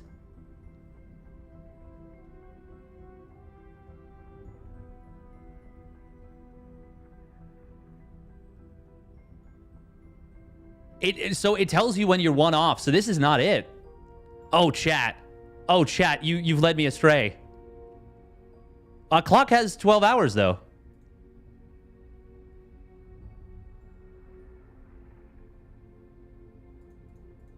Oh, that's not it.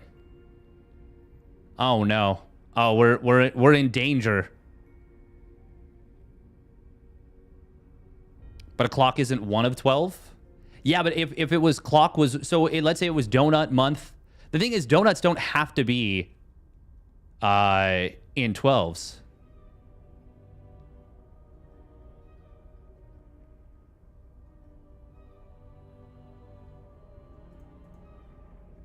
Four time.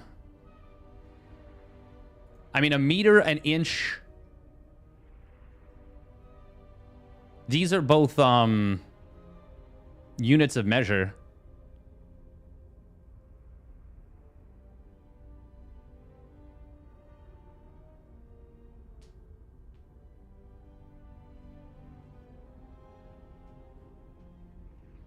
$12 inches in a foot? Yeah.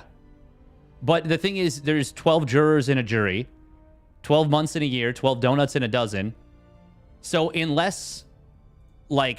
So when I put this in, it would have given me, oh, you're one off. Like, it shows you at the top. It says you're one away.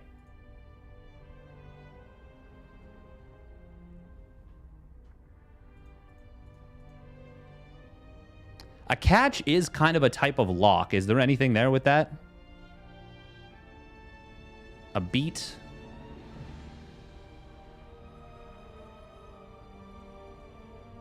Inch, meter.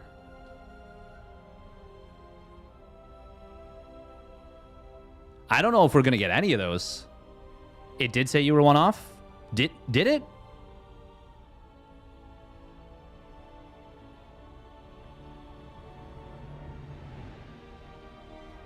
Where did it say, because it usually stays there.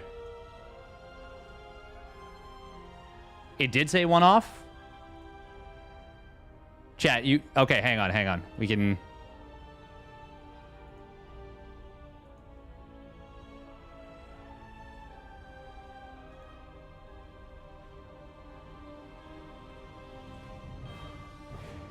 I have YouTube now.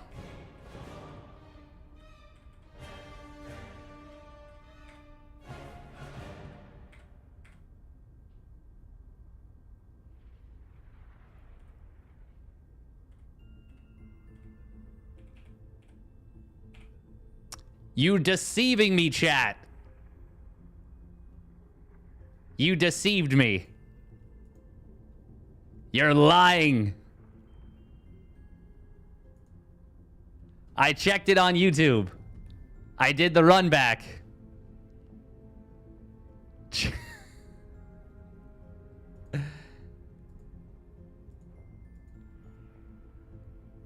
I can't believe you would do this. We trusted you, chat. We trusted you.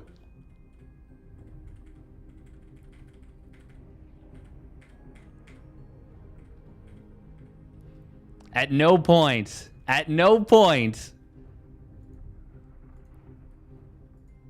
did we have this.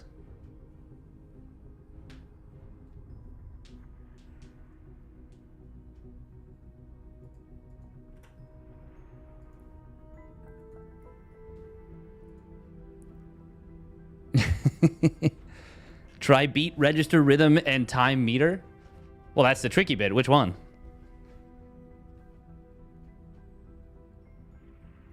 Beat, register, time. Rhythm meter or time meter is the thing.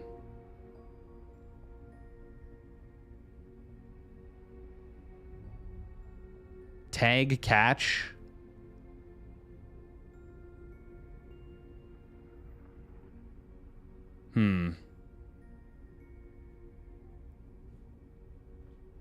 No, no, but it doesn't matter, Mr. Loopy. If I'm off by 1, which is what I put in, it would tell me. Unless they change the rules. Unless they change the rules. Time over register. I think register, catch, and tag makes more sense together.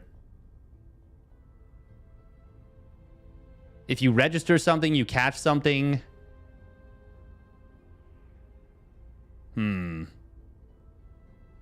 Oh! Register, catch, notice. And clock?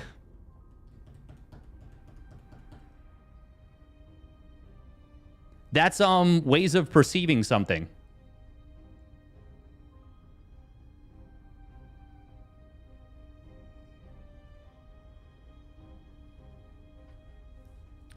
Now is it tag or clock?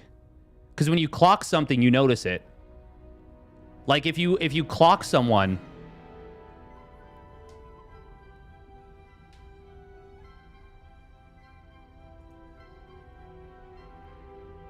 but if you tag them,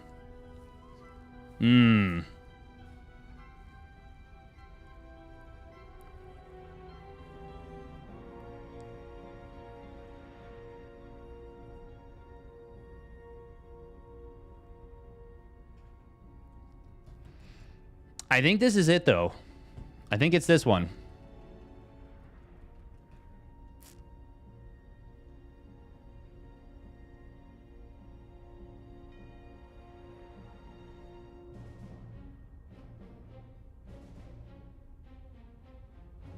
Register, catch, notice. We're going to send it. Huh. Oh. Yeah, we're dead. We're dead. We're for sure dead. Did they change it? All right, we're just going to try. Clock seems like slang in that usage.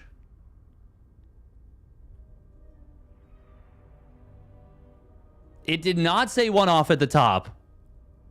What is with this gaslighting?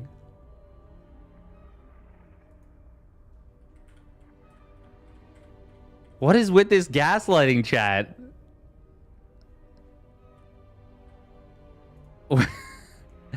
At the top of the screen? Oh my god, did it? Wait, hang on.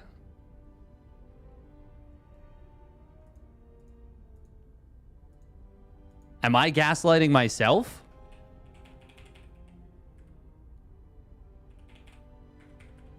I'm gaslighting myself. I'm so dumb. It's me. I'm the gaslighter. What is this site? This is, I'm so bad. Oh. That's funny. Oh, then we ruined this. Oh my god. It's me. I gaslit myself. The gaslight is coming from inside the house, and it's me.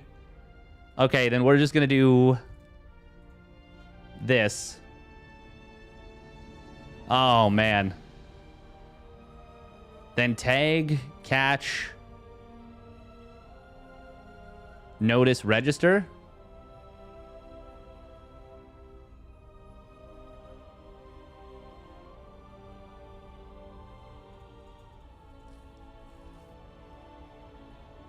Time, rhythm.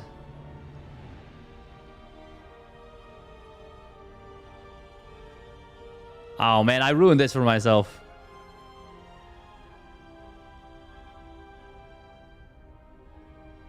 Ah, this was foolish. Clock, paddle, beat for hitting. That's what I was thinking before, too. Tag is also a way to describe that. Catch, notice, register.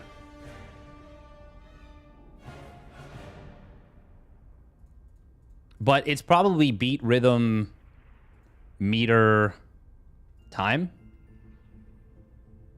We're just going to send it. I don't care. Oh, cadence. Okay. Catch, tag. Clock. Paddle.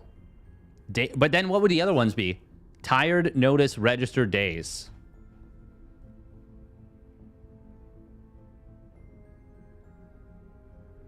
No, that can't be right.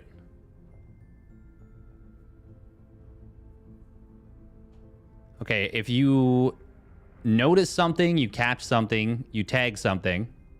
No. You clock? Catch, notice, register. What was my other guess where it came up at the top?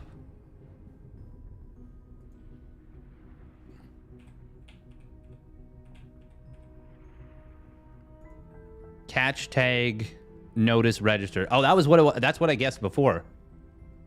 And that was the one where it said it had the black bar at the top. Does the black bar mean so close, though? Or does the black bar mean... Oh, my... It is dog. Dog tired, dog tag, dog paddle, dog days.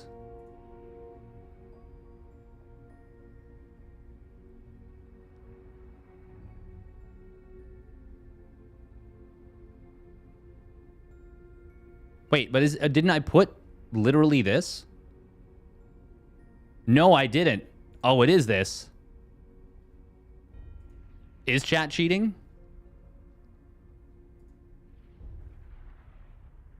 It is dog. I don't think we should count that one. What do you think?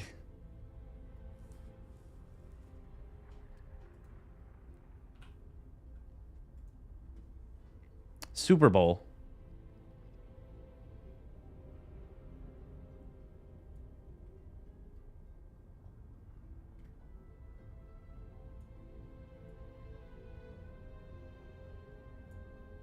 Okay, well, that's not it. Now, is this foot? I'm not even sure if this is football or if this is just spheres. Oh, sphere. Sverp.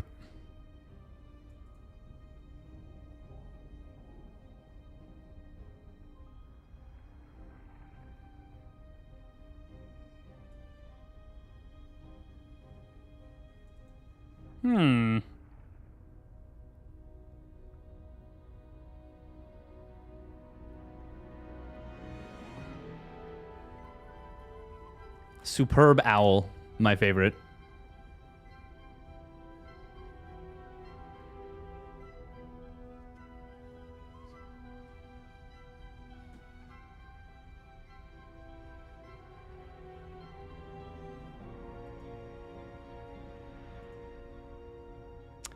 For this one, it's you. So the theme is Super Bowl, so something to do with circles or possibly with football or competition, whatever. You kind of have to figure out the theme.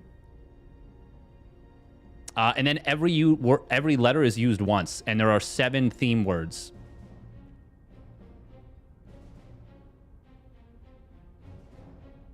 Super Bowl. So it might be something like, even like Rose Bowl, for example. Or like... I am feeling like it's something to do with like sphere. Now there's...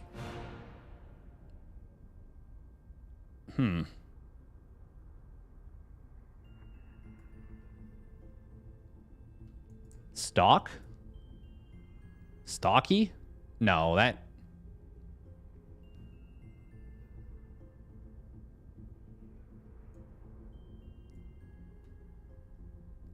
Chipper. I just saw those two together and I was like, I want to. And yeah, if you get enough words like that are words but are incorrect, you can use hints, but we don't use hints. That's not how we do. Brr. Brr.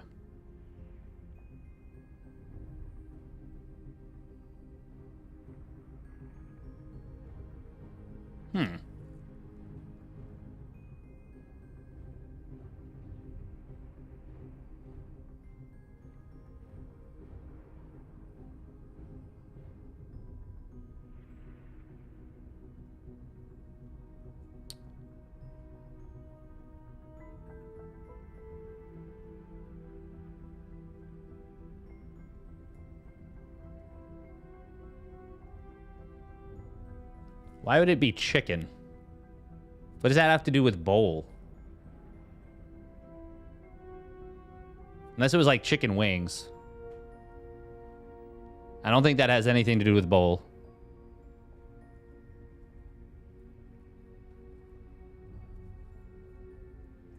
We're going to do it anyways. We're going to do chickens too. Yeah, obviously not.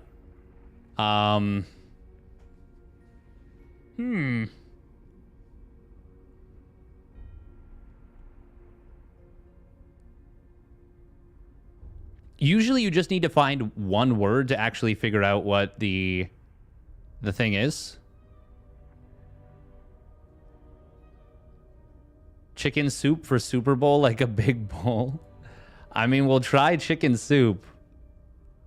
But that would be... What? Are you serious? What?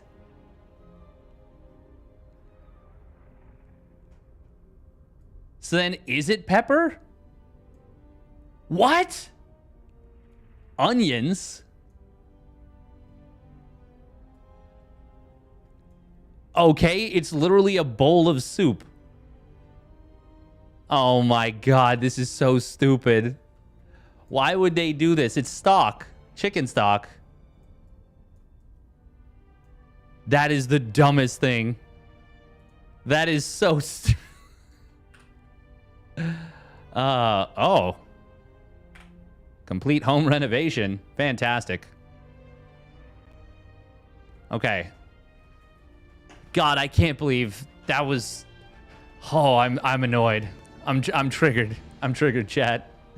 All right, let's go. See if we can get this one. I'm only going to count one of those as a win. I'm going to say we lost because we got some help from chat on both.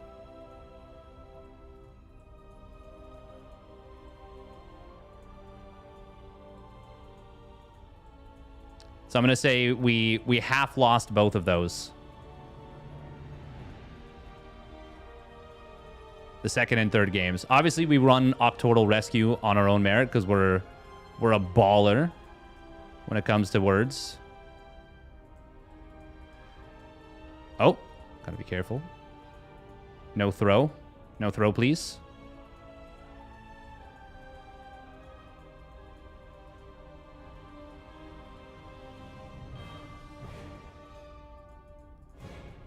So they have like super advanced metrics on this site for Minesweeper. And I'm just like blown away by that. It's like number of clicks that you needed versus number of clicks that you made. It's like how many of your clicks were redundant. It's like, goddamn, I don't know. And they're like, well, you should know. And I'm like, I'm sorry. They're like, you're not sorry yet, but you will be. Apparently this site is very threatening.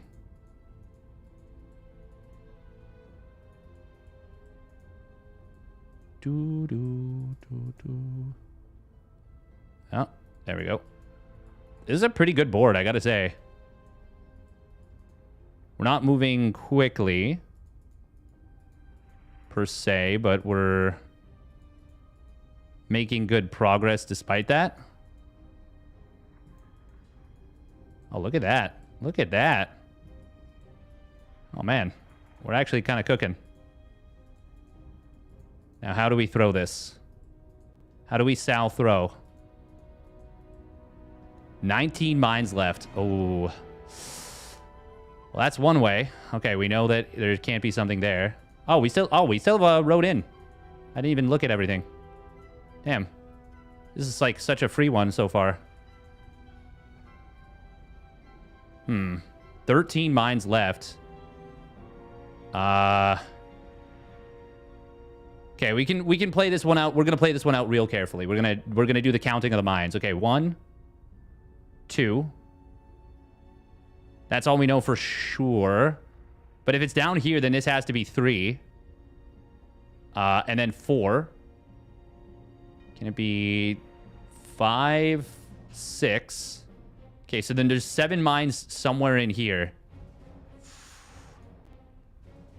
Oh.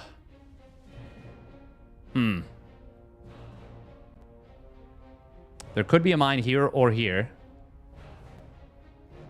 Or it could be in one of these two spots. Did that help us at all? I think that just confused me. Oh, nice. We could have just clicked the corner. That's incredible. All right, that's 3 right there. Oh, yeah, this is a solve. Shh. I almost instantly cursed it. Oh, my God. Stop unflagging the mines, please. Easy dub. Easy dub. 212 seconds. That could have been a lot worse. Is there anyone I can reach out to about SC2 bugs to get them fixed? I don't think... Okay, so you're talking... I was looking at some of your stuff. I don't think most of it's supposed to be fixed. Because, like, sieged units having a scan range before they can attack, that doesn't seem right. And unless I'm misunderstanding it, I don't think that siege tanks should start, point at the unit they're trying to shoot before it enters their attack range. I'm misunderstanding it? How?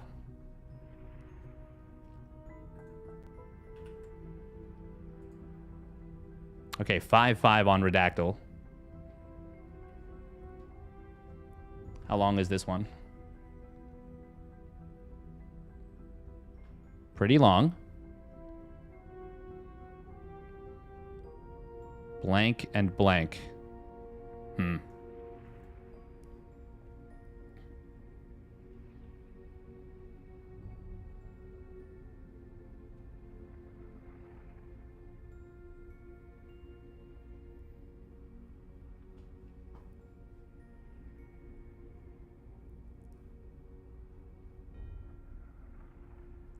Wow, there's a lot of citations. There's a lot of citations. Oh my God. Holy crap. That was like... Is a third of this article citations? Jeez. Because this is all citations, right? Yeah, like a third of the article is citations. That's crazy.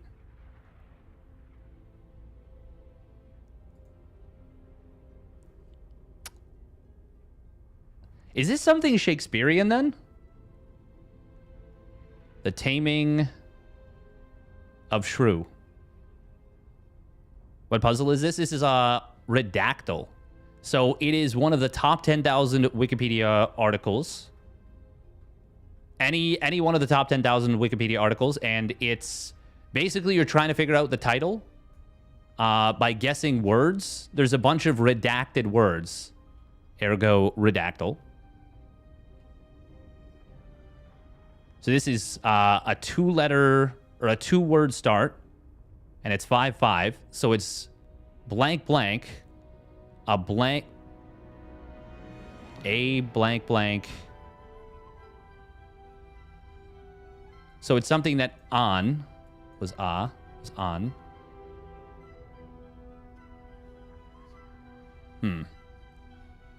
So yeah, so the interesting. For non-melee weapons in SC2, minimum scan range has to be 0.5 higher than that weapon's attack range, so that weapon can always engage units in its range correctly. I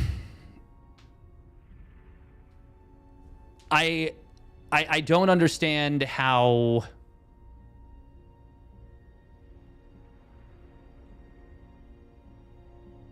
Yes, but what I'm saying... Okay, so what I'm saying is the... Until you enter a siege tank or a liberator or any unit that's a ranged unit, until you enter its range, it shouldn't be able to attack you. Or it shouldn't be able to track you. Any unit that's immobile. Otherwise, the unit gets... But you're saying that... So wait, but you're saying that a unit... has 5 range, for example, its minimum scan range. You got to see it in-game before and after. Yeah, but what I mean is... So, okay, but what you're saying... So let's say that a unit is... Okay, so let's say that here is a siege tank. Here's a siege tank. Here is its maximum range. We're gonna use the thing. Here's its maximum range. The purple bar. Is it going to track the unit Not shoot it, but track it if you have vision when it is outside of the range. Because if that's what it's doing, then I don't want that unit behavior, and I'm going to put, like, aggressively. Then what is it doing? It tracks it at the range.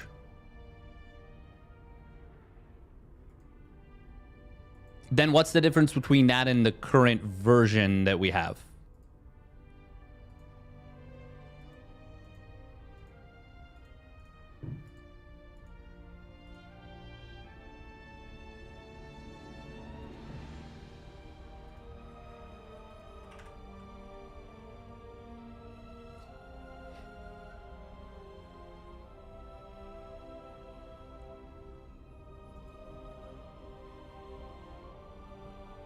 Like, especially after the Broodlord bug was changed and it had a profound impact on the game to the point that it was broken, I'm very hesitant to do anything that we perceive to be a bug fix that we don't know. Like, we don't know exactly what the effect will be of it. Especially since siege tanks and liberators are already extremely strong units. Like, it's cool, and it's cool that you found this stuff. But I think specifically for siege units, I don't know. Also, looking at the, to be fair, I didn't look at everything exhaustively. This would be the kind of stuff that would be really good if we had, like, an active team actually developing the game. But because we can't know...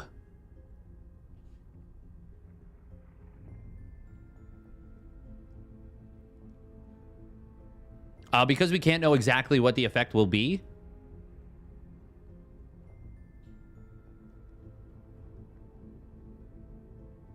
The thing is, this also feels like it makes the units smarter on their own. And I like looking at it on an individual basis. I'm especially concerned about making the carriers automatically launch their interceptors on their own. I.e. making them smarter without any unit interaction when they're already extremely easy to use. The easiest unit to use in the game for its power level.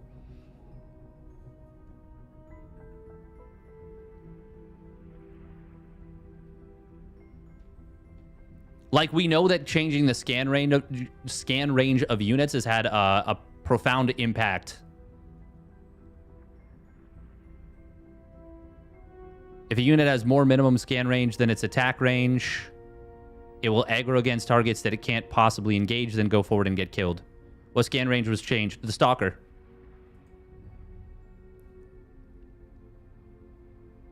I'm pretty sure that was a ways back.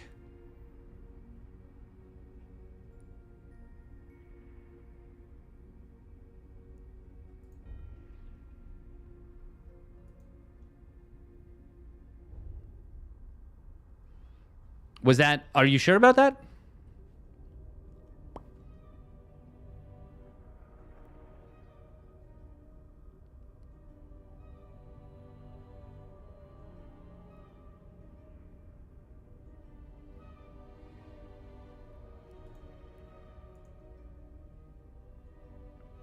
I don't think it has been. I don't think it has been 6.5 because the Stalker used to walk into Widow Mines even when it had vision of them.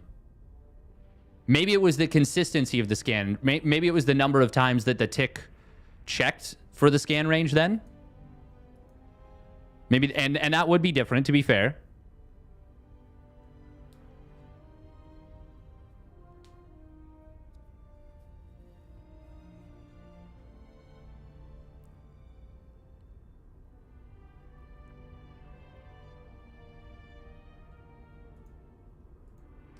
I wouldn't want to mess with any of this anyways, is the thing. Like, once again, until we know what the impact would be.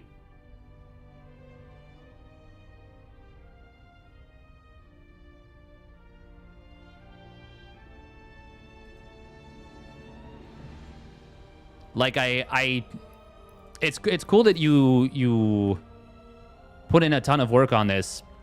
But we've already... This is one of the situations where I actually do agree with Ravi. Like, we have to be very careful about what we changed. The impact is that the units attack at the ranges they have. It's not reinventing the wheel. I mean, say that to the Broodlord, that if the Broodlord had gone in as the bug change, fixing the bug, it would have destroyed the balance of the game. It would have gone from being one of the weaker, if not the weakest tier 3 unit, to probably being the strongest. They foobarred it. But that's the thing is, like, I wouldn't be confident that whoever is implementing it could do the correct job with any of it. Does that make sense?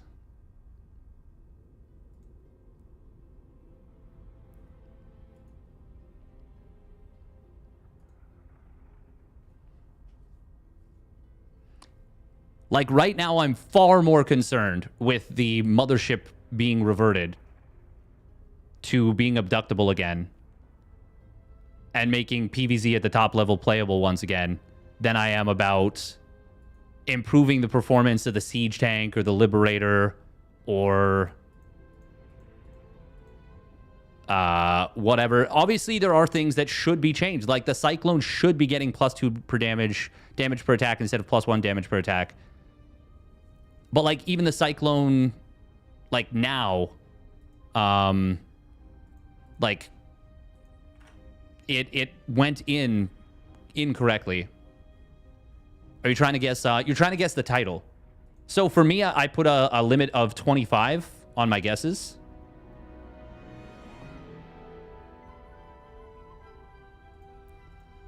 Now, what is this?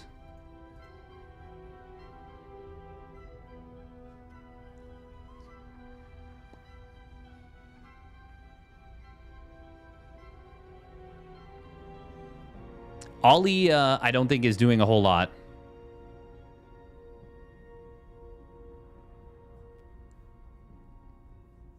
Yeah, bug is not as simple as just a bug. I would agree. And there's different kinds. It's honestly just a really tricky scenario with the amount of limited resources that are there.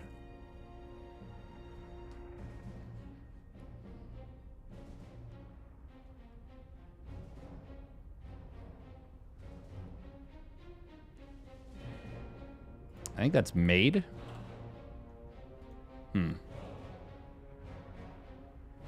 Oh, wait, what? So this is a clock. For some reason, I'm getting play vibes. Like that this is a play. And it's something to do with William Shakespeare. I don't know why. Wait, what was that last one?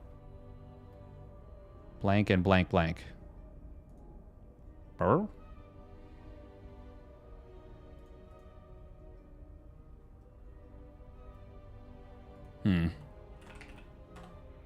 Ah, no play. Okay, we're gonna try man.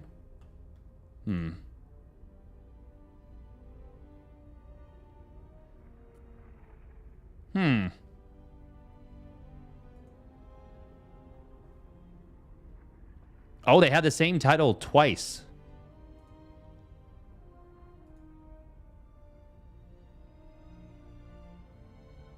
Same title 3 times. Really? Wow, they have a lot of titles. Oh, that jumped me to the top. This article is about a person? Maybe?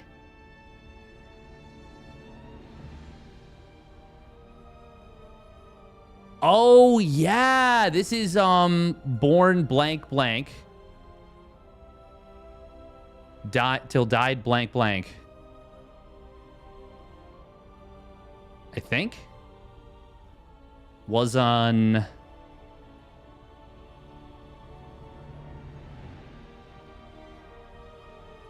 Could be from Italy. It's not author, is it? No, this isn't. Wait, this could be like Franco-Prussian or, well, obviously not, but it could be a...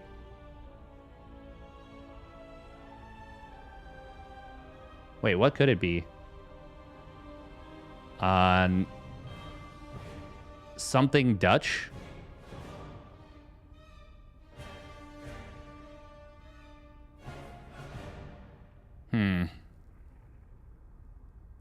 Artist, no. Author, no.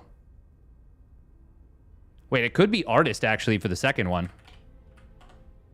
It's not.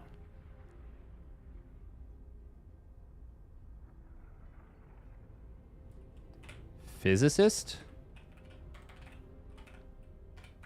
No. It's not Albert Einstein. I do think this is a person, though. You're right.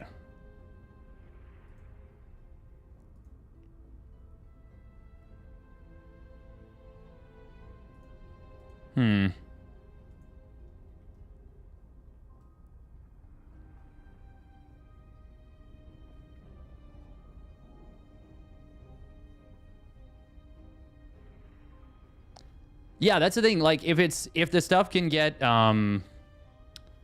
implemented and there's no problems with it, like that's really cool. I like the best person you could reach out to would be Harston, probably. He's the only person that I know that kind of has like the ear of someone from BattleNet.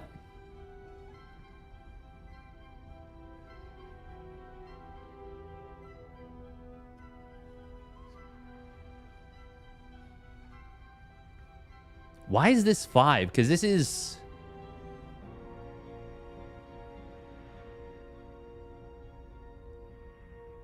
Surely this is, yeah, born and died?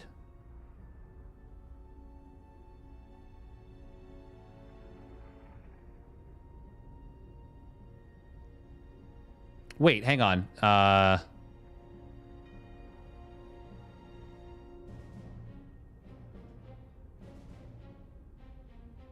Why would it be 5 digits? No, this is 2 years. Is this day?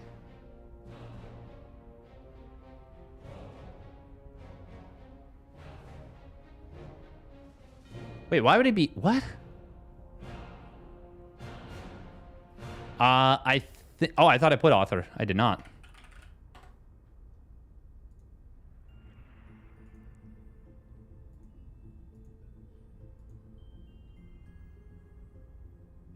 It's all in citations. What is inventor? Inventor's not on there. Scientist is... Yeah, it was too long. Scientist, teacher? Oh. I don't think we're gonna get this one.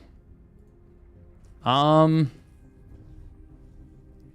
it's definitely a person. Obituary of some sort. I'm not sure. I'm not sure.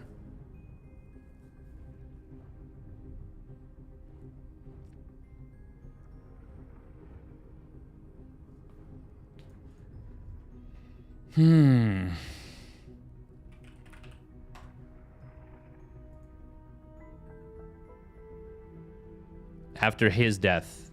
Oh, it could be a her. Let's try his. Okay.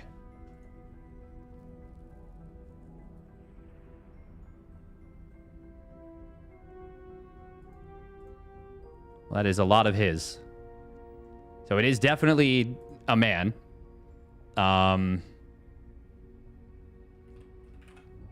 Works. Okay, so it's not an author. Well, no, it's not an author. It's not an author, an artist, or an inventor. Could it be? It could be a philosopher, maybe.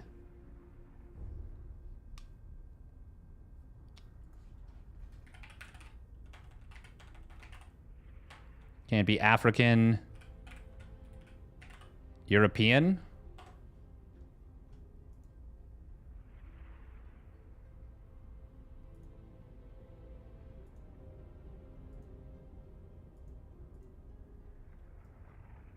So we have 14 more guesses to get it. It's not going to be like Isaac Newton. 5-letter first name, 5-letter last name. Musician? No.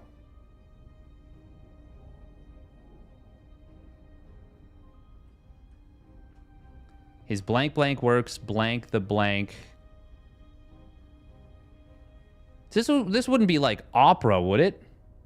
No, you'd put musician in there for sure. Writer? Oh, okay, not author, but writer. Thanks. You guys suck. You guys suck.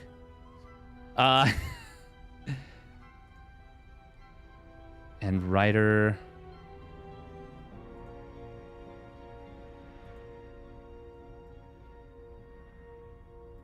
It's not Isaac Asimov.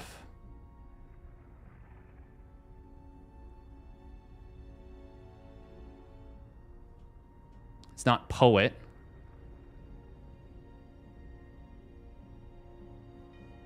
Research? No, research or researcher.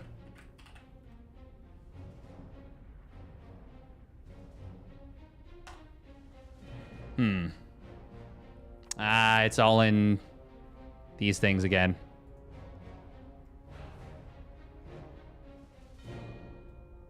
We can try book. Scholar's a good guess. Oh, but it's only 7. Book. Those are probably all in. Yep. Oh.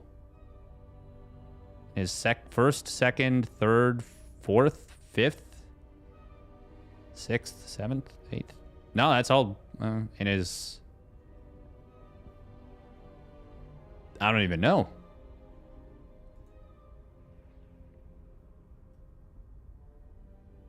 It's obviously a pretty famous person. Hockey player.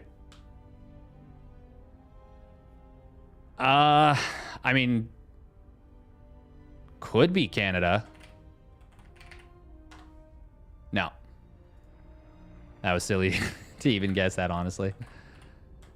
Germany, Italy, France? No. Oh, that was too bad. Wasted guesses.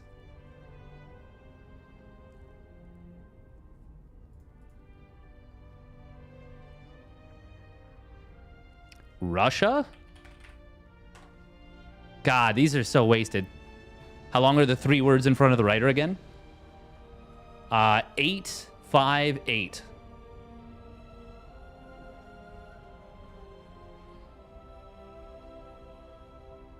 So he was from somewhere.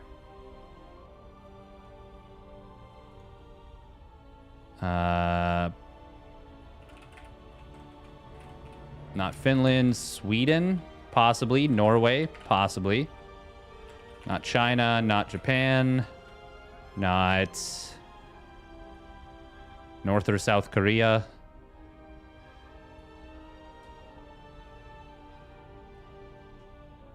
It's not civil rights leader. Leader?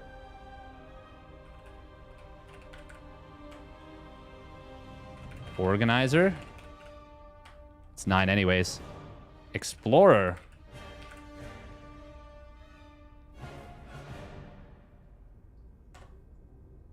That's a good guess. We only have 6.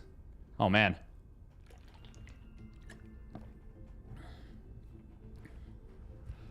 Yeah, I think we're owned. I think we're owned.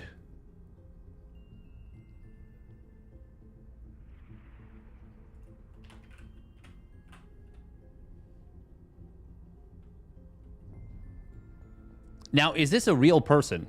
Yeah, it's gotta be. It's gotta be a real person. His blank blank works include Mom? I already tried inventor. No go on inventor.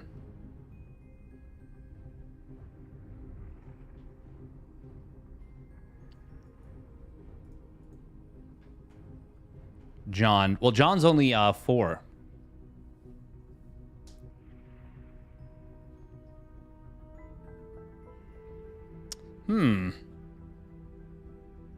What are some famous 5-5? The thing is, I never think about how many letters a person's name is, especially not last name. Okay, it's not a... It's... Yeah, not a writer. Well, no, they are a writer. But they're not a musician. They're not a researcher. What are the European? He might have written about something to do with Europe. Maybe. God,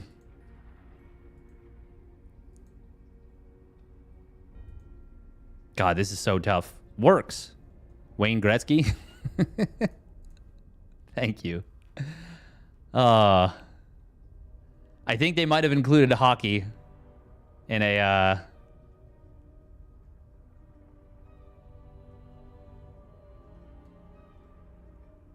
Wait, did I didn't guess hockey, did I?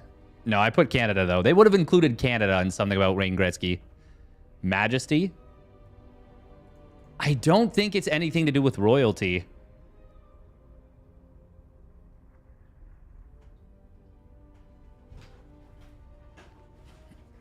There's a capital under his works? Yeah, because it's a title. It's title. Or like as a subheading, I should say. Where was it? Death. Oh, so he did die. Oh, wait. Wow, that would have been really good to notice. I didn't check. Oh, I'm so dumb. At first I was thinking Van Gogh. A blank artist. It's not a tortured artist. It's not a true artist. Franz Kafka. Austrian writer? Oh my god, is that... We didn't just come in to cheat, did we?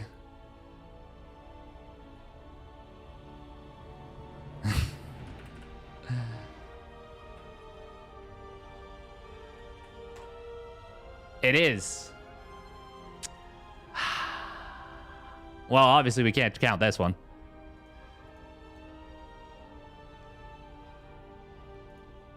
All right, this is a loss. This is an L.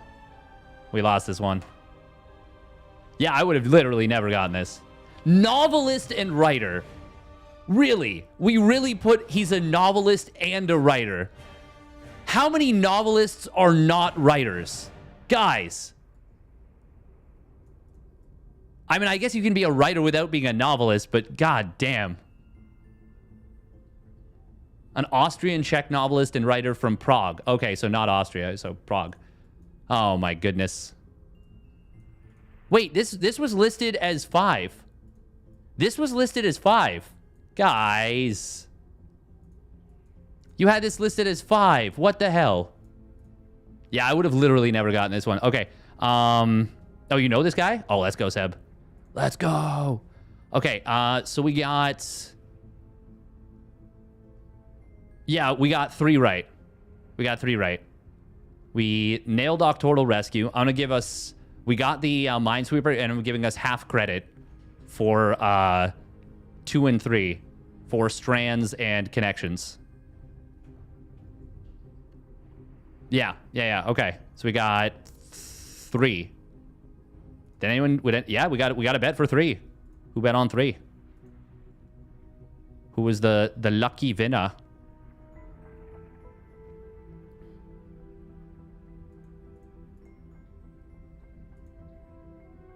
Wait, why does it not tell me? Active events? Well, congratulations. We had a strug today. We had a strug.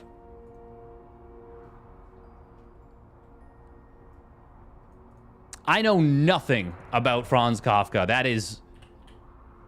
yeah, we gotta take Octoral Rescue or Redactyl out of the rotation. I just have no idea what's happening. None whatsoever. All right, we're going to play one game of Ladder. One game of Ladder. One Zerg Ladder game.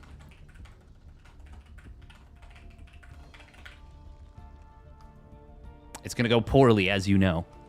You should edit this Wikipedia. He wrote the book about waking up to find he was a bug. Nice. Never read The Metamorphosis? I did not. I have not.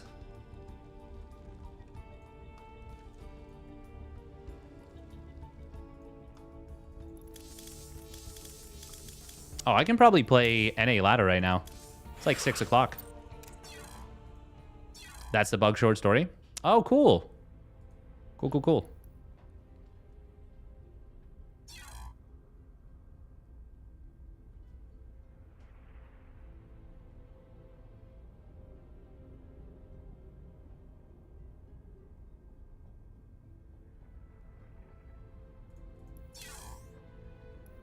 Wow, wow, wow, wow.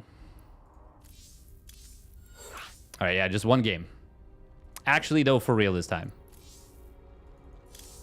Unless it's really, really, really fast. In which case, maybe 2. But, like, it would have to be really fast. Like, really fast. Like, so fast. Why am I the way I am? I don't know.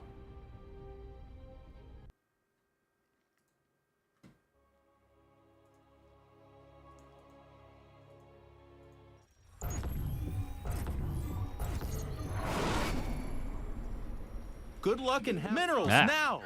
Get them.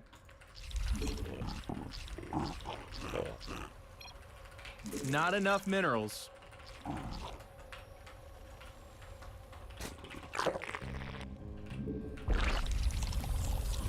We need more sky elephants. It's kind. Oh, here we go. Oh, that's way too early. What am I doing?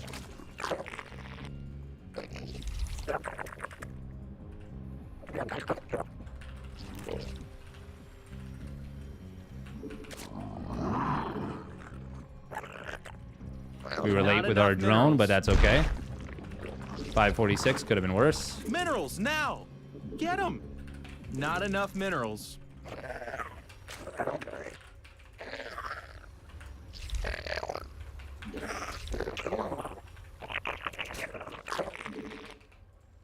Wait, did I? Oh yeah, that's bad.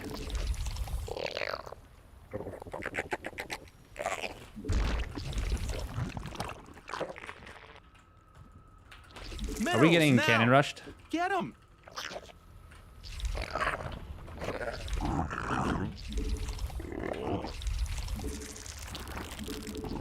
We're so uncoordinated here.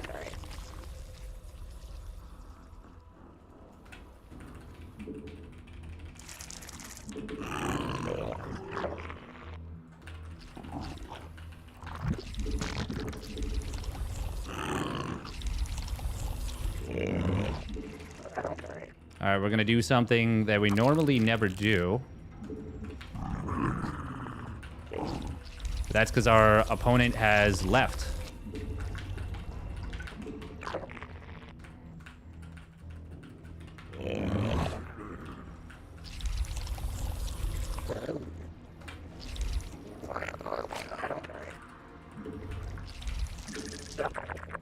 You're not supposed to do this, by the way. Now, is that real warp gate? I think it is.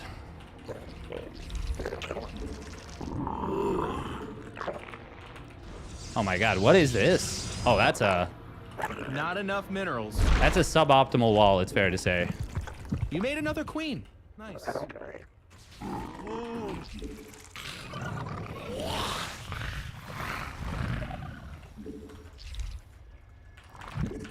My keyboard feels really out of position.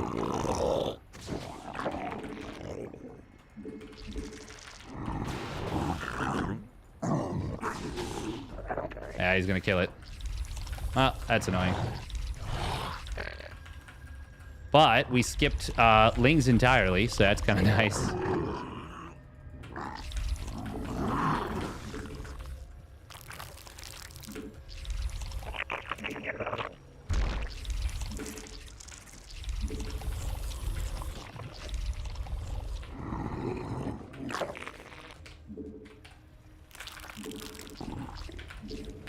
Minerals! We evolved! Stuff got better.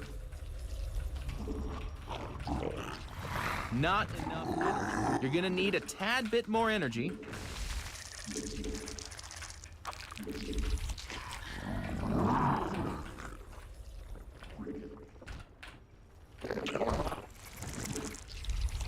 So we're probably getting like DT rushed.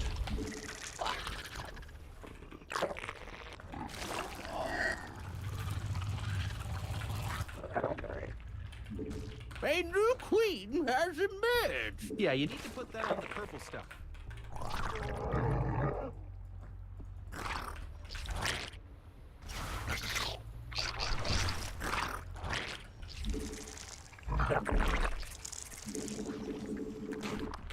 Insufficient Vespine gas. Not enough energy.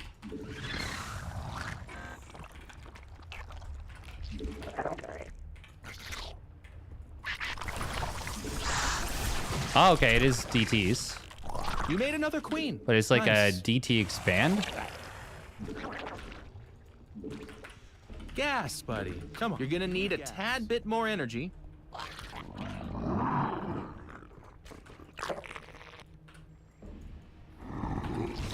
God, we're already playing so sloppy.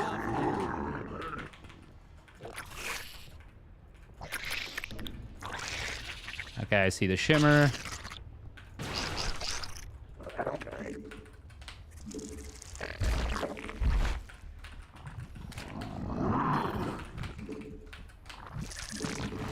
You're gonna need a tad bit more energy.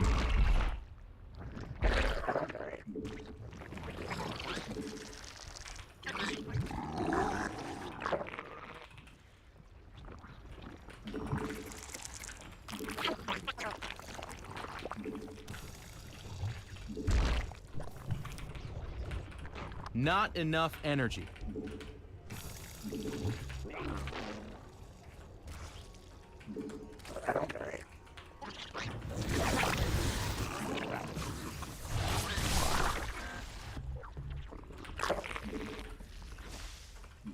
Our army be scrapping.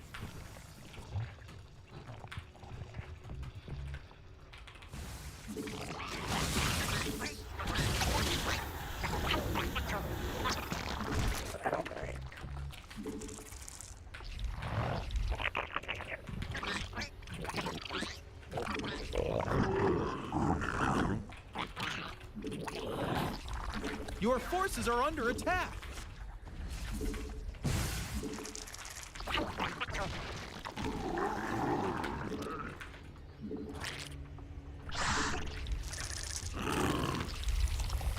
Our army be scrapping. Your forces are under attack.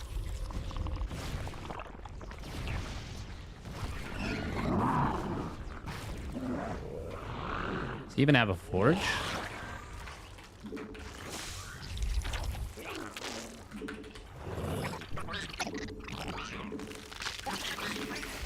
The minerals have up and gone.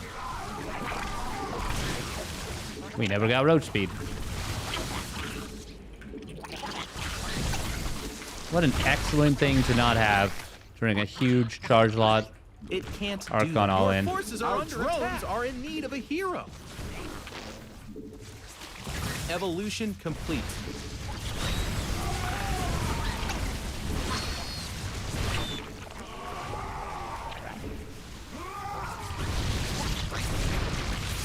We hulked this out. Your forces are under attack. Oh my god, we're fumbling this so insanely hard. Our army be scrapped. Base is under attack. Hey, your forces are under attack. Terrible.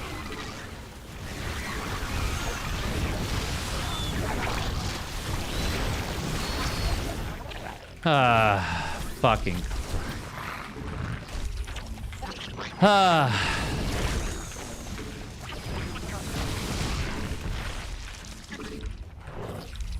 gonna need our army be scrapping. God, I can't even fucking do anything here. We're gonna lose roach speed? No, I finished just barely. Imagine how much better this would have been with roach speed during the whole thing. Also, can we... command. I am triggered by my own total failure here. Mineral field depleted. I'm unbelievably annoyed by this.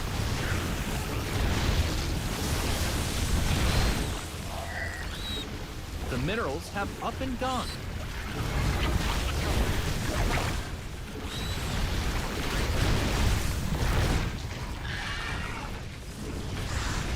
Our army be scrapping.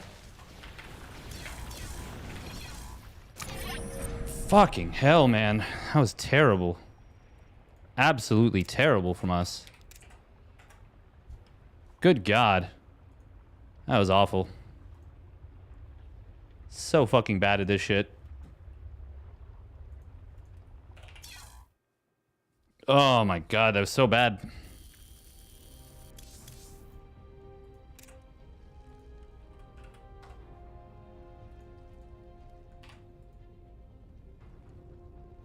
Oh my God, that was Vindicta.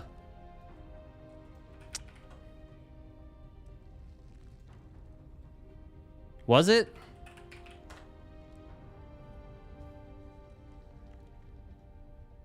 I hope that was not.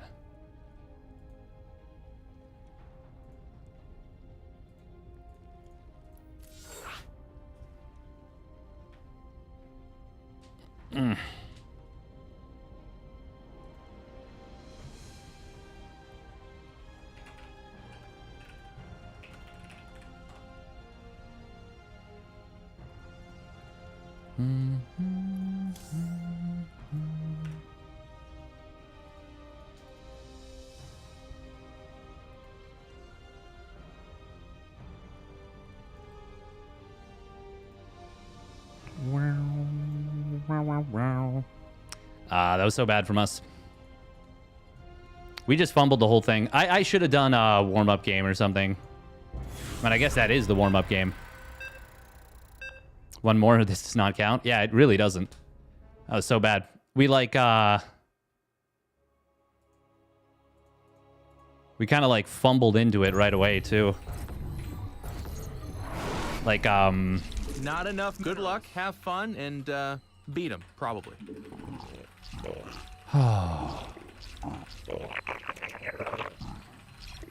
Zen. Minerals, now!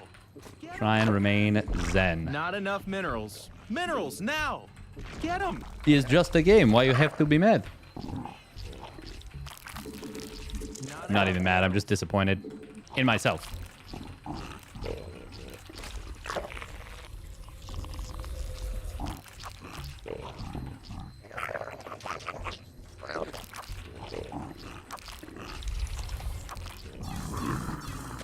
Whoa.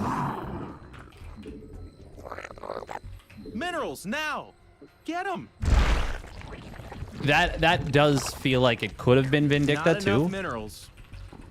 I don't know if it was. Minerals, now! Get them!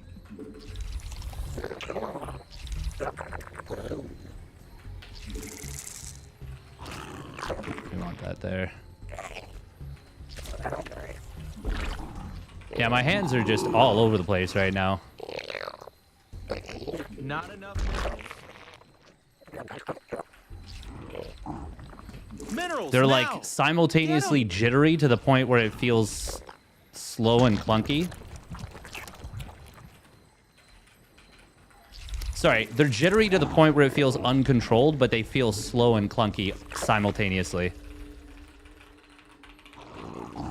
All right, so we're gonna kind of let this game come to us. We're gonna slow ourselves down a little bit.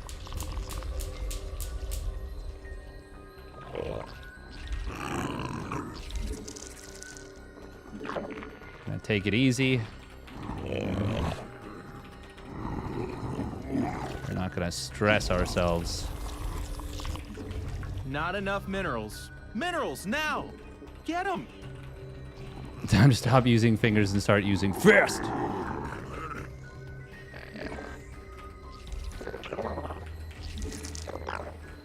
Not enough minerals.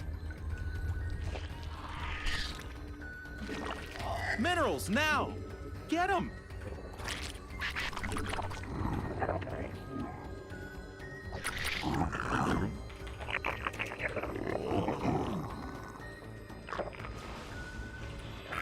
Not enough minerals. Minerals, now! Get them!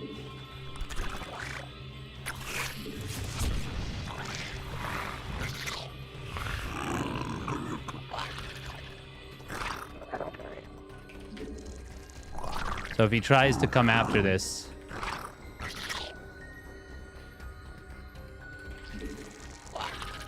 Okay. We were gonna run in there. Spawn more overlords. Cool. Not enough minerals.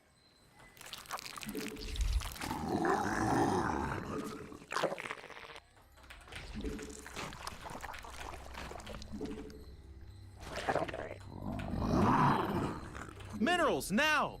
Get 'em! Evolution, it can't do that.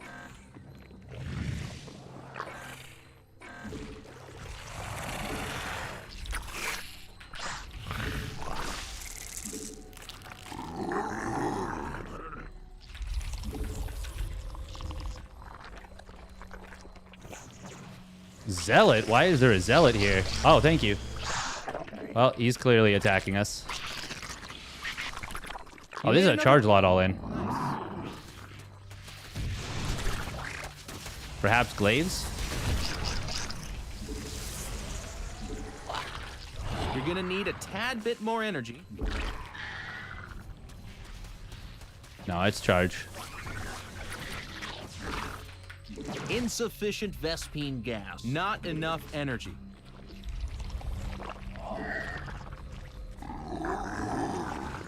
Gas, buddy. Come on, you need gas. You're gonna need a tad bit more energy. Insufficient Vespine gas. God, we're floating a lot of money. Unacceptable command.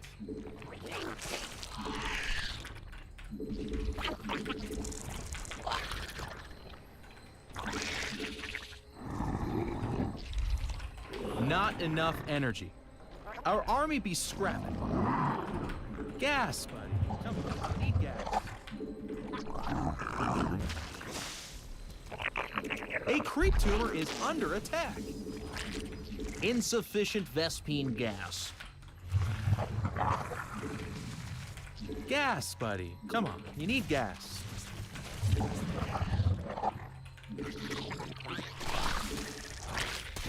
Okay, we should have this, actually. I think he's dead. You're gonna need a tad bit more. Your forces are under attack.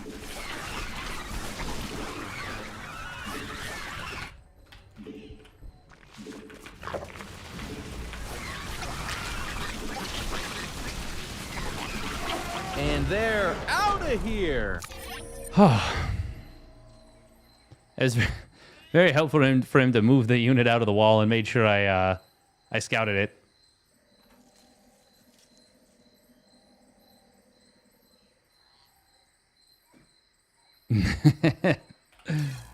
Nothing sexual, just SC2 related.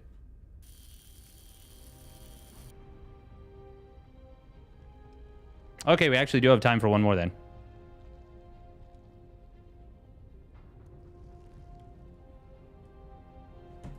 All right, let's see. So we had one. Well, I still don't feel like my hands are doing what I want them to do. I really wish they just would.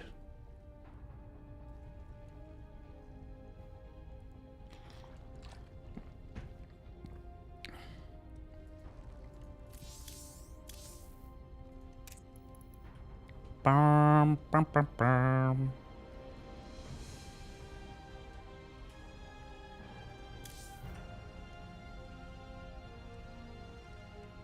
Think that Toss is saying the same thing to himself? Maybe. Maybe. Honestly, I probably could have even made that easier on myself by not... Well, no, I that was pretty good. Spine crawler in each base. Well, considering his walling, yes, that is a good point. That is a good point. But already having the Zealot and Stalker there showing that, that's already a pretty big tell.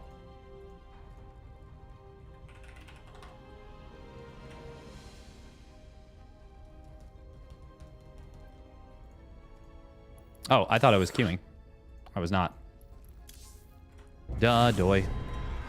Duh, doy. All right. We're almost back up to 300 subbies, by the way, which is pretty freaking awesome. Okay, I feel like this is a pretty decent player mechanically. I think they have some weird strats where they play heavily Robo Sentry oriented. Minerals now! Get them! Not enough minerals.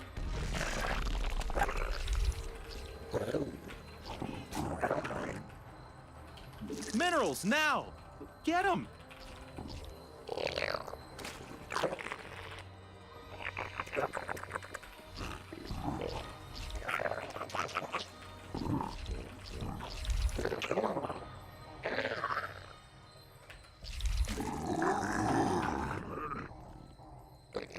Not enough minerals. Minerals now! Get them! Not enough minerals. Minerals now! Get them! Okay, we're starting to...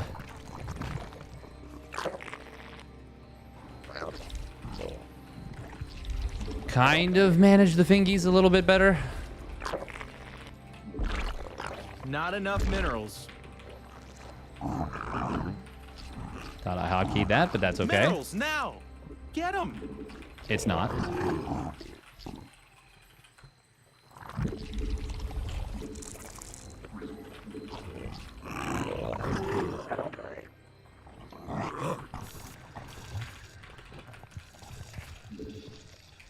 No scout.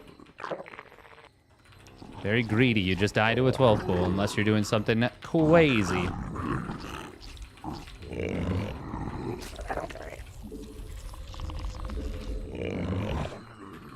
Probably could have delayed my Overlord there a little bit. Not enough minerals. Minerals now! Get them!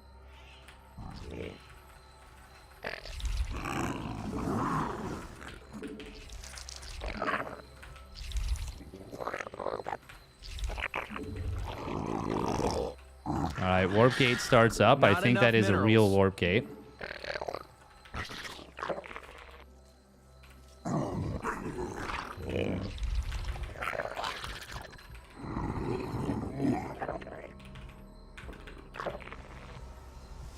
A new queen has emerged.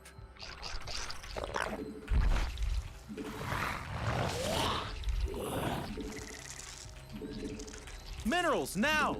Get them!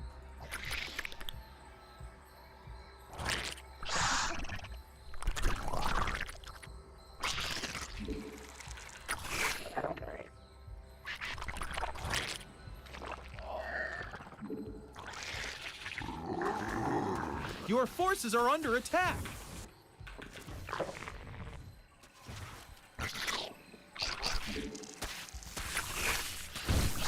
Two probes for that? Amazing.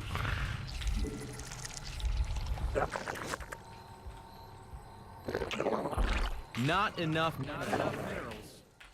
Minerals now! Get them!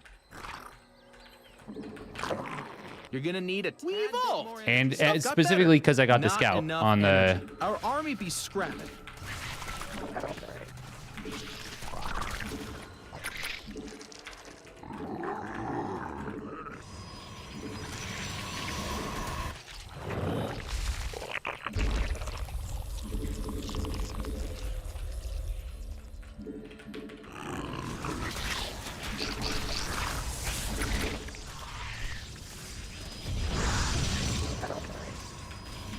Not enough Oh. minerals. You're gonna need a tad bit more There's energy. there's a proxy somewhere on the map. You made another queen. Nice. Not enough energy. We must place that on creep.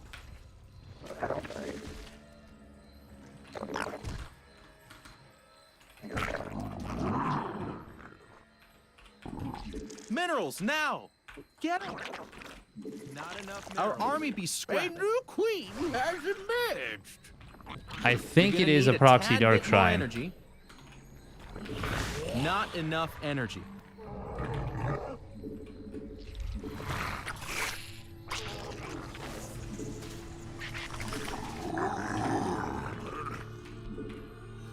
You're gonna need a tad. Your forces are under attack. Oh, we win that. Okay.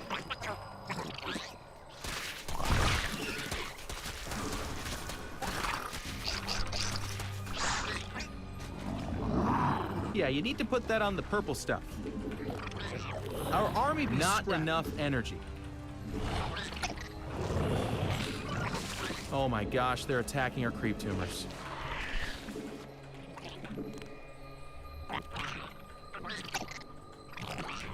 We need more sky elephants. I mean overlords. Oh no, he just has glaives.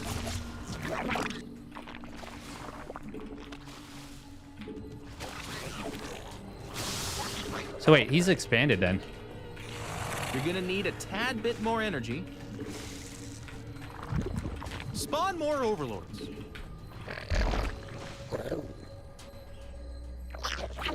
Oh my god, he's taken this.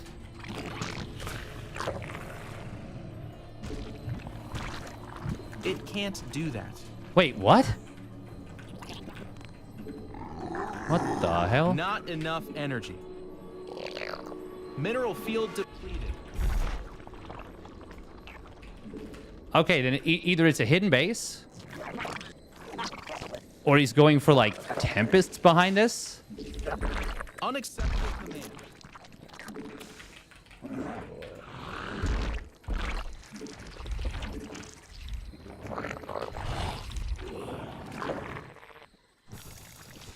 We must place that on creep. The minerals have... Yeah, you need to put that on the purple stuff. It can't do that.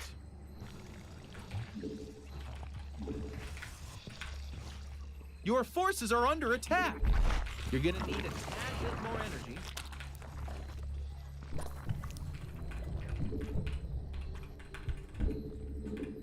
We need more sky elephants. I mean overlords.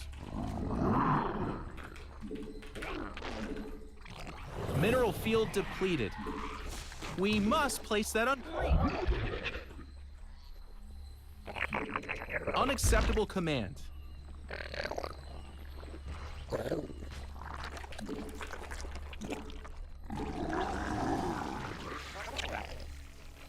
It can't do that.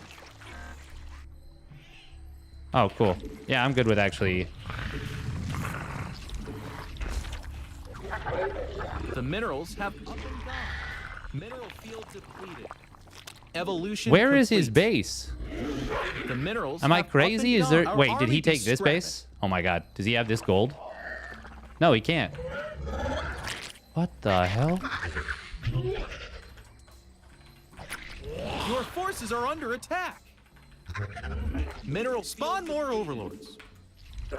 Unacceptable command. He just took a super late third, I guess. The minerals have up and gone.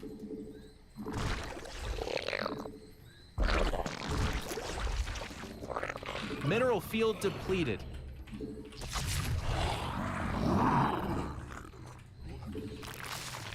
The minerals have up and gone. Gas, buddy. Come on, you need gas. Yeah, it can't do that. The minerals have up and gone. Just feels like his economy is just. Our army mineral field depleted. Oh my god, what the hell? Did not realize I'd gone that far. Your forces are under attack. Not enough energy. Mutation complete.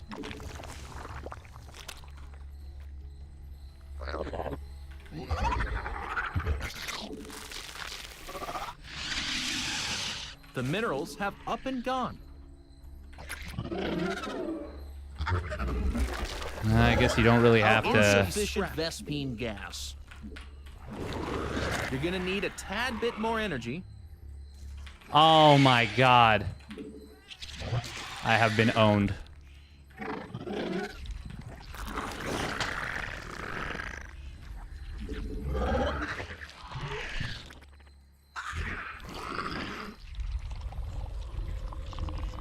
Mineral field. Your forces are under attack. Our drones are under attack. Our army be scrapping.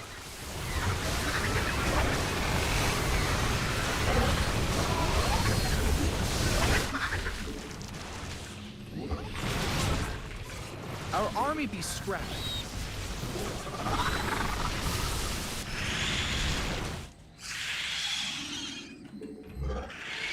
We evolved. Your forces are under attack. Base is under attack. Our army be scrapping. Our drones are in need of a hero.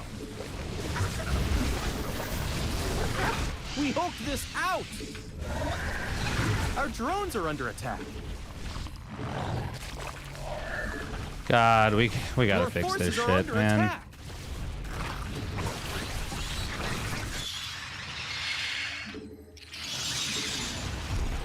Our drones are in need. Our forces are under attack.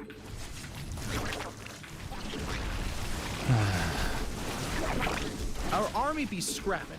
He's on 0-0. Cool, cool. Our army be scrapping.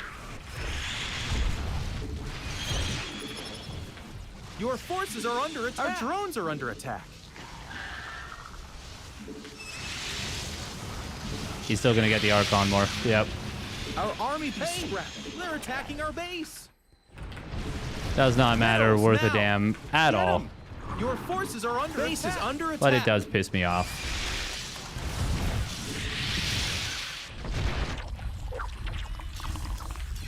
Oh, what a terrible way. Ah, what a terrible way to end the stream. I can't believe I didn't realize he took the gold. That was a free win if I did.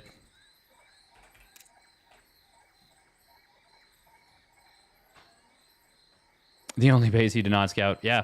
I literally forgot there's a base here because you can't take it as Zerg. It's just not viable. Yeah, you just can't. It'll get harassed. To be fair, also playing this map wrong. Fundamentally. Very frustrating. But that's just ZVP these days. The matchup is just added to the list of things that are unpleasant for Zerg players. ZVP. All right, we're gonna raid somebody up. It's based. Play Protoss, man. I have so much fun when I do.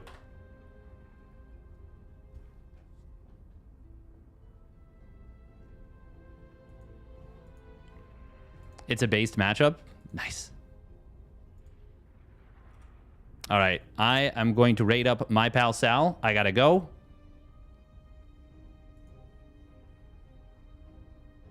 Thanks for hanging out, tuning in.